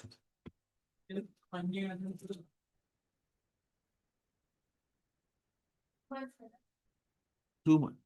To pass an order on the representation. You don't have to give it within a month. Pass an order. Seni school, so far as we know it, prompt in passing orders. Yes. May I please? Yes. Lordship, here in the petitioner is the first wife, Lordship, and decision number 8 is the second wife. Second wife, yes. The husband of the petitioner died on 6/2/2023, Lordship. 6/2/2023, Lordship. yes. And after the death, the family pension has not been released by the respondent authority. At all. Yes, Lordship. But he Now- was drawing pension. Yes, Lordship. The husband was drawing pension. Yes, yes. Okay. Now petitioner is before this honorable court seeking a direction to release the pension, Lordship. Huh. And she has also filed affidavit as per direction of this honorable court. Huh. To That you share are ready to 50%. share it. Now, just tell us, you had made a statement in the Yes, Lordship. petition that the PPO was, Yes, it was issued in favor of the husband, Lordship. Yes, where is it? Page 7, Lordship. What There does are- it say? Did we read wrong? Yes. The petitioner best stated that to inquire into the matter, the petitioner visited the office of the respondent number 6, that Okay. is the treasury office, Lordship. Yes, yes. Wherefrom the petitioner has come to know that although the petitioner is the first wife of her deceased husband, but the respondent authorities have been initiating process Huh. to grant grant and release the entire amount of family pension in favor of the Now, who tackles the family pension? Which department? It- It has to be by the bank. Lordship, it is treasury officer, Lordship. Mr. Choliha, we always had this confusion. Please clear us the practical field what happens. A man is drawing pension. That pension PPO is sent to the bank. Yes. The bank, one half. The bank keeps on releasing the pension. Now the person dies. The family pension is to start. PPO remains the same. PPO lordship, the nominee, if there's a nominee lordship, that has to be again corrected in the name of there'll be a nominee lordship. In the pension payment order, yes. So if there is. Suppose we do not leave it to that extent, we say that, okay, now as per their agreement, the nominee given goes be paid to the respondent number, the petitioner, petitioner's responsibility to pay to the respondent number 56, whatever. Now that order that you pay to the account of the petitioner, to whom do we give the order? There it will be the AG. Lordship, here in this case, the respondent number 8 has been nominated. 8/6. True, they have come to a agreement. But 8 is not admitting that. She is admitting. She is admitting now. Oh, yes, yes. Oh, yes. That it will be between these two. So now that is what we were trying to understand. One name. That is what I'm asking you. The nominee was this lady. They have now agreed that it will be in her name. She will give it to her. Be routed for the administrative parent department. Who is the parent department, sir? It is health department, Lordship. So we will give a direction to you to move a proposal as per the directions given in this code to the AG. Is it to the AG, sir? It is to you. They will move a proposal to you. You would authorize the proposal and send it to the Treasury Office directly, not to the Finance Department. Some connection that lordship, there are two halves. One is one is with the pension. So both the halves have to be returned back to the AG. To the AG, not to the department. No, the first it will be sent back to the AG, then AG can forward it back to the department. Okay. And then with the department would then make the correction, send it to the AG. AG will send it where? To the Treasury. That is that you will do. So the finance has got no role to play in it except retain a copy at the Treasury Office. Yes? Yes. Okay. Dispose? Yes. Heard Mr. S. Alam Learned Counsel appearing for the petitioner. Also heard. Also heard. Learned Counsel appearing for the Mr. B. Chakraborty appears for the AG. Respondent number 5, Accountant General. Madam appears for? Huh? Huh? No, I want the respondents. We know deeper. 2, 3, and 4. Mr. So-and-so appears for respondent number 6. The controversy in this petition was regarding the payment of family pension to the petitioner and or the respondent number 8, both of whom claim to be the wives of the deceased government employee. The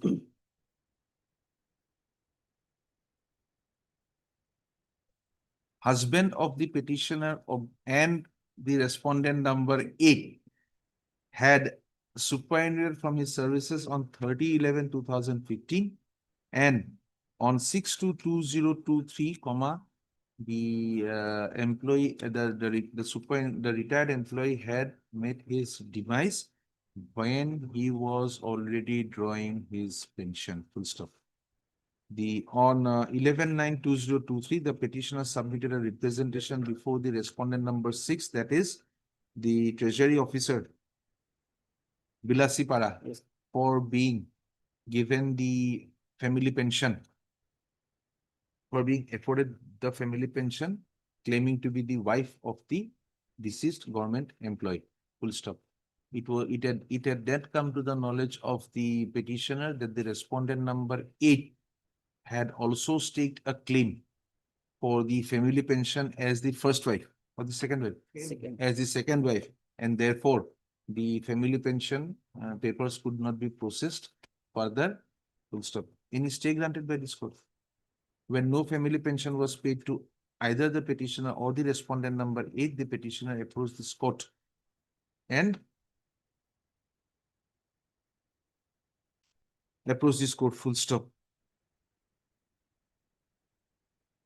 During the deliberations in the matter, on 29/1/2026, this court observed that the learned counsel for the respondent number 8, on instruction had submitted that he had no objection if the petitioner was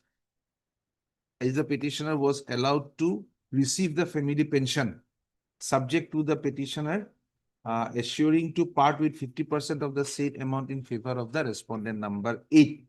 This court had required both the parties to file their respective affidavits. Today, both the affidavits are found on record. Only to the petitioner, Lordship. There is no and already respondent number 8 already has filed an affidavit regarding expressing his no objection, Lordship. Okay, just a minute.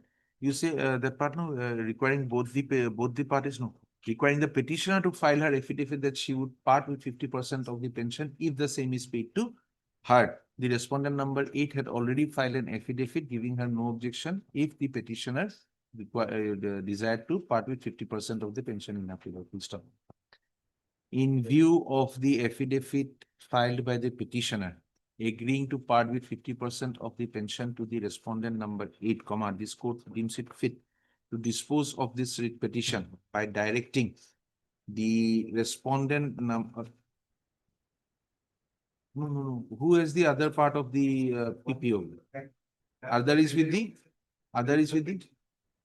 Who has it? You have it? Do you have a copy of that other half of the PPO? There are two halves of the pension payment order. One is with the Treasury. One was with your husband. Assuming the husband was with you, you have to give the paper back to the department. By directing the respondent number 8 to deposit the half of the pension payment order which was issued in favor of the deceased government employee to the Treasury officer on or before. Give us a date, sir. By when can you give that PPO order to the Treasury? Give us a date. Give us a date. To your convenience. Since we are disposing it off, there is no dearth of dates. February 27. On or before 27th of February 2026. on receipt of the aforesaid document from the respondent number 8, the respondent number 6 shall forward both the halves of the pension payment order to the office of the, yes. It goes to the department or AG. No. That's spread out for the department. The two halves will come to you. You will send it to the department. Department will correct it, send it back to you, or treasury will give it to the department. To the respondent number 6 shall forward the same to the respondent number 3, who shall cause immediate correction in the nominee, who shall cause immediate steps to be taken for correction of the nominee in the aforesaid revised nomination within a period of 2 weeks to do.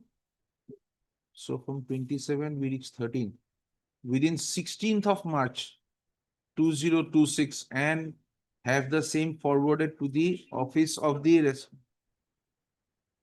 23rd of March to make the nomination correction after you have got an order from the court. Why, madam? 23rd of March 2026, full stop.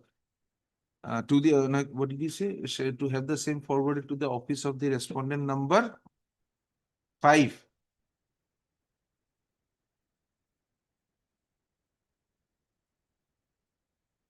Full stop. On receipt of the request for revised nomination, the office of the respondent number 5 shall immediately process the same. And after making the necessary corrections, forward it to the respondent number 6, that is the treasury officer, Bilasipara Treasury, Dhubri, who shall thereafter take necessary steps on or before the 9th of April 2026 to ensure that the petitioners start receiving the pensionary benefit. Petition number 1 starts receiving the pensionary benefits on and from the month of May 2026 invariably. Full stop. The petitioner, as per the assurance given to this court by way of affidavit, shall on receipt of the pension into her account immediately part with the 50% in favor of the respondent number 8 within a period of 10 days from the date of the pension entering the account of the petitioner. We'll stop. The arrears of pension that Month may kindly be every month. After which shall be done thereafter every month. The computation of the arrear pension receivable by the petitioner number 1, which is to be divided in equal proportion with the petition with the respondent number 8, shall be done and shall be calculated and paid within the month of May. That is along with the pension regular family pension for the month of June. by one only, daily proportion. There is some. You will pay to the petitioner, which is to be divided to the respondent number 8. Okay. By June, with the June pension, kindly pay up the arrears also. Can it be 21st of April? 21st of April. 21st of April. Okay. They should have some bihu also. And we should only we have holidays. Lordship, one thing, They Lordship, should have happy days. Huh? instead of petition number 1, that should Be petitioner. petitioner. Strike out petitioner number 1, make it petitioner. Dear, I'll please. Much obliged. For August, item 22. Yes.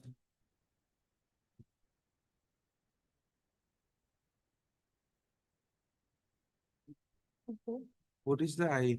May it please your lordship. Lordship, actually a special DB will sit at 4 p.m. The conducting counsel, Mr. H.K. Das, has to be there. Lordship, this matter may be taken up on some other day. What is the prayer on the I? Lordship. This court directed to draw a proceeding under 194 and 340 CRPC stating that false statement has been made in the affidavit. That is That Then- is the case. Then what is the IA for? That is on the basis of the direction passed by the, while Lordship, disposing the I- writ petition, this IA has been registered. Lordship, this is a We can suo make it motu up. case. Any urgency in them? No urgency. in them. No, No Lordship. objection there. It is submitted that Mr. H.K. Das, non-standing counsel GSC is engaged in another matter today and is unable to appear. So let's this matter again on. Pick at it. March Lordship, 27 March. 27th of March is Mr. Chakraborty. 27th. Deeply obliged. At Lordship. the consent of the counsel for the parties. Yes.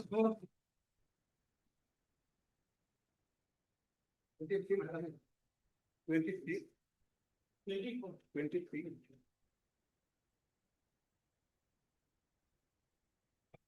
Okay, 20, after 24, we'll take 23. Let him place on the thing. Yes. May I please, Lordship? What is the order? What is the? Yes, order is at page compliance? 28, Lordships. Direct number, 28. page 28. May I read, Lordship, second paragraph, start from page 28. The petitioner, as projected in the writ petition, was appointed as Hindi teacher of Bodo medium section in number 2 Nalbari Middle English School on 8/2/1992. It is to be noted that Bodo medium section of number 2 Nalbari Middle English Yes, School was not have you commercialized. have you placed it before the DSC, District Scrutiny Committee? Placed. Tell us, have you placed it before the DSC? I have filed it. Have you placed it before the District Scrutiny Committee? Yes or no? Yes. Yes. What has the Scrutiny Committee done? What has the Scrutiny Committee done? Scrutiny committee has rejected respectful resolution number 3.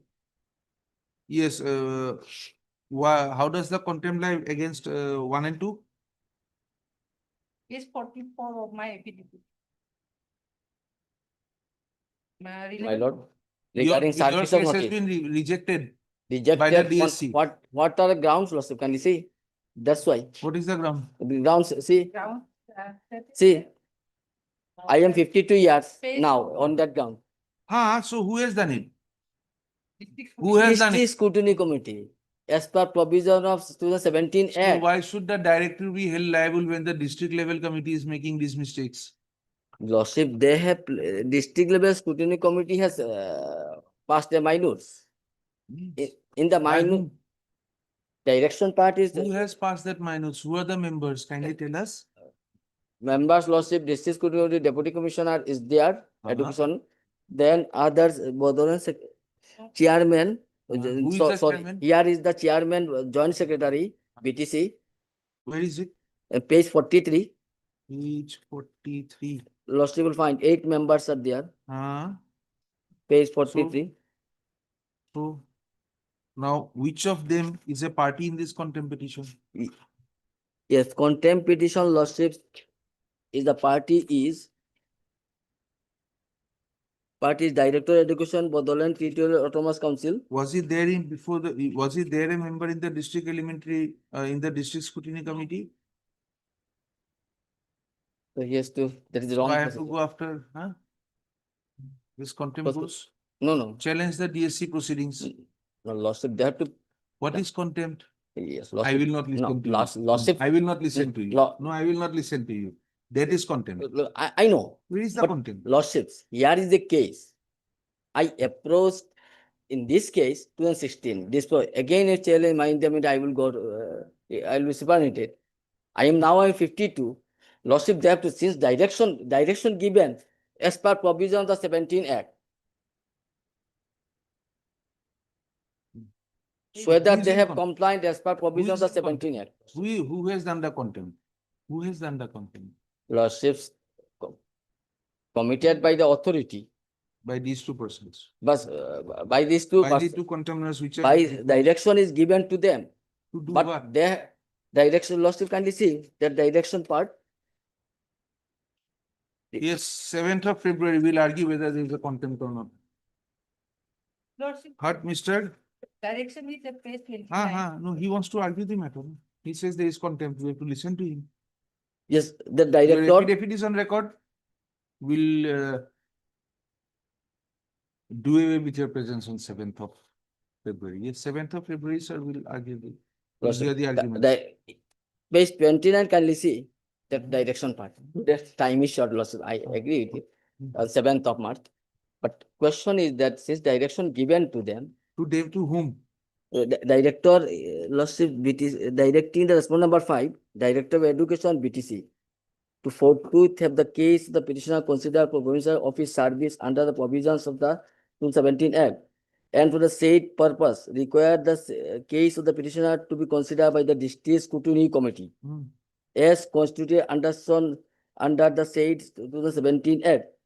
The case the petitioner provincial will be placed before the district scrutiny committee by the respondent 5 within a period of 1 month from the date of receipt of a certified copy of this order. Thereafter, basing on the decision that may be arrived at in the matter by the district scrutiny committee. Yes, further Mr. Bobia, proceeding. you're passing orders. But Mr. P. Bobia, Learned Counsel is paying for the petitioner, also heard Ms. R.B. Bora, Learned Counsel is paying for both the respondents. Huh? Yes.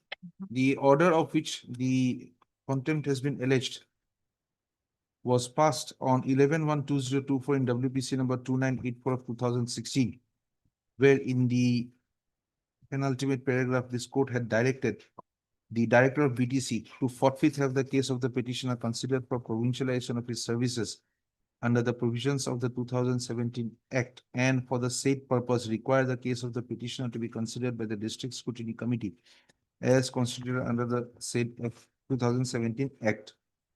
The case of the petitioner for provincialization was required to be placed before the District Scrutiny Committee by the respondent number 5 within a period of 1 month from the date of receipt of a certified copy of this order, full stop. By filing an affidavit, the respondent number 1 has placed before this court the minutes of the meeting held on 03/12/2024 by the District Scrutiny Committee for implementation of the Assam Education within bracket provincialization of services of lectures and reorganization of educational institutions bracket close Act 2017, full stop. In the said District Scrutiny Committee meeting, the case of the petitioner was considered. What is your name? My name is Nirmal Kumar, and consider resolution number 1, Lordship, kindly look into. I am 52 years, that's why not eligible. Where is the case of the provision petitioner? 2017 Act, The Lordship? case of the petitioner had been rejected Page 44, resolution number 1, on Lordship, the fine. ground. Resolution number 3 is the findings. Resolution 1 is the Page 44 finding. plus 4. No, 1, 2. 1. Just a minute.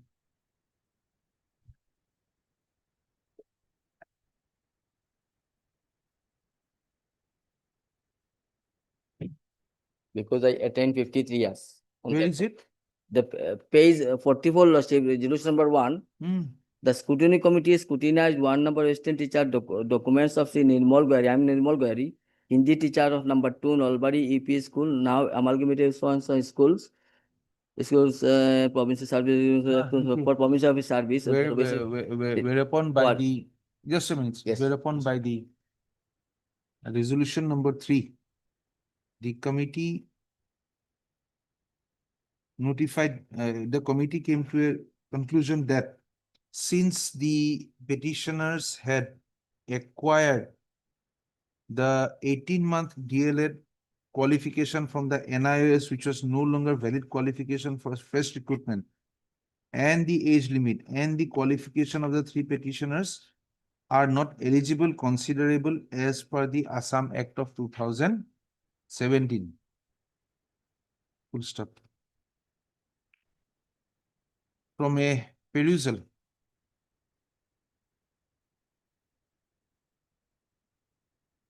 of the resolution, it appears that the case of the petitioner had been rejected only on the ground that he had crossed the age limit of 53 years. Full stop. Mr. F.U. Borbhia, Learned Counsel, submits that such a rejection is wrong in law and therefore the respondents would remain liable to be held in contempt of court. This court is constrained to observe that the directions to the respondent number 1 and 2 were to the extent of having the matter placed before the DSC, which has been so done. The illegality or unlawfulness of the minutes of the resolution of the district level scrutiny committee requires to be tested in an appropriate proceeding other than a contempt proceeding. I know. Giving liberty to the Question is that- petitioner to approach such other. Even lordships can direct come within a proper compliance, lordship, because to approach such appropriate forum for redressal of his grievances, his contempt case is closed. It is, however, observed that in case the respondent number 1 and 2 find that the findings of the DSC are not in consonance with law, they would also have a responsibility to have the same reconsidered. or my liberty may be granted, lordships. The petitioner, I've already granted you the liberty to challenge it. Yes. So we have sent both the respondents, we are closing the contempt petition. Or you want the number 2 to be struck off? Financially not viable. Let him in. Number 2 secretary. Yes. You have 23 to hearing.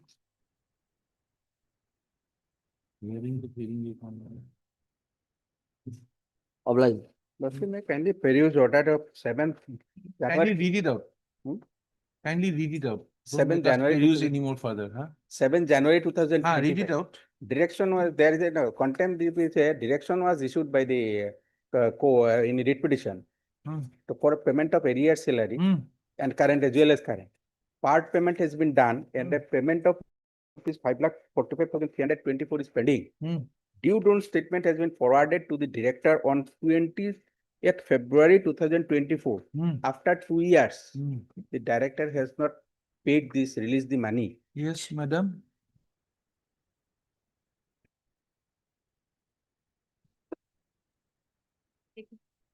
They are complying with it.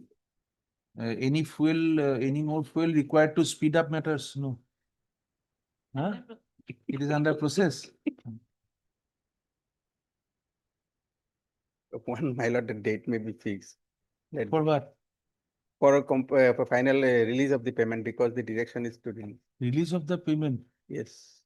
March is a month with too many incidents happening. My lord, that is what my proposal is pending since February 2024. Due date statement. Due date statement forwarded in the February 2024. The Learned Council appearing for the respondent number 1 has submitted that there is only 1 respondent. 6 respondents. You are appearing for whom? The director. 1, 2, and 3. Probably 1, 2, and 3.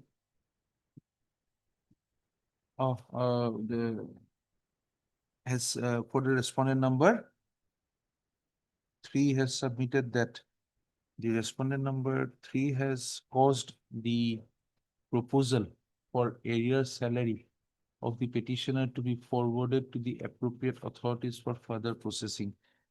It is noticed that the orders of which contempt has been alleged is of order dated 20/10/2022.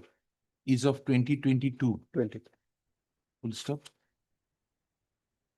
The Learned Council for the petitioner submits that delay in complying with the order itself is sufficient reason for this court to draw contempt proceedings. Full stop. Since the matter is being processed and it has been assured to the court that it would be is being processed, list this matter again on when? Give us a date.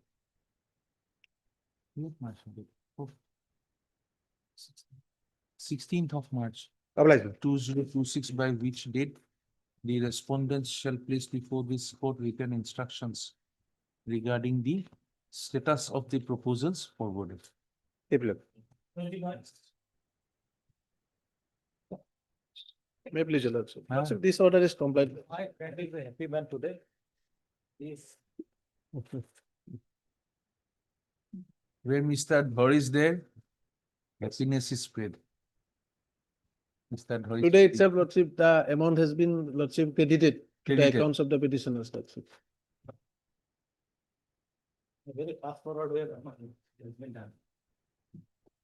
This contempt petition was filed in the year 2025, alleging Not payment of area salaries, Lordship. alleging contempt of order dated, alleging violation of order, non-compliance of order dated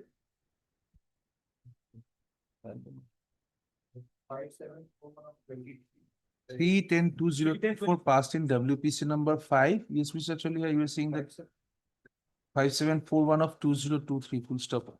The learned counsel for the petition has submitted that the order has been complied with. Lordship, today itself, Lordship. Mr. Dhar and Mr. Choliha agree to the same. Accordingly, contempt case is closed. Congratulations. We shall not add the word happily. Yes, 26. My Lord, the order was dated judgment dated 9th of January 2025. Operative part. Yes, 1, 2, and 3 all represented. I'm intending for one, my lord. I have cited my power to pick to one, my lord. Ah, For two.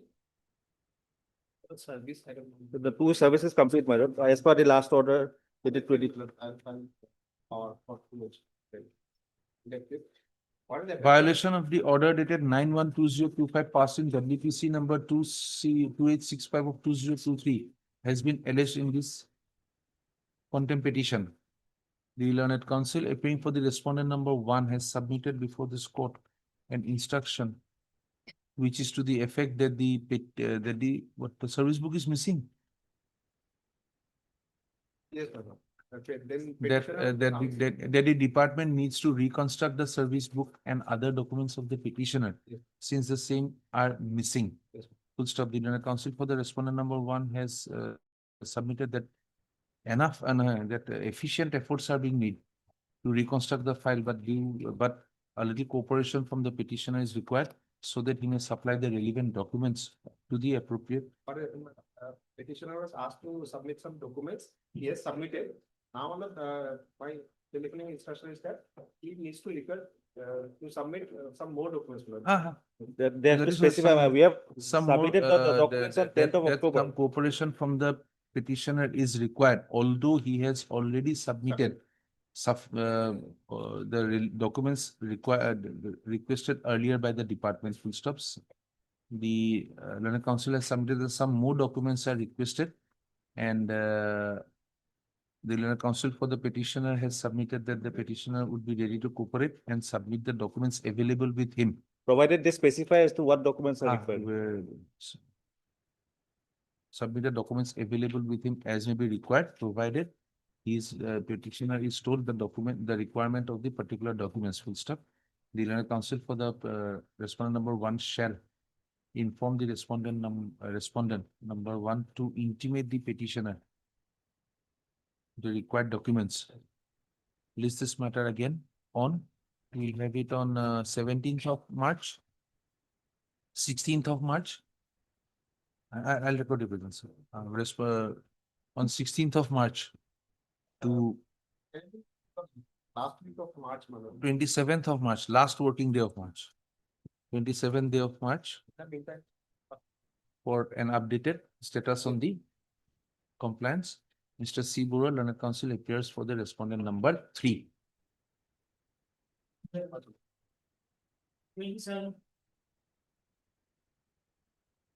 As for last order, my lord, they have appeared, but the Ukalatnama hasn't been filed. They have As per the last order, you took time.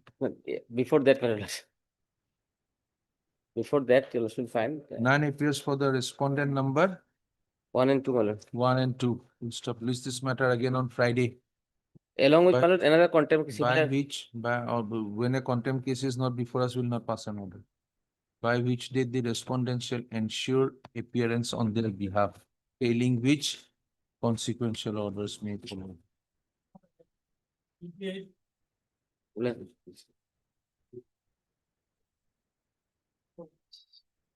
Yes. Lordship, relates. Long matter, short matter? Lordship, Long I am matter. just. Oh, then this is a long matter. Just getting the benefit. Also. The higher education supported by the UGC Then Lordship. to oppose, huh, Mr. Sharma? My name is not reflected. That's why Lordship is short matter. Otherwise also Lordship, he is getting the benefit, probably it's on date of effect is that part. That's what my very specific Lordship. I want it from 1897 Lordship. And you are getting it from? From 2013 Lordship. That part university will clear. You are for the university. Who is although the matter is of 2014 and was listed in the hearing column, this matter again on 17th of March 2026. Enabling Mr. P.G. Fukun and a counsel appearing for the Gauhati University to appear before the court.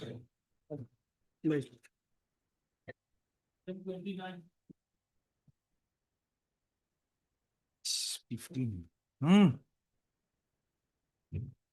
Tell us.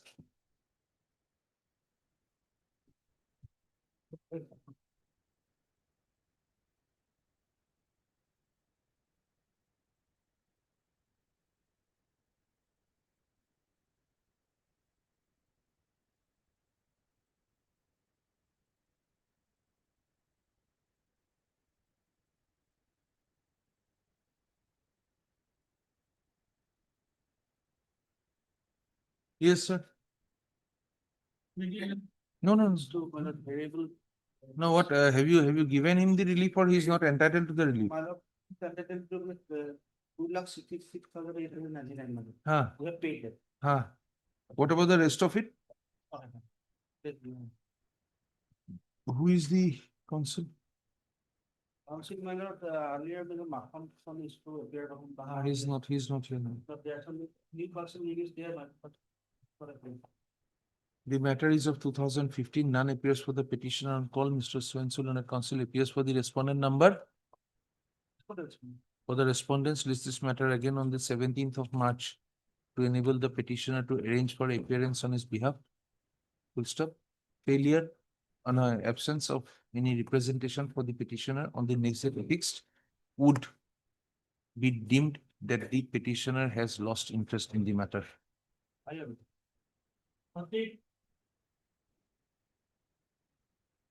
Lordship, time will not permit.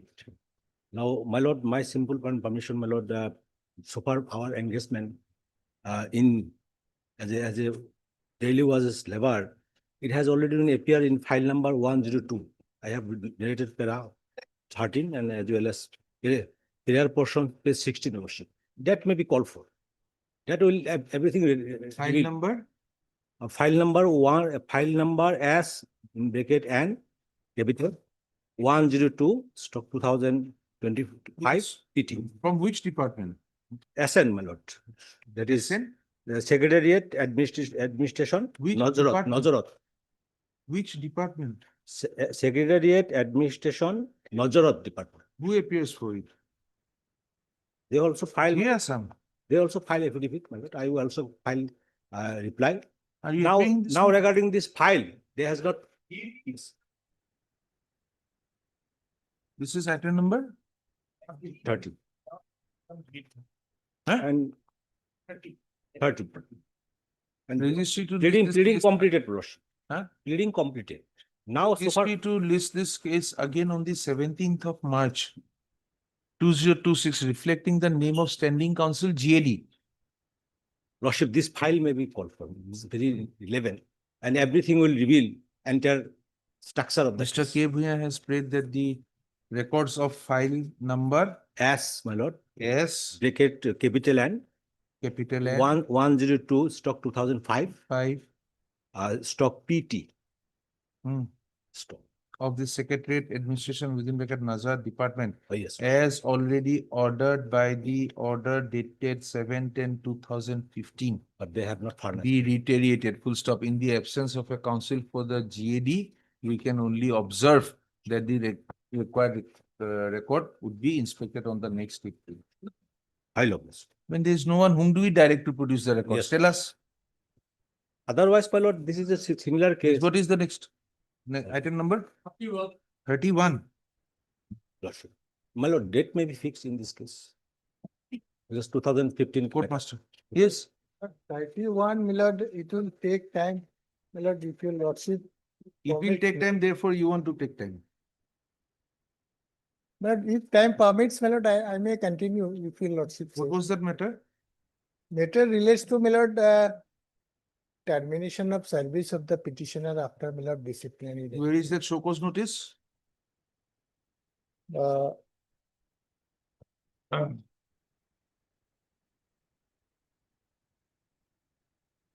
Yes, sir.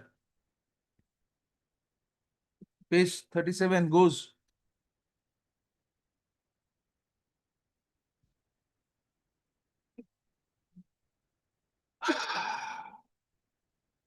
No, page 30 goes.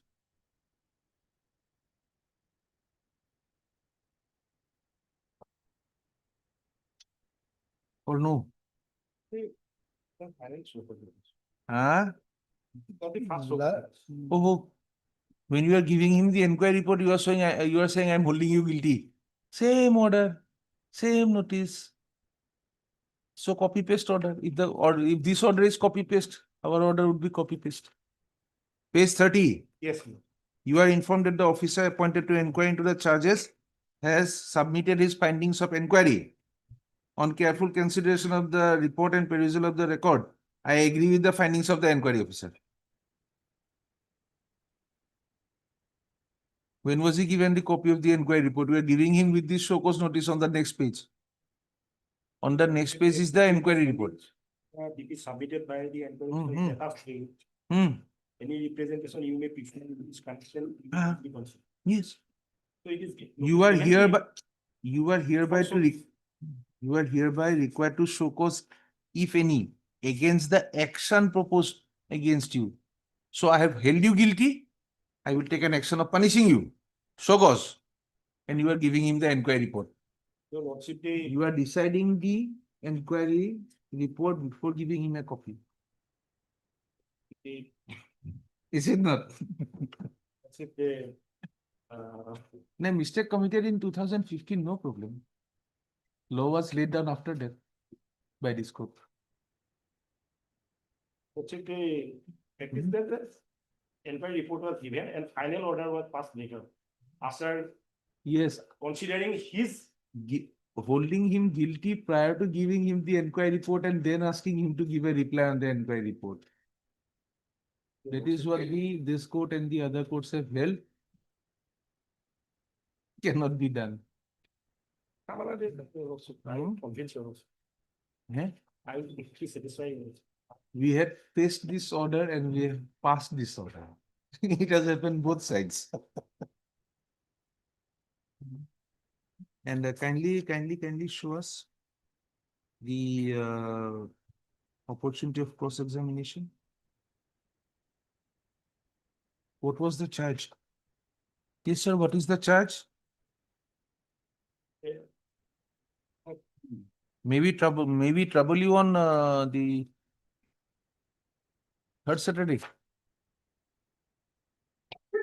Maybe trouble you on the third Saturday. Easier for us to dictate the judgment. Third Saturdays are open. Yes. Will you be here? I will give up to you also. Huh? No, we have to be here. Your presence would add.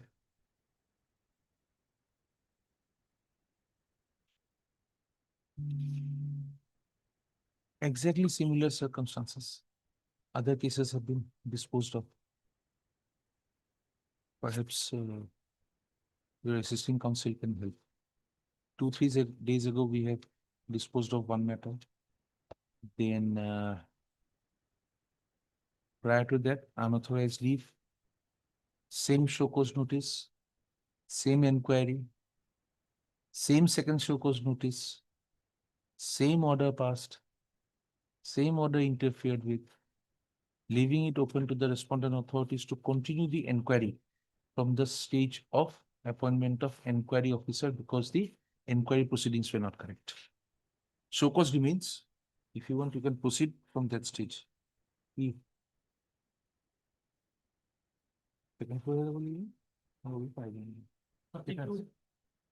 with that note, my lord, your lordship will display the. Harry Duke. Saturday to Duke. City order. 21st. 21st. For further hearing. Should be there if available. If everybody is available. I will be available. You are available.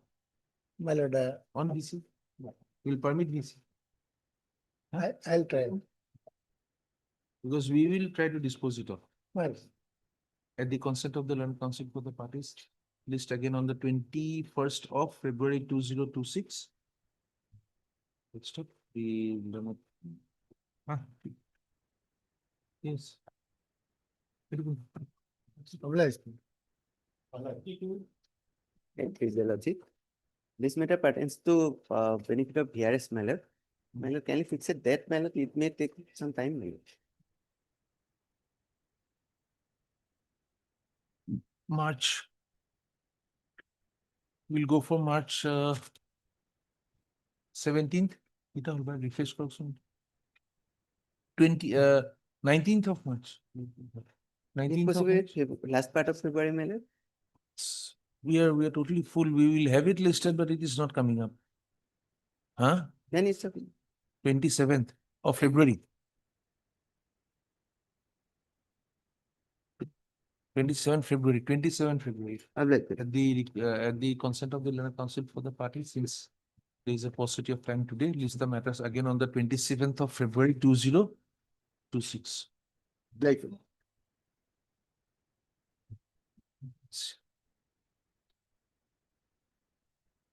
Yes. Wait, please, Mr. Lawson. Matter relates to removal from service matter. Any Not date, today. any date. Not today. Yes. When? 21st February, Saturday. No. Pick a date. Date. Huh? 10th of March. 10th of March. Due to paucity of time, the matter could not be taken up today. List again on the 10th of March. The request of the learned counsel. Oblige. Yes. This is the lordship. The promotion matter, my lord. The promotion order of the petitioner has been cancelled on the ground that he has done the lessee correction, my lord. Eyes. Yes, my lord. After conducting the medical board of after the lessee correction, my lord, it has been recorded 6/6, my lord. So I have the covered judgment as well as the policy also. So my lord, if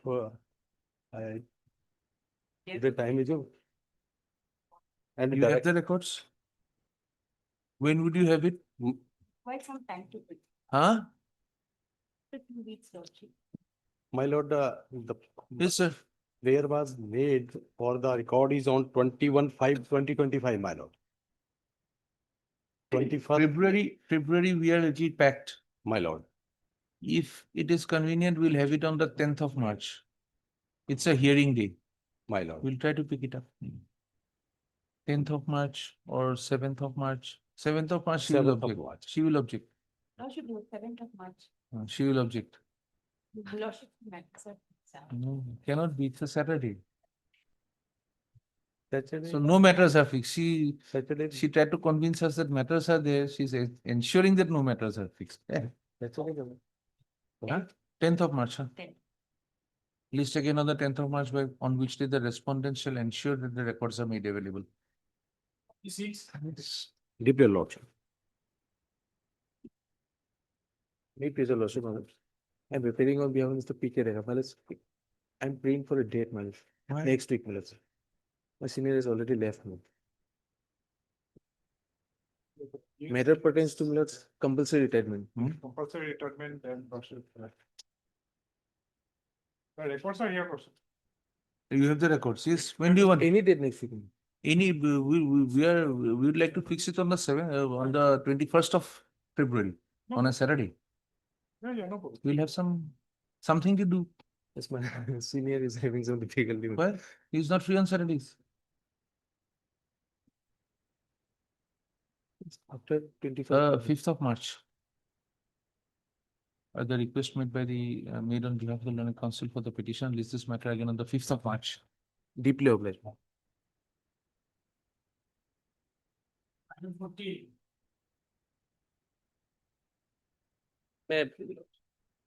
মানে petitioner before a lordship inspector in CISA pursuant to departmental proceeding is imposed with fine for reduction of 3 days pay.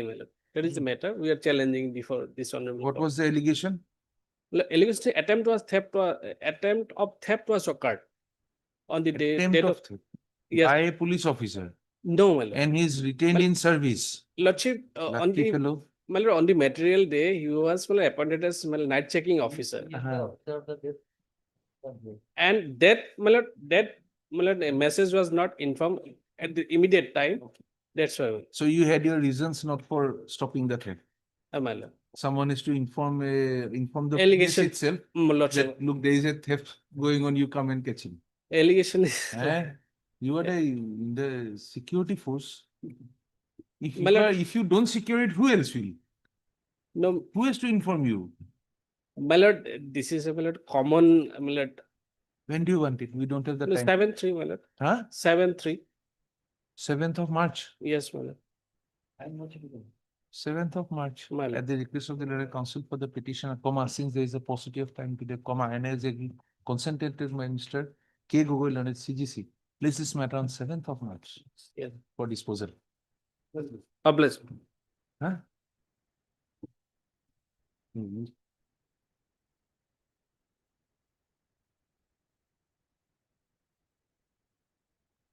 There's some concept of overtime.